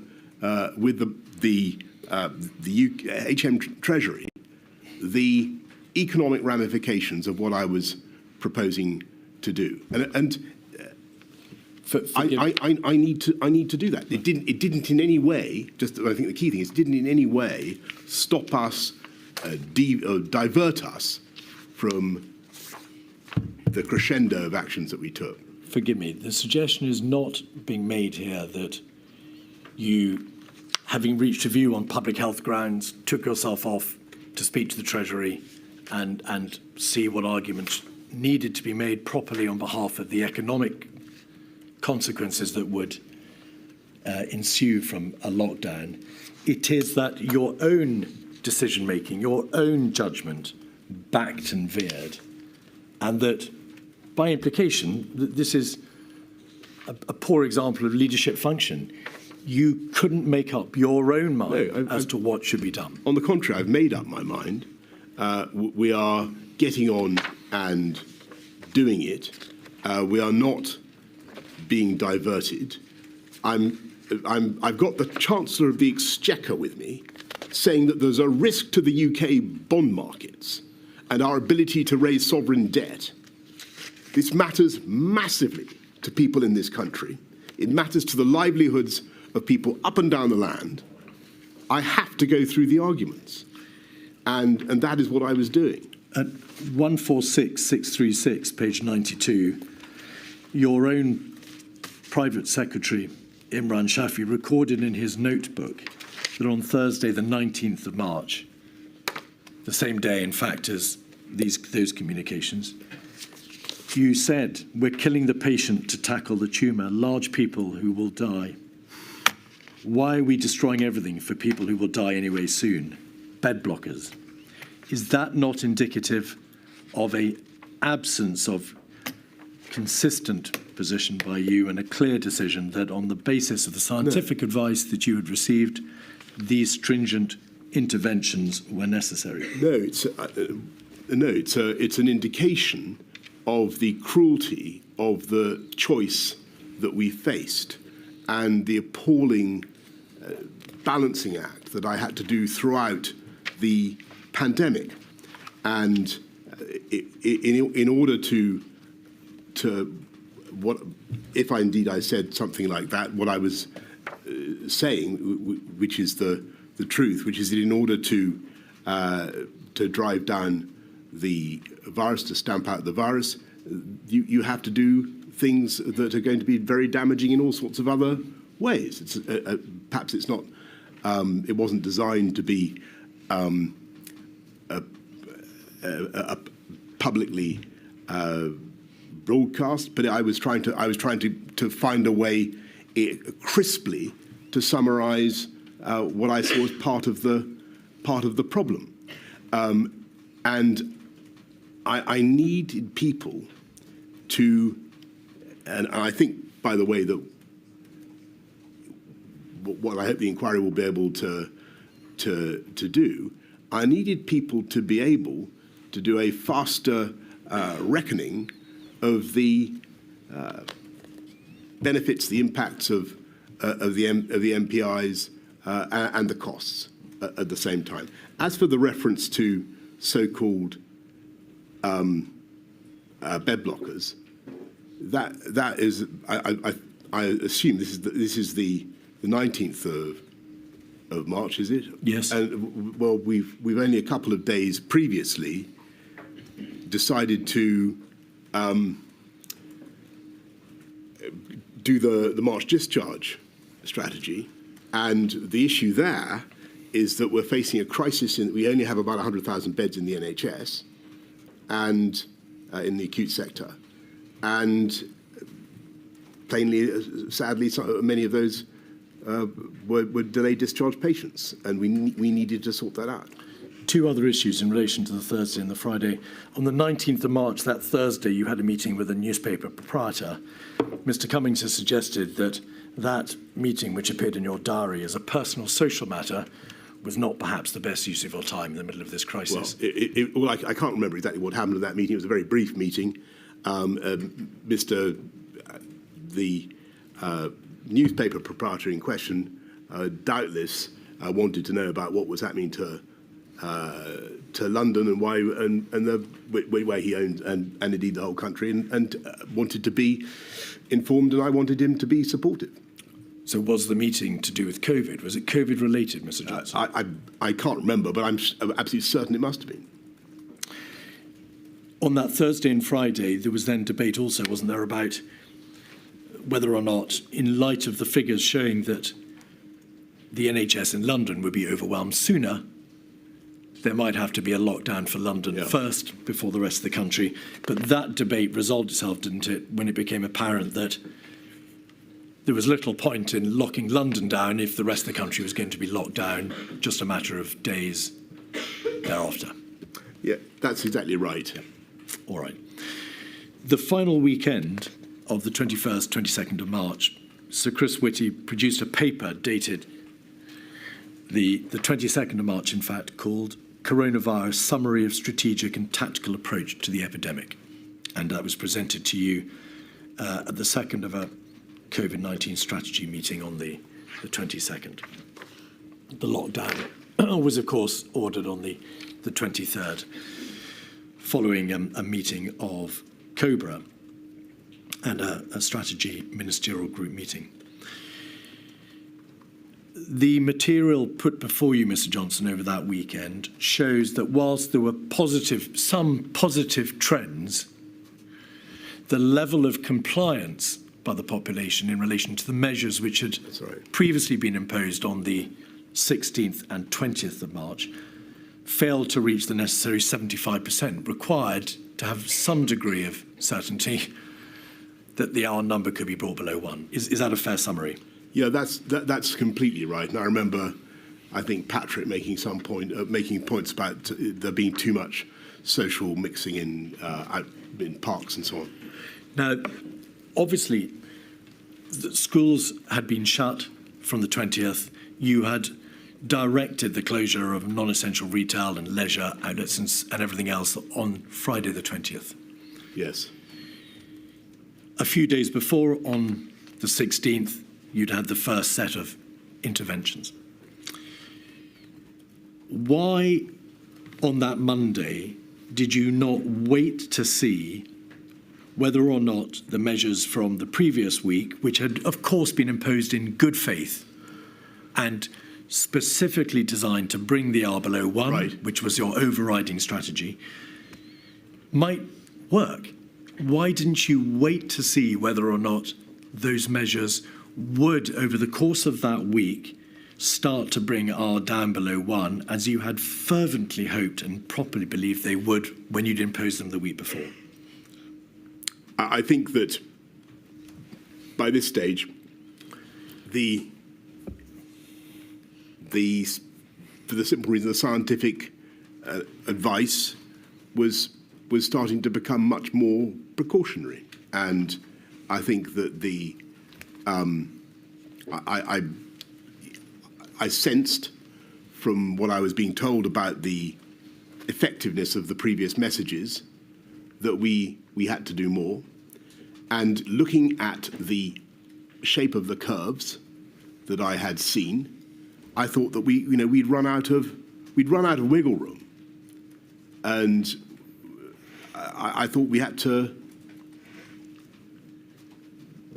do what we could. There was no hard data, of course, as to when the NHS would be overwhelmed. You are not in the position of being able to ever to being given hard data as to when that would be, because you were in the context of a epidemiological exponential curve. And nor was it. You could not know exactly how many additional deaths would be spared if you took the measures on the 23rd of March, as opposed to waiting to see whether the measures from the 20th would work. You just weren't in that territory. And that being so, why didn't you wait to see whether or not the previous measures should be allowed to work? You say, looking at the shape of the curves, I thought we'd run out of wriggle room. I sensed more needed to be done. That was a very, and this is the suggestion to you, a very uncertain foundation upon which to order the ultimate sanction, the mandatory stay-at-home order. I accept that. I think that, I'm troubled by the decisions that I took for all sorts of reasons, and none of them, as we said at the beginning, were easy. I've been, the government clearly, from some quarters, gets criticised for going ahead with a lockdown, and as we were discussing earlier, the very word lockdown doesn't really appear in government vocabulary until the 14th. But we did it completely on the 23rd. I think it was really a measure of my anxiety about the curve. It seemed to me that I no longer had the luxury of waiting. It was over. We had to what I was hearing from the scientists, my sense that probably they were right to be doubtful about the efficacy of the measures. I had a hunch that might be correct. I couldn't know. I thought we could know. I thought we were out of time, and we had to do everything that we could, and so that's why we went to. We closed schools on the Friday. We closed non-essential retail, and then we do the stay at home on the Monday. But on the Friday, when you closed the schools and you shut the retail, you weren't at that stage. You hadn't at that stage already determined that there would be a lockdown on the Monday. That decision was only made in light of the information over the weekend about levels of compliance. I think that that's correct, isn't it? I think that's probably true, but I think that my general sense of where we were likely to be going had changed, and I thought that we were going to have to do whatever it took. 56213, page 4, is the relevant part of a meeting of COBRA. The COBRA decision, the COBRA meeting that took place on the Monday, after you had given the directions on the Sunday night. COBRA considered whether or not that additional social distancing measure, that is to say, a mandatory stay-at-home order, should be imposed. This meeting took place at 5 o'clock on that Monday. If you look at the current situation update in the first 3 paragraphs, you will see a reference to the figures for compliance being positive in part. For social distancing measures, the figures were positive and showed there'd been an encouraging drop in footfall, but in some areas these were not where yet at a level that was acceptable. But park attendance, paragraph 3, had gone up by 200%. And you'll recall in the press pictures of thousands of people attending parks across the land, and queues in shops had increased. There were regional differences and there were lower compliance rates in some areas outside London. If we just scroll, and we needn't pause for long, but if you just scroll over the document, we can see there is much more detail provided about levels of compliance, the tube, and then on page 6 at the top, the chair said the measures were not to stop all work. There was work in government and other offices that must be maintained. There was a balance. The Attorney General gave advice on legal matters. Some points were made about enforcement and deterrence. And 12, the measures needed to be taken as social distancing was not being adhered to at present. It appears, Mr. Johnson, from that paragraph that you understood there to be a binary issue. Either the 20th of March measures were being adhered to, or they were not. And if they were not, there was no option but to go the ultimate step and impose the lockdown. There was no debate in that meeting, was there, as to whether or not, to use the words of the Chief Medical Officer, the measures from Friday might yet do the job. I think that's fair, but I want to try to explain to you why I still thought it was right to throw everything at it. And the basic reason is that I had seen from the events of the last, which we've discussed extensively, of the last 2-3 weeks, that we'd systematically underestimated speed, underestimated prevalence, and we didn't have any other shot. We didn't have the systems to control the virus that, perhaps I believed earlier in the month that we did. I didn't know what other tools I had as Prime Minister to protect large numbers of people from this virus. And I felt fundamentally that I was out of time. And what I believed in the previous week was that we still had some wiggle room, because that seemed to be what I was hearing. I might have been wrong, but I took the view on the Sunday and Monday that we were just out of time, and the thing was too big and the curve was too aggressive. The inquiry has put this proposition to Sir Chris Whitty and also to Mr. Hancock. Did you act because, in effect, you were told by the Chief Medical Officer and the government's chief scientific advisor that the nature of the exponential growth was such that, regardless of the actual number of NHS places, regardless of any data that might indicate that the NHS would be overwhelmed or when it would occur, and regardless of the number of additional deaths that would be caused if you didn't act, the nature of the exponential growth was such that huge numbers of additional deaths and collapse were inevitable at some point, and you simply couldn't gamble that they would not eventually occur. Is that the nub of it? I took very seriously, and I listened very hard to Chris and Patrick, and it felt to me as though they were basically saying that the UK was now in a position where we had to do everything we could to restrain contact, and that was our best shot at protecting the NHS and saving life. And so that was what I did. Can I interrupt for a second? Forgive me. I'm so sorry, Millie. No, it's just, you mentioned earlier, Mr. Johnson, about how some would say you shouldn't lock down at all.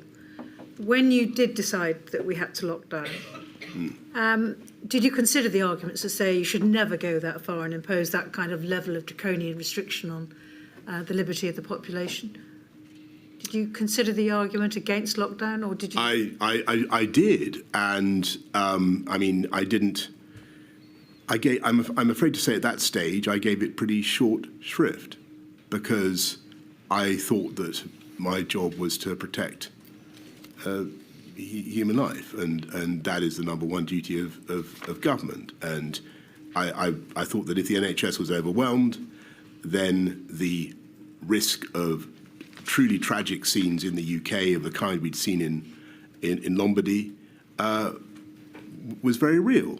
And thank heavens that did not happen, thanks to the amazing work of the NHS and, as I said right at the beginning, hundreds of thousands of people. But I felt I had to do what I could to give them the best possible chance, and I had no other tool, literally nothing else. Thank you. And is that why, Mr. Johnson, examination of the COVID-19 strategy ministerial group meeting on the Saturday, the COVID-19 strategy ministerial group meeting on the Monday morning at 9:15, and of the COBRA meeting that we've looked at 5 p.m. on the Monday, shows very little, if any, debate about the countervailing non-public health argument. It's just not there. That doesn't mean that it wasn't happening. And as you've seen a reference to it in my conversation with the Chancellor. There was a huge amount of thought going into it. But the higher objective had to be saving human life. And it is perhaps not surprising, but within 3 days of that momentous decision, 48399, page 17, having seen an article in the press, and it's a matter entirely, of course, for my lady, you ask the extremely salient questions,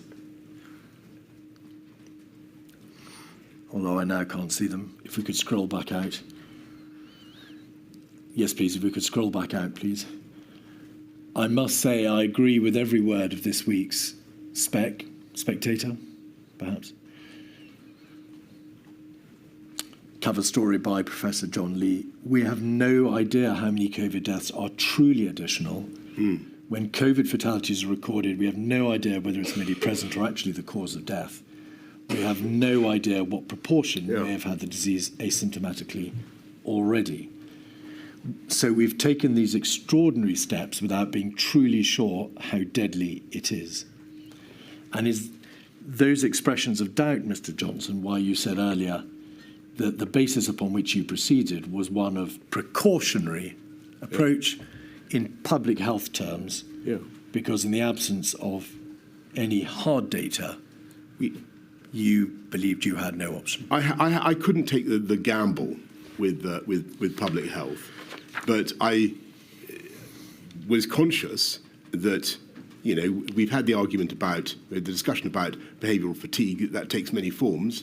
One is that the media, understandably, a lot of the media need a proper explanation of why this is necessary and how it's working, and they need and I really think that we need to, there is still work to be done in this area.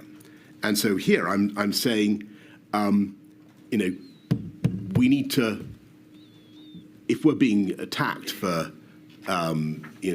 not standing up our actions, then we need to substantiate it. We need to say, no, this is what public health requires. And so on this essential issue, the inquiry wants to ask 3 direct questions. Firstly, from what you've said, Mr. Johnson, and this may be entirely obvious, was it your position that the lockdown measures, the stay-at-home mandatory order of the 23rd of March, was absolutely necessary? I believe that it was. And I believe that it helped to suppress the R. I think that it was cumulative. I think that the R started to go down as a result of a series of things that we did, and also, frankly, as a result of popular anxiety about COVID anyway. But I've got to tell you, in all honesty, I find it difficult to quantify the impact that those measures had. And the more we can do to explain why why NPI measures of any kind work, why they're necessary to the satisfaction of everybody, the easier it will be for government next time, and the more public buy-in there will be. Is that a public buy-in? reference? Public buy-in was, I think, already very high, but I think it would be a great thing. Is that a reference to objective analysis of life quality and the outcomes in terms of life and death and quality of life of particular measures? I think that what we all need. So I think that you asked, did the lockdown work? Do I believe that it worked? I do, but as a layperson, I would like that. And I saw the Royal Society study on this that I think Chris had a hand in generating. It was very interesting, but I think we need to understand with a lot more granular clarity exactly what these NPIs deliver. I think that was Sir Patrick Vallance's predecessor, but it matters not. Oh, forgive me. Is that the report into what the nature of No, interventions it are? came out, in lockdowns? no, sorry, it came out after the pandemic. It was. Yeah, indeed. Came out just before this inquiry. That's right. All right. And on that first proposition, you accept, of course, that because the government did not wait further to see whether the measures of the 16th and 20th of March would work, we will never know.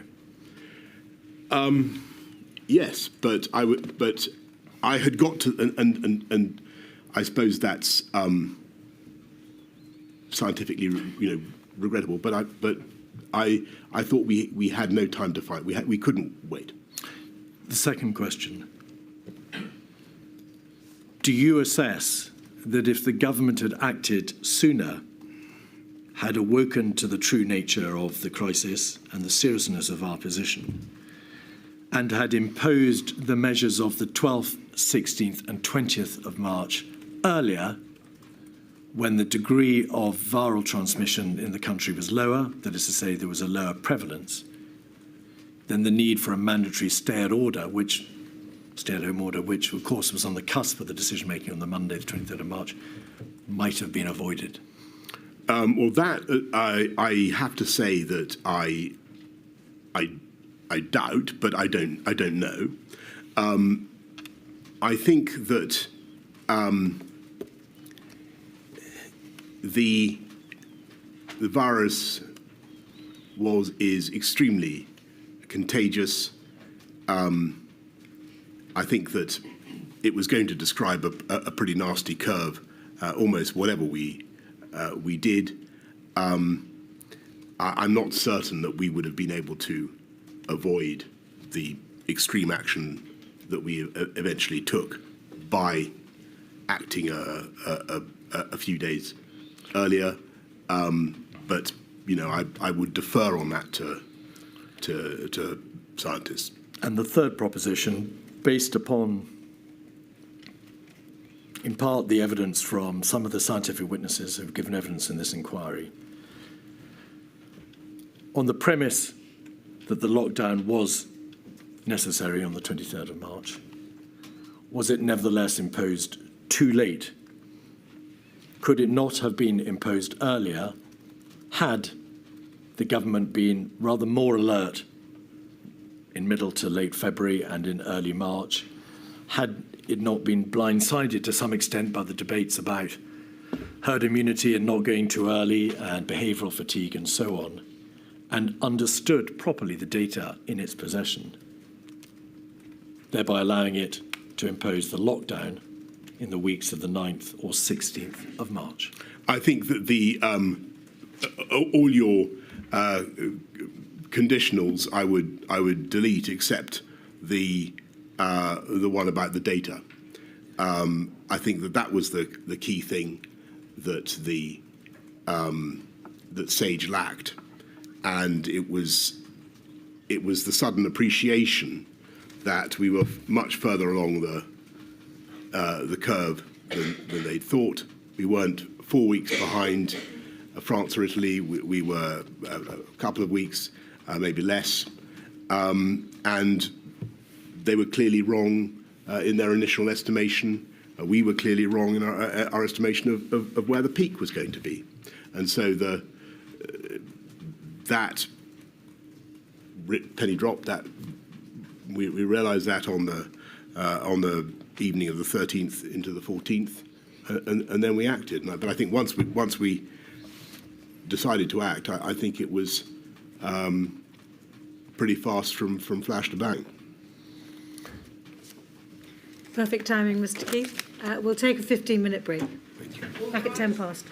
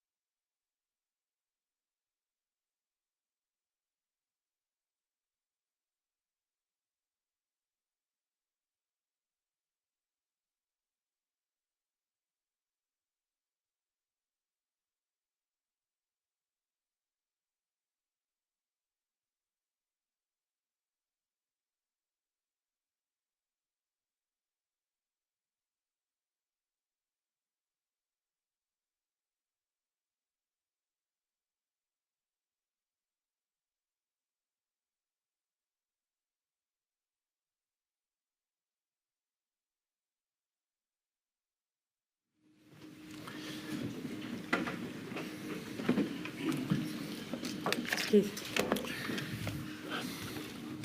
Mr. Johnson, as is well known, after the first lockdown, your government published a roadmap out of lockdown in May. Yes. On the 10th of May, I think it was presented to Parliament, our plan to rebuild.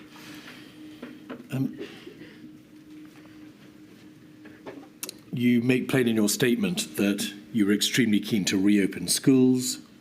Was that because you felt that keeping children out of school was arguably one of the greatest harms of the lockdown? Absolutely.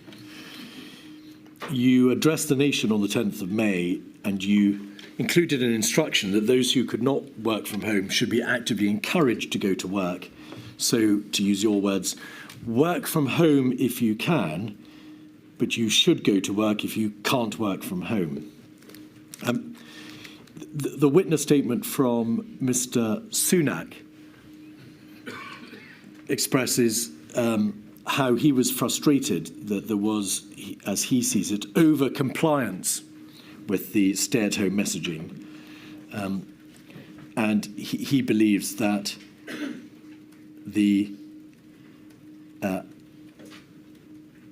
possibility, or rather the likelihood that many people would ignore the active encouragement to go to work and not go to work had an exacerbation of the exacerbated the economic impact of the lockdown.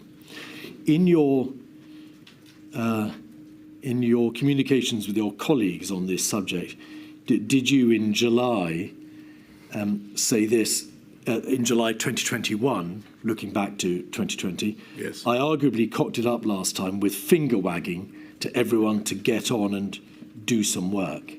Do you recall saying that, expressing regret a year later that you had got the work from home if you can, but go to work if you can't work from home message wrong? I think that it was a very difficult time as we came out of, I mean, the whole thing was unbelievably difficult, but as we came out of lockdown in the summer of, early summer of 2020 for the first time, that some areas remain under a lot of restrictive measures, I felt strongly that the people had made such a sacrifice to get the R down that we must try to allow people some freedom, and I wanted the the benefits of the exertion, as it were, the effort to get the R down to be felt throughout the country, for people to be able to do things again. And I think it's probably true that I wanted to see people back back at work, and I think that psychologically, emotionally, a lot of people were in a very different place, and they felt that they'd seen a terrifying pandemic. They were still very apprehensive, and they didn't want government lecturing them about what to do. And so that's probably what I'm getting at. Was the speed of the release very hard to gauge? Very. In Sir Patrick Vallance's diaries, 273901, at page 66, he describes you as being very bullish and wanting everything to be released sooner and more extremely than we would. By we, he means the scientists. And then page 92, in the context of a meeting with the Prime Minister, actually having a discussion about letting it rip. 624, on the 12th of July, Prime Minister still wants to push opening too fast. And if you just pause there, then on 94215, which is a WhatsApp group extract between yourself and Mr. Hancock in the top team group on the 15th of July, you say, I was calling because I'm very worried about winter. Yeah. We've gone fast on releasing lockdown. I'm getting no traction on doing what's needed to protect the NHS. Cases and track and trace are starting to rise. Of course, that's dated the 15th of July, by which time the NHS track and trace system was up and running. So may we presume from these messages that it was very difficult to decide whether you were going too fast, whether you were wanting to reopen, let it rip, to use your words, or whether or not, in fact, you were going too fast and then becoming overly concerned or concerned about the winter and the rise in cases.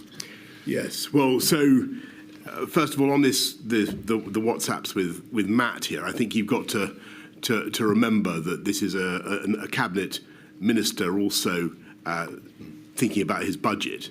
If you read that carefully, you can see that what he's really saying is he needs more money, which is what all secretaries of state rightly do in their messages. So that's part of the conversation.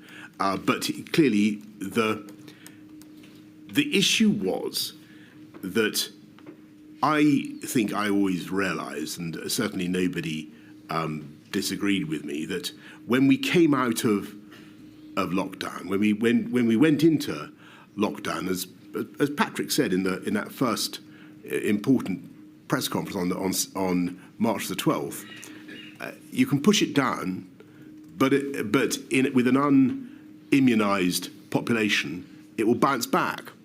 And so I always knew that throughout the summer we were basically in remission, as it were, and that the thing would come back. And it was a very difficult judgment to make. You said that the last WhatsApp in the top team group there on the page on the screen may be reflective of a Secretary of State being concerned with money. Isn't that your wording, or have we misread this? This is you saying I'm very worried about winter, and him saying what's the evidence on rising new cases, or is it the other way around?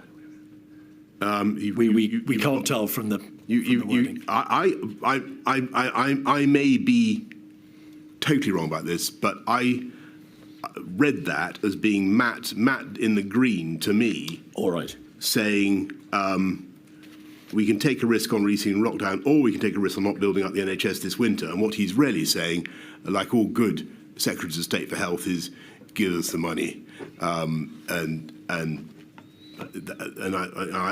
that's what I understood partly. But also what he's saying is the cases are rising, and that's, and that was no particular surprise to me. The question in the summer autumn is what's the tactics? The objective is still protect the NHS, save lives. Do we have any new tactics now? And it was apparent to the government and to you personally, of course, that cases started going up. At a relatively early stage, they plateaued, of course, but they came right down after the lockdown, then they plateaued for a while, but they started to go up in July. So well in advance, in fact, of the Eat Out to Help Out scheme, well in advance of September, October. That's exactly right. And contrary to, our hopes in the early phases, certainly by the end of May, beginning of June, there is a very small percentage of the population has antibodies. So you're looking at a huge number of people who are still potential COVID victims, and that's very, very difficult. And in fact, the percentage of the population that had been immunised by virtue of infection was very, very low. It was around about 6 or 7%. That's exactly right. All right. And that, of course, was therefore dispositive of the arguments about herd immunity. Correct. Because, in fact, very few people were immunised by virtue of infection. You've got it. As it happened. All right. Now, to divert to a completely different subject, the devolved administrations, please. In your statement, you say that the interests of the devolved administrations did not always align with England's or the United Kingdom's interests. That's an inevitable part of a devolved system. Yes. Was that a nod to the fact that the United Kingdom powers were constrained by public health legislation, the Coronavirus Act, Public Health Act, Control of Diseases Act, but on the ground, this public health crisis was a devolved issue because it was for each devolved nation to determine its own course in terms of the public health measures it took. Did it matter ultimately? There has been a great deal of evidence given about differences of approach in terms of presentation, debates about whether or not politically one or more devolved administrations took a different route. or took a different route for political reasons. Also, whether or not, when they attended meetings, they were simply informed of what the position would be rather than being encouraged to generally debate the decision. Overall, did the constituent parts of the United Kingdom generally work well in the face of this crisis? Yes, I hope what many of your respondents will also have said is that overwhelmingly the collaboration was excellent, and the governments of the DAs, there was far more that united us and divided us. I know that sounds trite, but it's got to be said, and it was really a big UK effort, and the country really pulled together. I was making a much more limited point, and it is no disrespect to the First Minister of Scotland or anybody else, the Chief Minister of Northern Ireland, Wales. They understandably were looking to talk directly to their own electorates. There were going to be times when they differed from the main UK government message, and I thought that was sometimes at risk of being confusing at a time when we really needed to land messages simply. And I could see, and people were endlessly playing back, oh, but Scotland says this, England says this, Wales is doing a firebreaker, circuit breaker, and so on. You didn't, I think, perhaps help yourself, though, Mr. Johnson, in this debate, because emails between Mr. Cummings and Helen McNamara show that Mr. Cummings said the PM's view and mine on Cobras, this was in the context of debate about who should attend Cobra, is they're hopeless as decision-making entities and actively cause trouble for communications because some attendees at Cobra, and Mr. Cummings had in mind the devolved administration's leak immediately afterwards. Well, was that your view? I think that sometimes that was the case, and that was, in my view, a problem. Perhaps we could have found a better way to manage it, but that was certainly one of the problems. The system was understood not to be working particularly well in terms of the government structures, the systemic structures at the top, and in relation to the relationship of the DAs, because there was the series of the 4 ministerial implementation groups between March and May, and they were then done away with and replaced by COVID-S and COVID-O. You directed, following advice from your cabinet secretary, that there should be a new rhythm of meetings, the 9 a.m. meetings to which the DAs were not invited, and you directed that consideration should be given to using something called the Joint Ministerial Committee.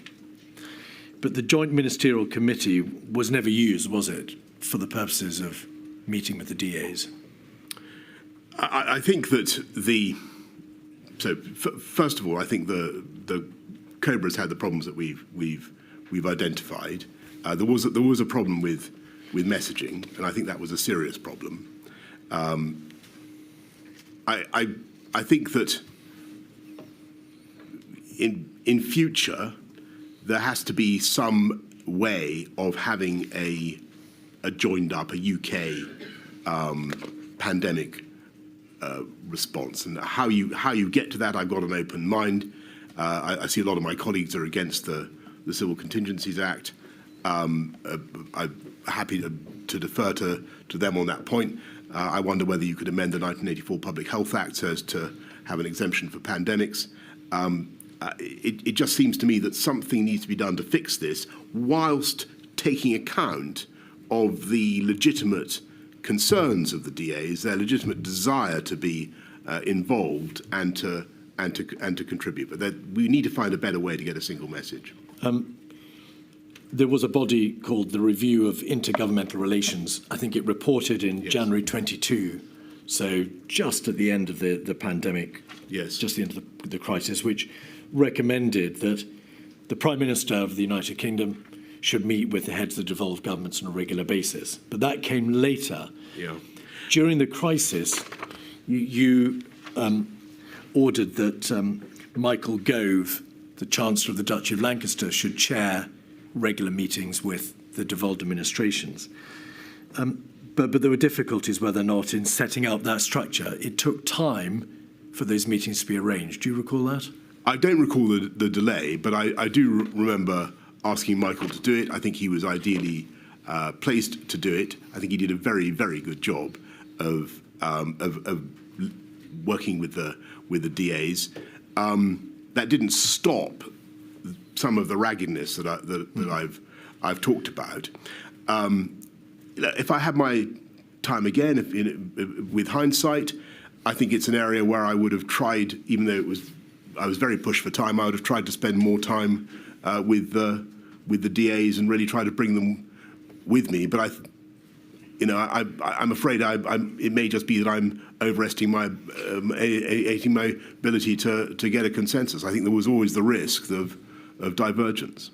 Well, you may, with respect, be misrepresenting your true views, because in your statement you said it is optically wrong in the first place for the United Kingdom Prime Minister to hold regular meetings with the other DA First Ministers. I think that's. I happen to think that's also true. I think they can't both be right. Well, I think that. Well, sometimes you can do things that you think are,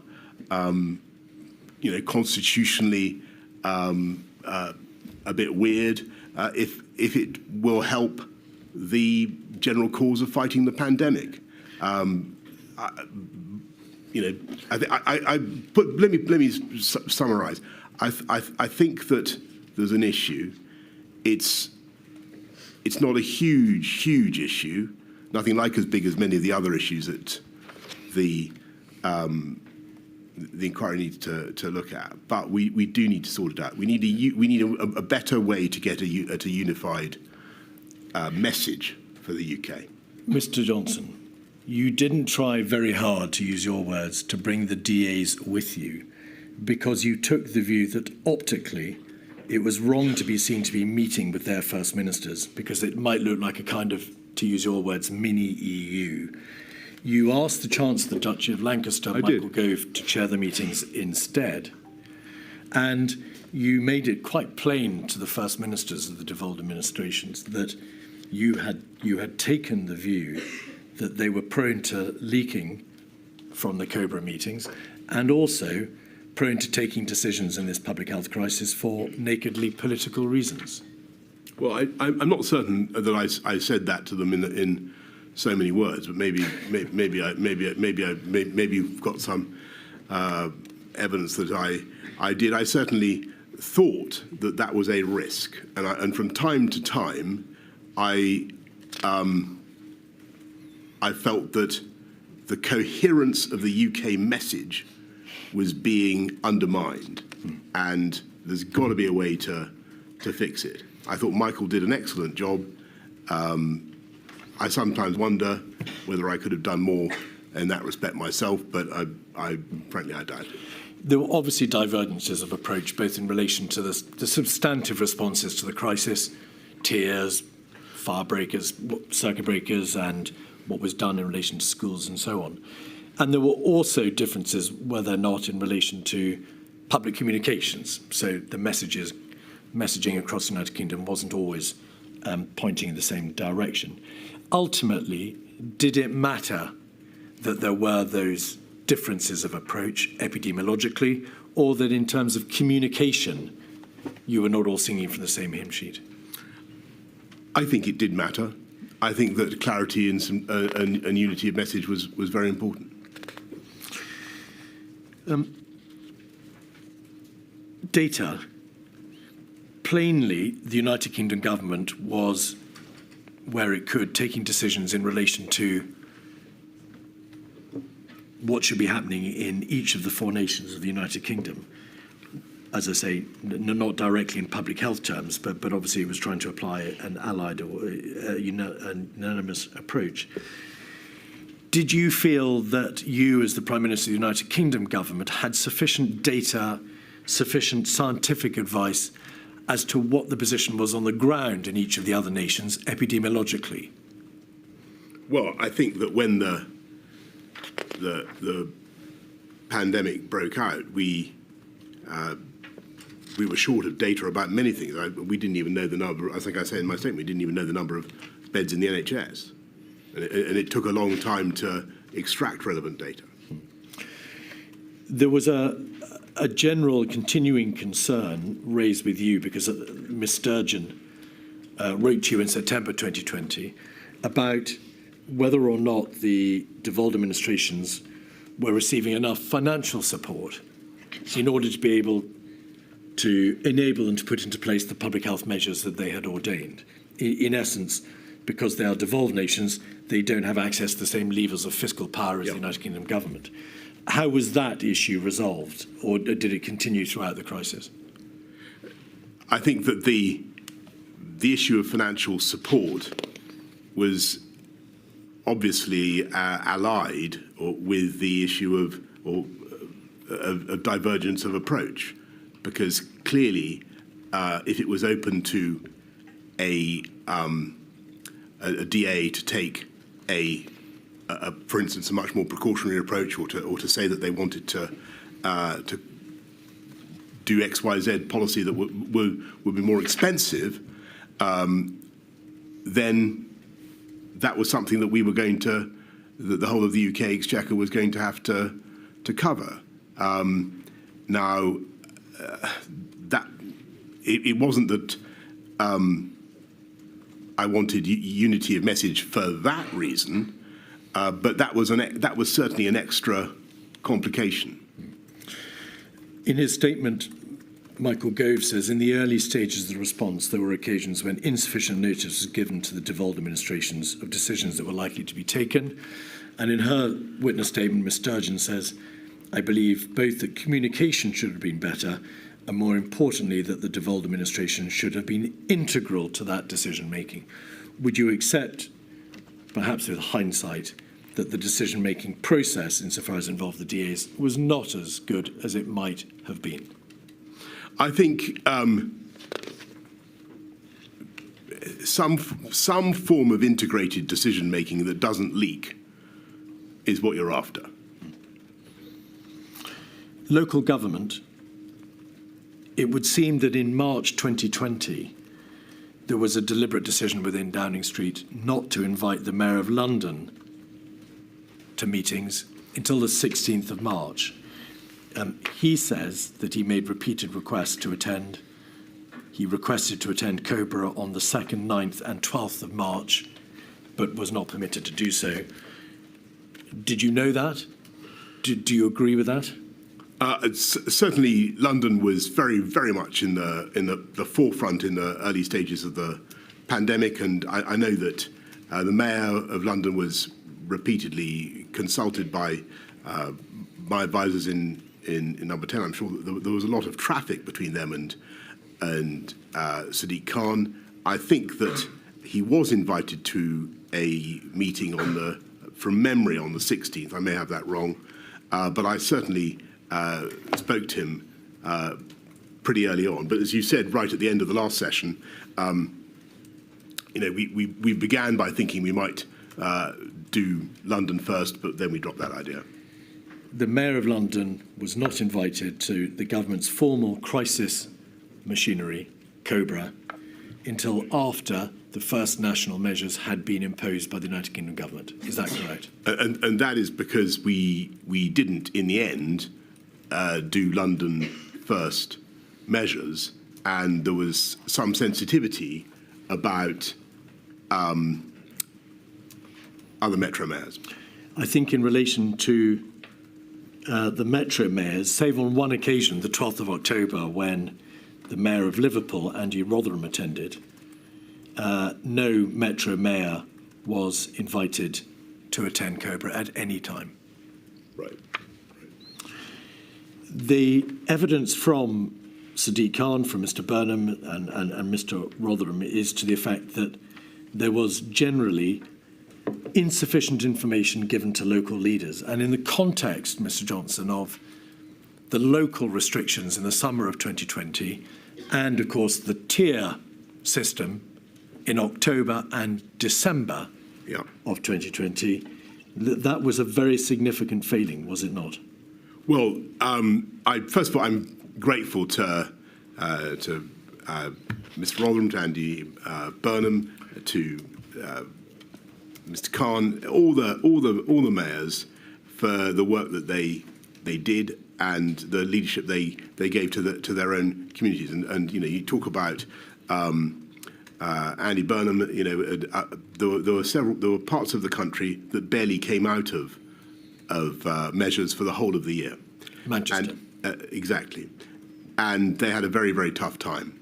And we did our best to offer support and to engage with them and to help. But some of the negotiations, as I'm sure we'll come to, were extremely difficult.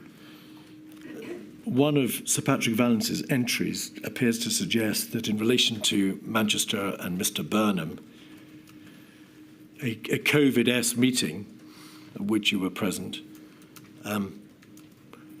openly drew a distinction between the support and measures that would be given to Manchester as opposed to Liverpool for nakedly political reasons. Would you agree? Did that happen? Are you saying that I'm not certain there was a Conservative mayor of Liverpool? No, it's that a view was taken upon the nature of the local leadership in Manchester, and a view was taken about how cooperative it was being. Oh, I see. And therefore, Manchester would be treated differently to Liverpool. I don't remember that at all. I think that Liverpool certainly was the people who were heroic in trying to get mass testing going, and again there was terrific hardship because of the lockdowns, but they made they were vital to the campaign to get mass testing going.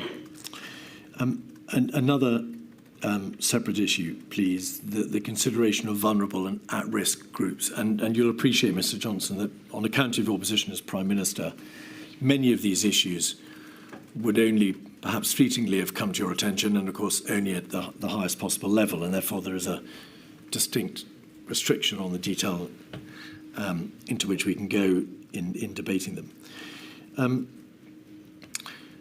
Helen McNamara, in her statement, makes this general point, that across the advice and discussions in the Cabinet Office and in the heart of government, there was a striking absence of humanity or perspective about how people or families actually lived. And her sense was that the group of people in your inner coterie and in the Cabinet were a most homogenous group of people, and were taking decisions that probably called for a much broader representation across society. Would you agree with that general proposition? I think that there is some force in that, and I mean, but so some force in the description of the people in and around those meetings at some of those key times. I don't accept what Helen says about the measures that we took, but it is certainly. And she said some things. I think, and I pay tribute to Helen. She did an amazing job, but I think that it is not right or fair to say that policy was conceived and driven forward without regard to the particular needs of women, for instance. A huge amount of thought went into the question of hidden harms, of domestic violence. There was the access to abortion, to drugs necessary. We put money into. We had a domestic violence bill, as you may remember, in I think March 2020, which goes through the Commons very fast. We put money into ISVAs and IDVAs. We set up a helpline. We have a system whereby victims of domestic violence can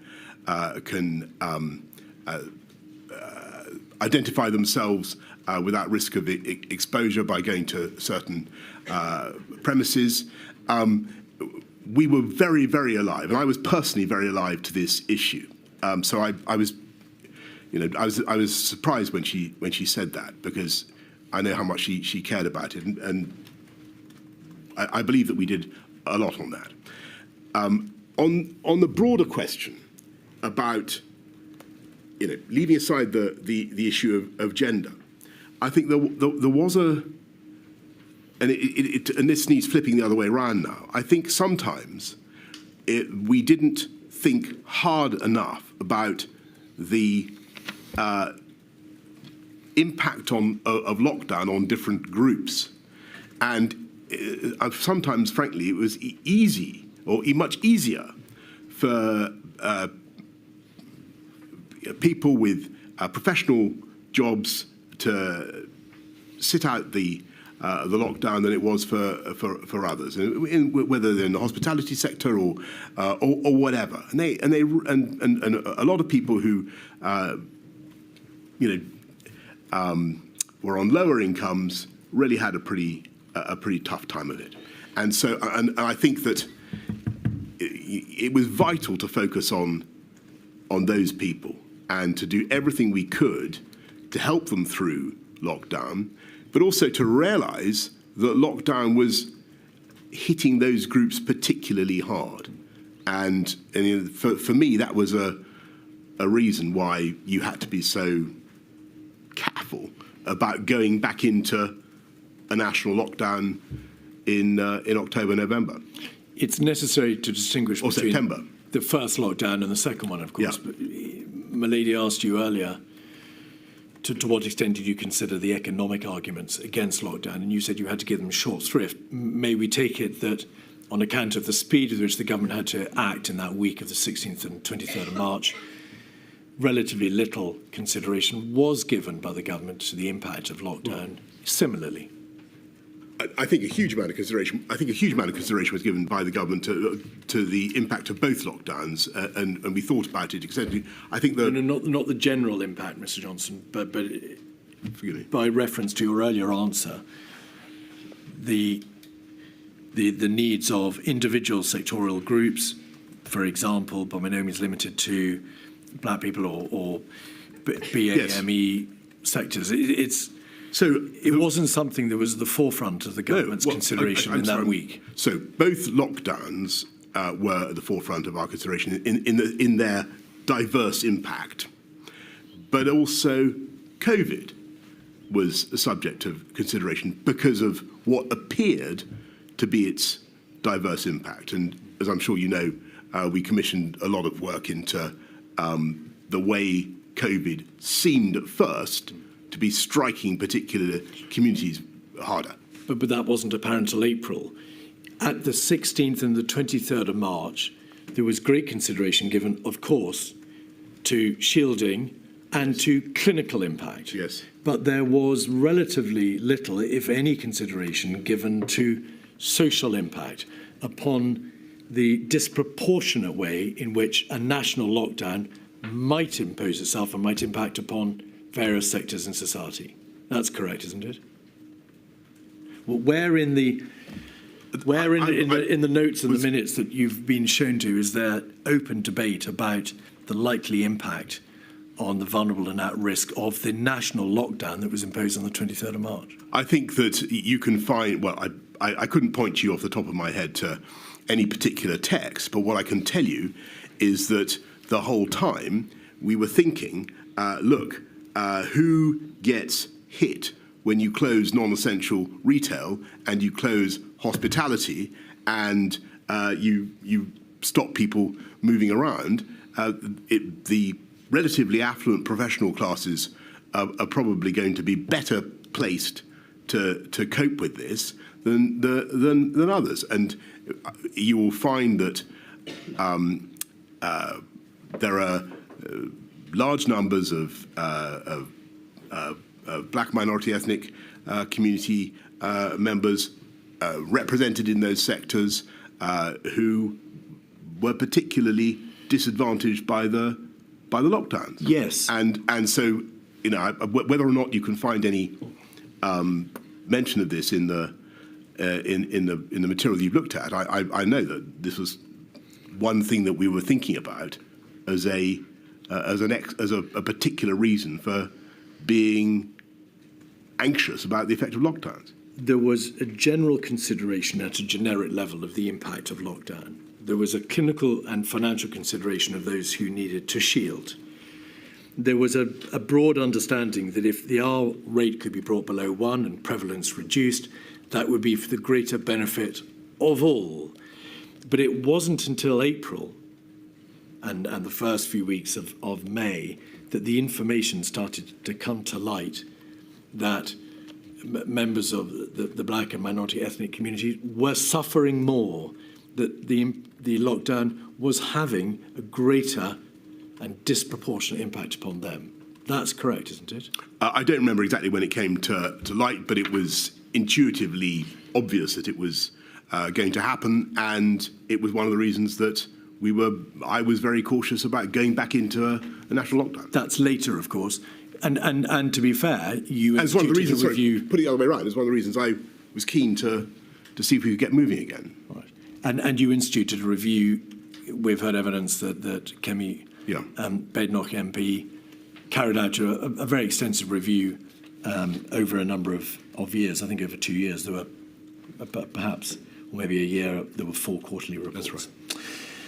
You were, I think, less sympathetic to the needs of those persons suffering from long-term sequelae, that is to say, suffering from the condition known as long COVID. You questioned for quite some time whether or not that condition truly existed, and you equated it to Gulf War syndrome repeatedly. Okay. Is that fair? Not really, no. But can I just come back on that and say, first of all, the words that I scribbled in the margins of submissions about long COVID have obviously been now publicised, and I'm sure that they have caused hurt and offence to huge numbers of people who do indeed suffer from that syndrome. And I regret very much using that language, and should have thought about the possibility of future publication, and I regret it very, very much. And what I was trying to do was to get to the heart of the matter, get to the truth of the matter, and to try to get my officials to explain to me exactly what the syndrome was. And it actually took quite a long time before I got a proper paper on it. I think it wasn't until, I get this wrong now, but I think it wasn't until 2021, summer of 2021, before I actually got a paper on long COVID. But I did, as you say, ask repeatedly to get some information. And that was so I could explain to people what we were doing and what the issue was. Mr. Johnson, the point is that in October of 2020, you scribbled these remarks on a report to you about the funding from the NIHR into a long COVID survey. You continued to make disparaging references to whether or not this was Gulf War syndrome stuff in February 21 in the context of an update given to you on the 21st of February. And then still later, in June 21, so 9 months or so later, you were still questioning whether or not long COVID was to be equiparated with Gulf War syndrome. So it's not that it's not that the challenge against you is you took a position on long COVID in the absence of a proper clinical understanding or advice from your advisors.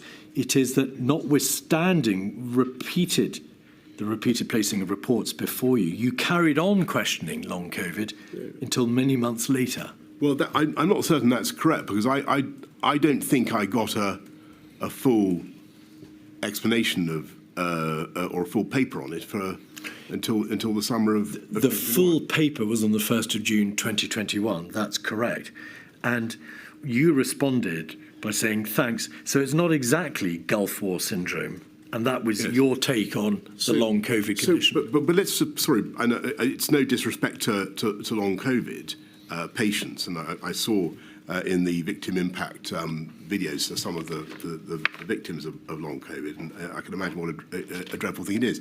But there are also, with Gulf War syndrome, many people who have terrible symptoms for a very long time.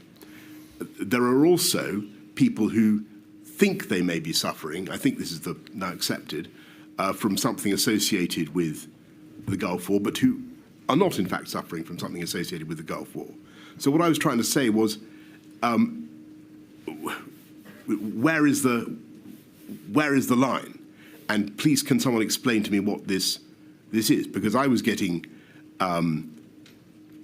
anecdotal accounts of people who were suffering from it, and I wanted to be able to say what we understood it to be and what we were doing about it. And what we were doing about it is fighting COVID, because the way to stop long COVID is to stop COVID.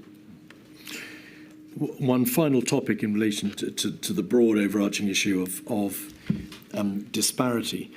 You indeed commissioned, as you've said, Mr. Johnson, the report by Kemi Badenoch, who led a significant cross-government exercise on the disproportionate impact of COVID on ethnic minorities, I think following a report from Public Health England in June 2020. Do you happen to know why it was that report, that work done by Kemi Badenoch, didn't cover disabled persons? It's a technical question. It's not clear why it didn't. It's a very good question, Mr. Keith. I will make sure that the inquiry gets an answer, but I can't give it to you off the top of my head. Maybe then now turn back to... And it doesn't mean that the interests of the disabled were not looked at in some other format, and I'm sure they were. Now, returning to the chronology and having, just for the moment, put to one side those overarching but general issues. Mark Sedwill, you said earlier that Mark, now Lord Sedwill, suggested he should move on, and you agreed. Could we have, well, no, I don't think we need to put it up. In his witness statement, Martin Reynolds, your private secretary, talks about the meeting that he'd arranged for you to meet with Mark Sedwill on the 14th of May, and your diary shows a meeting with him on the 14th of May. I identified a slot on the 14th of May for me to run the Prime Minister through the findings of the review. You'll recall that Helen McNamara had produced a report and Mark Sedwill had himself produced a report. The Prime Minister decided instead to use this slot for a one-to-one conversation with Mark Sedwill, where he told him that he had lost confidence in him. So which is it? Is it that you lost confidence in him, which is the question I asked you earlier, or is it that Mark Sedwill told you he wanted to move on and you agreed? Well, Mark Sedwill did an outstanding job for this country for a long time, and he was a very distinguished Permanent Secretary, I think, of the Home Office. He was a National Security Advisor. He's done everything, and I was and remain hugely grateful to his service. He wanted to move on. The evidence from Mr. Cummings and Martin Reynolds and Helen McNamara is that, regardless of the genesis of why he moved on or was effectively sacked, whichever way my lady concludes, that regardless, as I say, of that genesis, his departure or his impending departure led to general bad blood, sowed chaos, says Mr. Cummings. Mr. Reynolds says damaged stability in the civil service, and Helen McNamara led to a real and damaging impact. It made those in the civil service and the centre less confident about challenging. No one was safe if the Cabinet Secretary was not. And dealing with the unravelling preoccupied a number of us for critical weeks. Would you agree that the consequences of his contingent departure did have wider ramifications, quite damaging impact, in fact, on the civil service in Number 10 and Cabinet Office? No, I don't think that's the case. I think that there was a fantastic array of talent in the civil service, and they did a very good job. I think that what did matter in that period, and the thing that was getting us all down, was the knowledge, creeping or otherwise, that this thing was coming back, and we needed to deal with it, and it was going to be very hard, and we needed to get organised to do it, and that was, I think, the thing that made people scratchy. Helen McNamara prepared, as you know, a report on the workings of Number 10 and the Cabinet Office, and without going through it in detail, because it's been placed before the inquiry repeatedly, it identified very significant concerns in the working operations of Number 10 and the Cabinet Office, did it not? I saw the. I've seen two versions of this document. Yes, there was a draft and then a final version. So I saw the final version. I think what this document reflected was a civil service unease about the challenging approach of some of the special advisors, and I had to make a judgment about that particular issue, and I decided on balance that at a very difficult time for the country, I'd rather have a Number 10 where people challenged ideas and where people brought new ideas and where people felt free to say things than a Number 10 where everybody tried to pretend that all was continuously well, because all was patently not well with the country, and we needed to fix it. So may we be clear about this, Mr. Johnson? If your concern was that there had been a civil service unease about the challenging approach of some of your special advisors, and you plainly mean Mr. Cummings there, your response was not to support the civil service and deal with Mr. Cummings. You sidelined your Cabinet Secretary and kept Mr. Cummings. Well, that's your way of well, is that not what you did? I certainly. Let me get back to Sir Mark. He decided he wanted to move on. That's what he told me. On the issue of my rest of my team and the culture in Number 10, yes, it was occasionally argumentative, but I think that was no bad thing, and we needed, frankly, to have an atmosphere in which people felt able to say things that were going to be controversial at the time. Mr. Johnson, without labouring the point, a great deal of evidence has been given to the effect that there were systemic problems in Number 10 and the Cabinet Office. Wrong people in the room, wrong people in the wrong jobs, people talking over each other, God complex, leadership issues, toxicity, misogyny, perpetual internecine warfare. Either you were aware of all that, in which case, why did you not act? Or if you were not, why were you not aware? So none of those things was put to me in the terms that you've just done.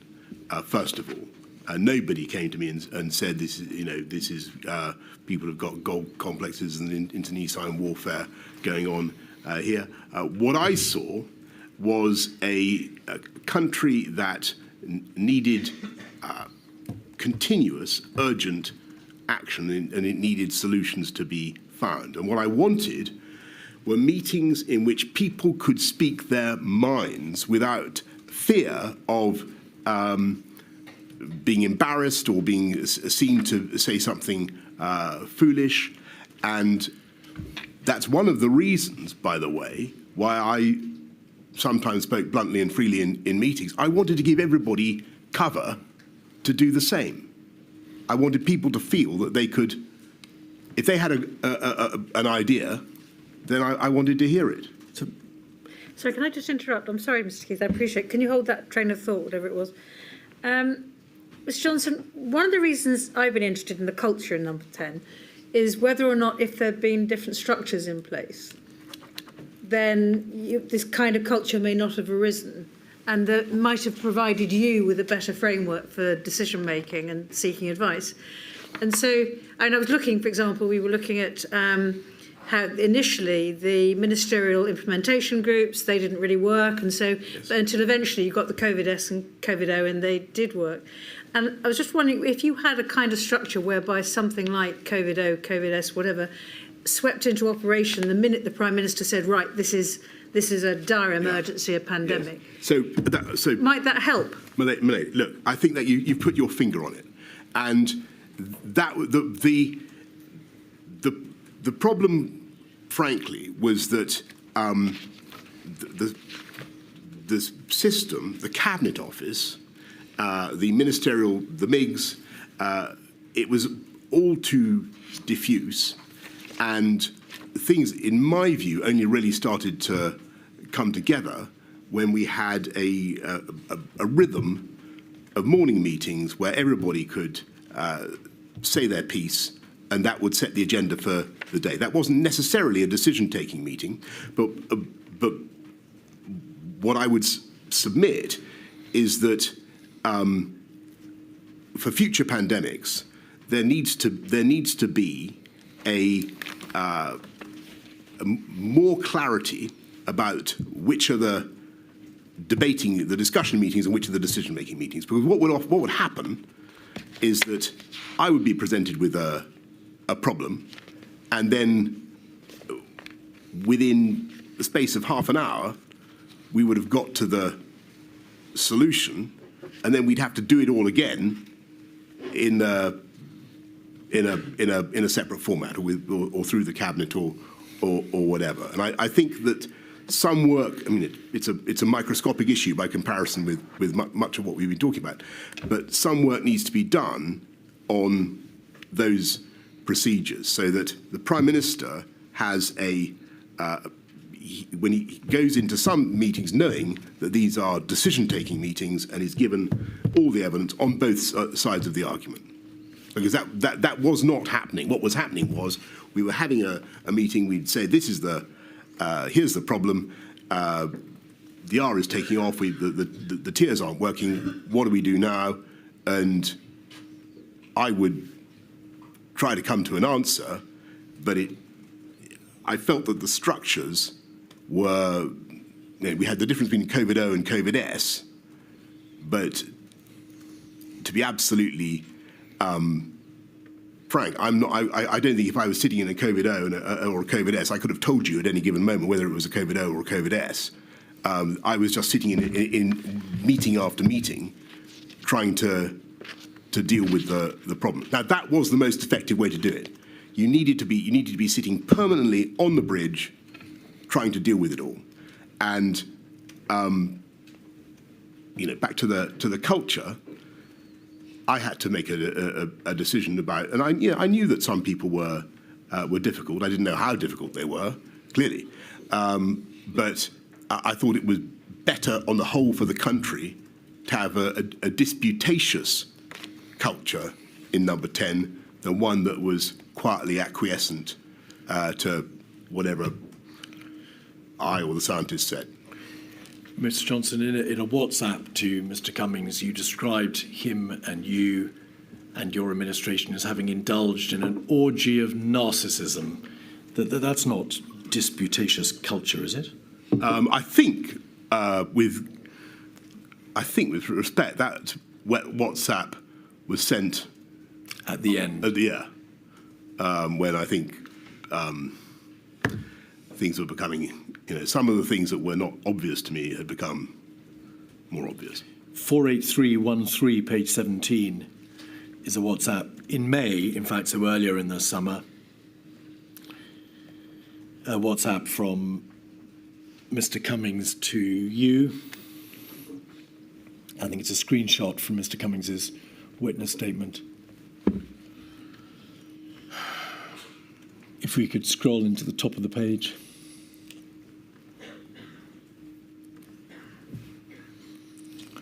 If Hancock texts really coming to meetings number 10, please just ignore. We urgently need to have meetings without him. That's Mr. Cummings.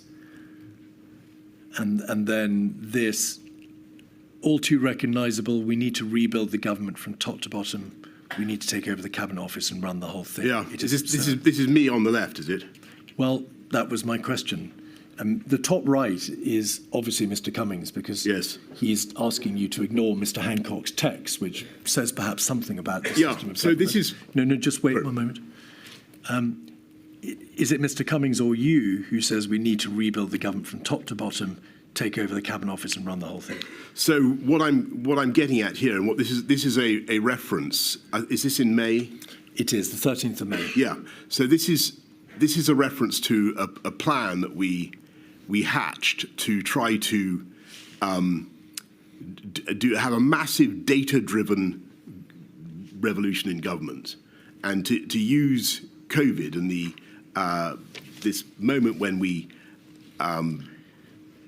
were finding out so much about people's propensities to illness of all kinds, to try to run a much more effective government. And we opened a big office in 70 Whitehall, a big open plan, a bit like this actually, where the idea was that we would assemble data and we would try and do things in a different way. I have to tell you, it was not a success.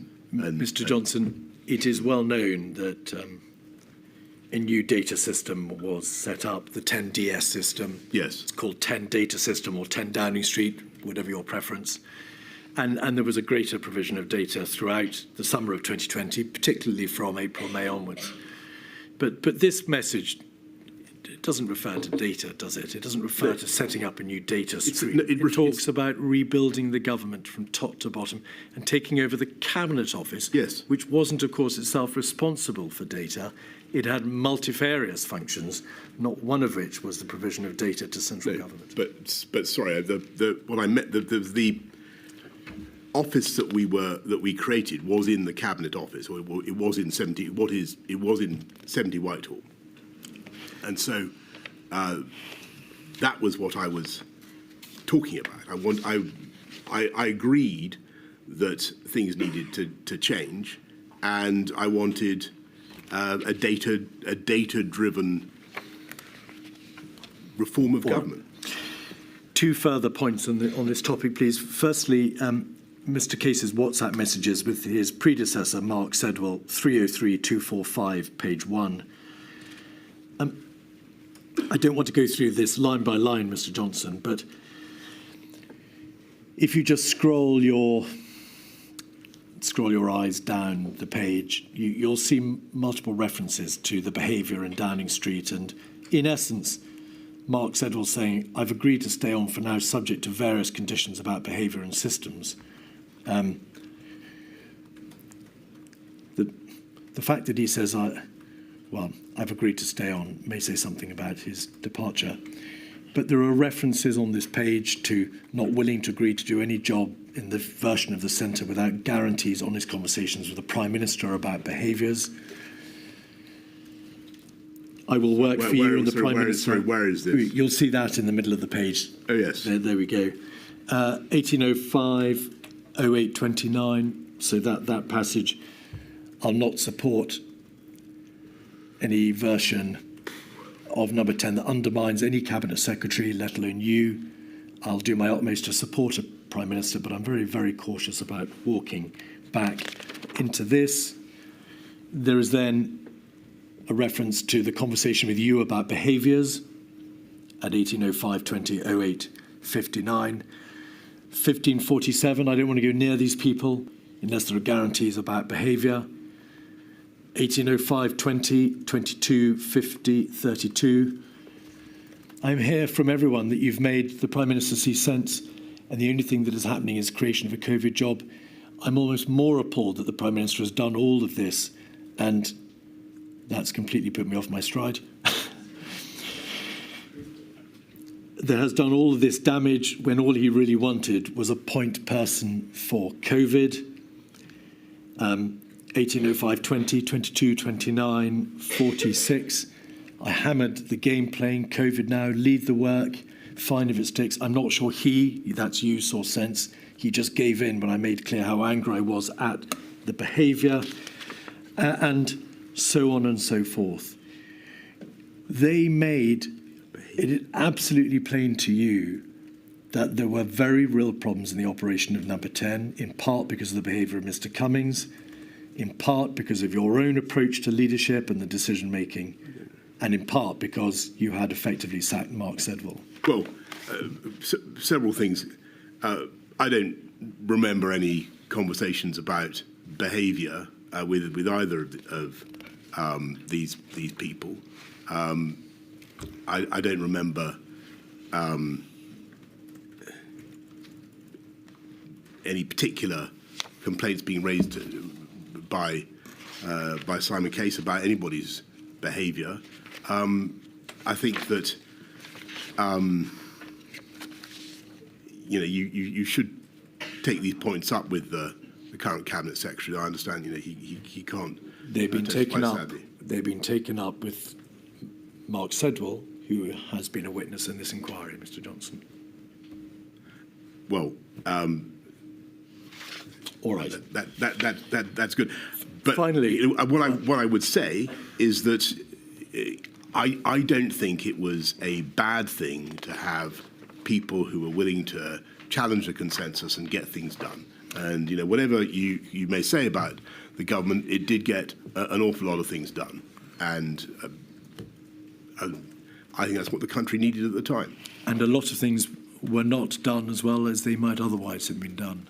Is that not equally possible? I think what is certainly that's always true, but I don't happen to think that when it came to the management of the pandemic, and this is I think the crucial thing, when it came to the management of the pandemic, any kind of differences, feuding or whatever between officials, which I'm sad to say are just what happens in places like Number 10. I think any of that made the slightest difference to our processes and our decision making. But you could have stopped it.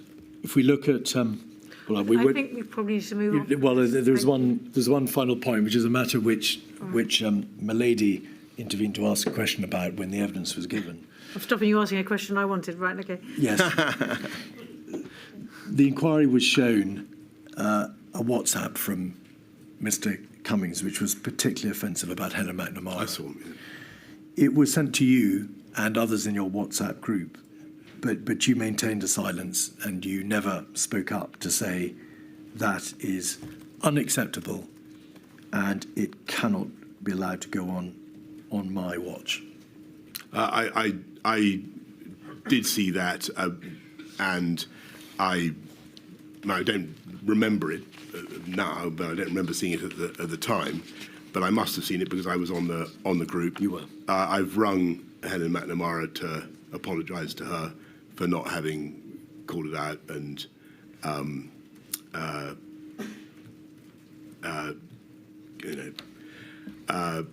so if you've done that, I've apologised to her. Finally, this afternoon, the DHSC and Mr. Hancock. A considerable amount of evidence has been given to the inquiry that the lead government department model may not have been appropriate for a whole system crisis like COVID. You understand what the lead government department model is. It will plainly function well at the beginning. It may function less well when the whole of government is engaged and perhaps too much pressure is placed on the LGD. It can't accommodate the weight of the whole system response. There is considerable material in Sir Patrick Vallance's diaries and in the witness statement of Mr. Cummings to the effect that there was a high degree of chaos in the DHSC, that there was operational inefficiency. Sir Patrick Vallance talks about this all the way through to May 2021. Were you aware that competent, very senior advisors in your administration held the view that the DHC had been overwhelmed and was operationally inefficient? I was certainly aware that the Department of Health and Matt Hancock were coming under fire. But I want to go back to the high-level point I made earlier about what all this signifies and the ways in which it should be read and understood. First of all, it's the kind of stuff that would never have previously come out from any administration because it's now on instant social messaging of a kind that previous governments didn't have. This is instant chit chat between people who would normally have said this to each other's face wherever. In the corridors or wherever. I'm so sorry. Mr. Johnson, will you allow me? I'm so sorry to interrupt. You may have misunderstood my question. Forgive me. The material consists not just of WhatsApps and evening notes, but also witness statements, which talk about a high level of operational inefficiency or chaos, however you in the DHSC. I'm not talking about the more personal or intimate remarks in the WhatsApps. I totally understand. Were you aware that view was taken generally of the DHSC? I was aware, yes, certainly. I was aware that the DHSC was under fire from loads of people. But that was hardly surprising because the country was going through a horrific pandemic. And I just want to say what I should have got more quickly to the point. The point is, you've got a lot of very talented, sometimes super confident, sometimes egotistical people who are crushed with anxiety about what is happening to their country, who are racked secretly with self-doubt and self-criticism, and who externalize that by criticizing others. And it's human nature. And when you're the leader in those circumstances, your job is to work out what is justified and what is people sounding off and what is political nonsense. And my judgment was that Matt was, on the whole, doing a good job in very difficult circumstances, and there was no advantage in moving him as I was being urged to do. That was my judgment. And on the lead department point, I think that, yes, I think it was a huge burden on Department of Health to be the lead department for a while, but that rapidly morphed into the centre running everything, and that was inevitable. Why were... Well, you suggest in response to my question that these criticisms were made because people were crushed with anxiety and racked secretly with self-doubt and self-criticism. Whatever the psychological mood of Sir Patrick Vallance, Mr. Cummings... I'm not sorry. I don't wish to attribute those psychological states to any individual, but no. We'll wait for the question, please. Whatever states they were in, and even if they were in a state of being crushed by self-criticism and self-doubt, that hardly explains why a significant number of witnesses describe objectively chaos inside the DHSC. Well, I think it goes. I think the reason is that you've got a once-in-a-century pandemic for which, sadly, there was no proper preparation in the country because we didn't know how to deal with a highly contagious coronavirus pandemic, and all the pressure initially was on good, hard-working Department of Health officials who, of course, felt under huge personal and professional obligation to get things right, and who naturally were in a state of great anxiety. And you know, I just get back to my point. My job was to decide whether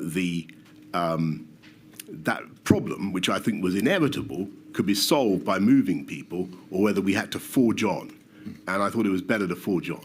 Regardless of the state of the individuals in the DHSE, and acknowledging the remarkable and extraordinary efforts made by so many people individually within and without government to respond, it was part of your function as Prime Minister to ensure that the lead government department, the DHSE, was responding and dealing with the crisis as best it could.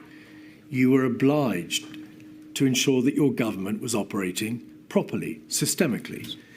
You knew that other advisors, senior advisors in your administration, were telling you that the DHSE was not operating well. It was chaotic and dysfunctional, and there were very real concerns being expressed about its Secretary of State.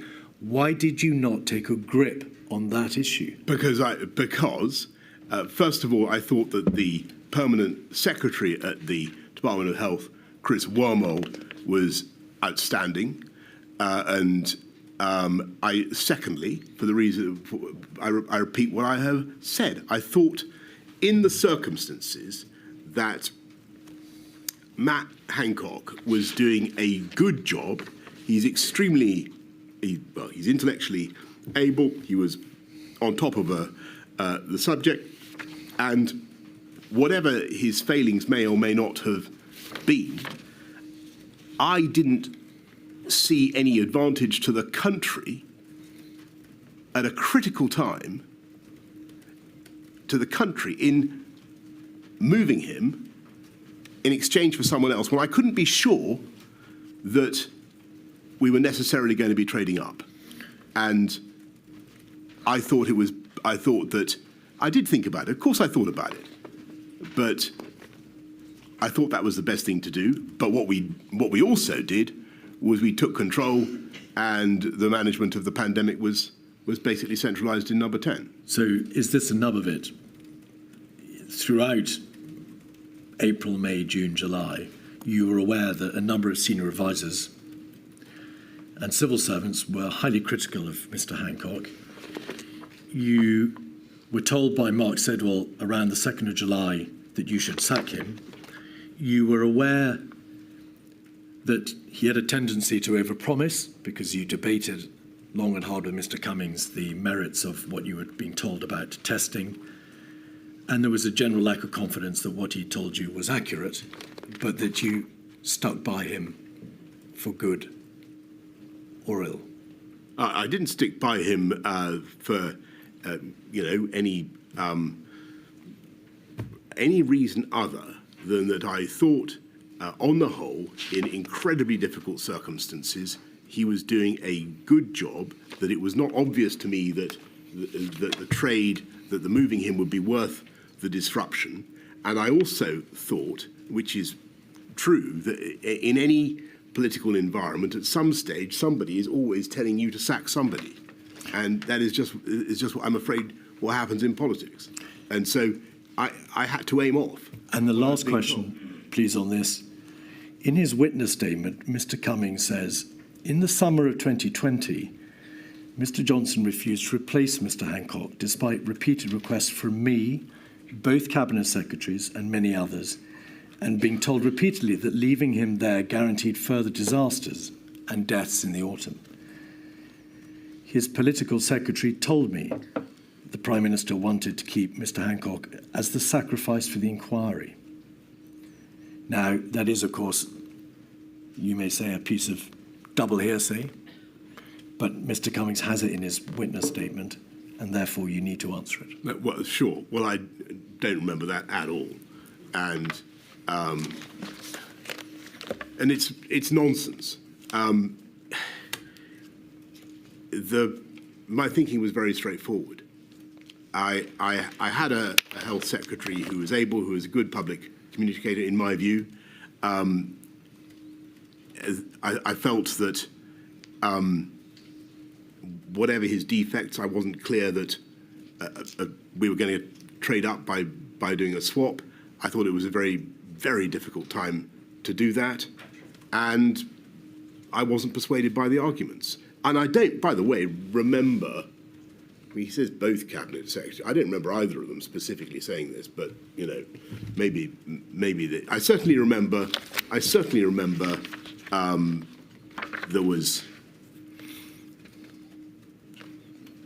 There was anti-Department of Health militating. That's for sure.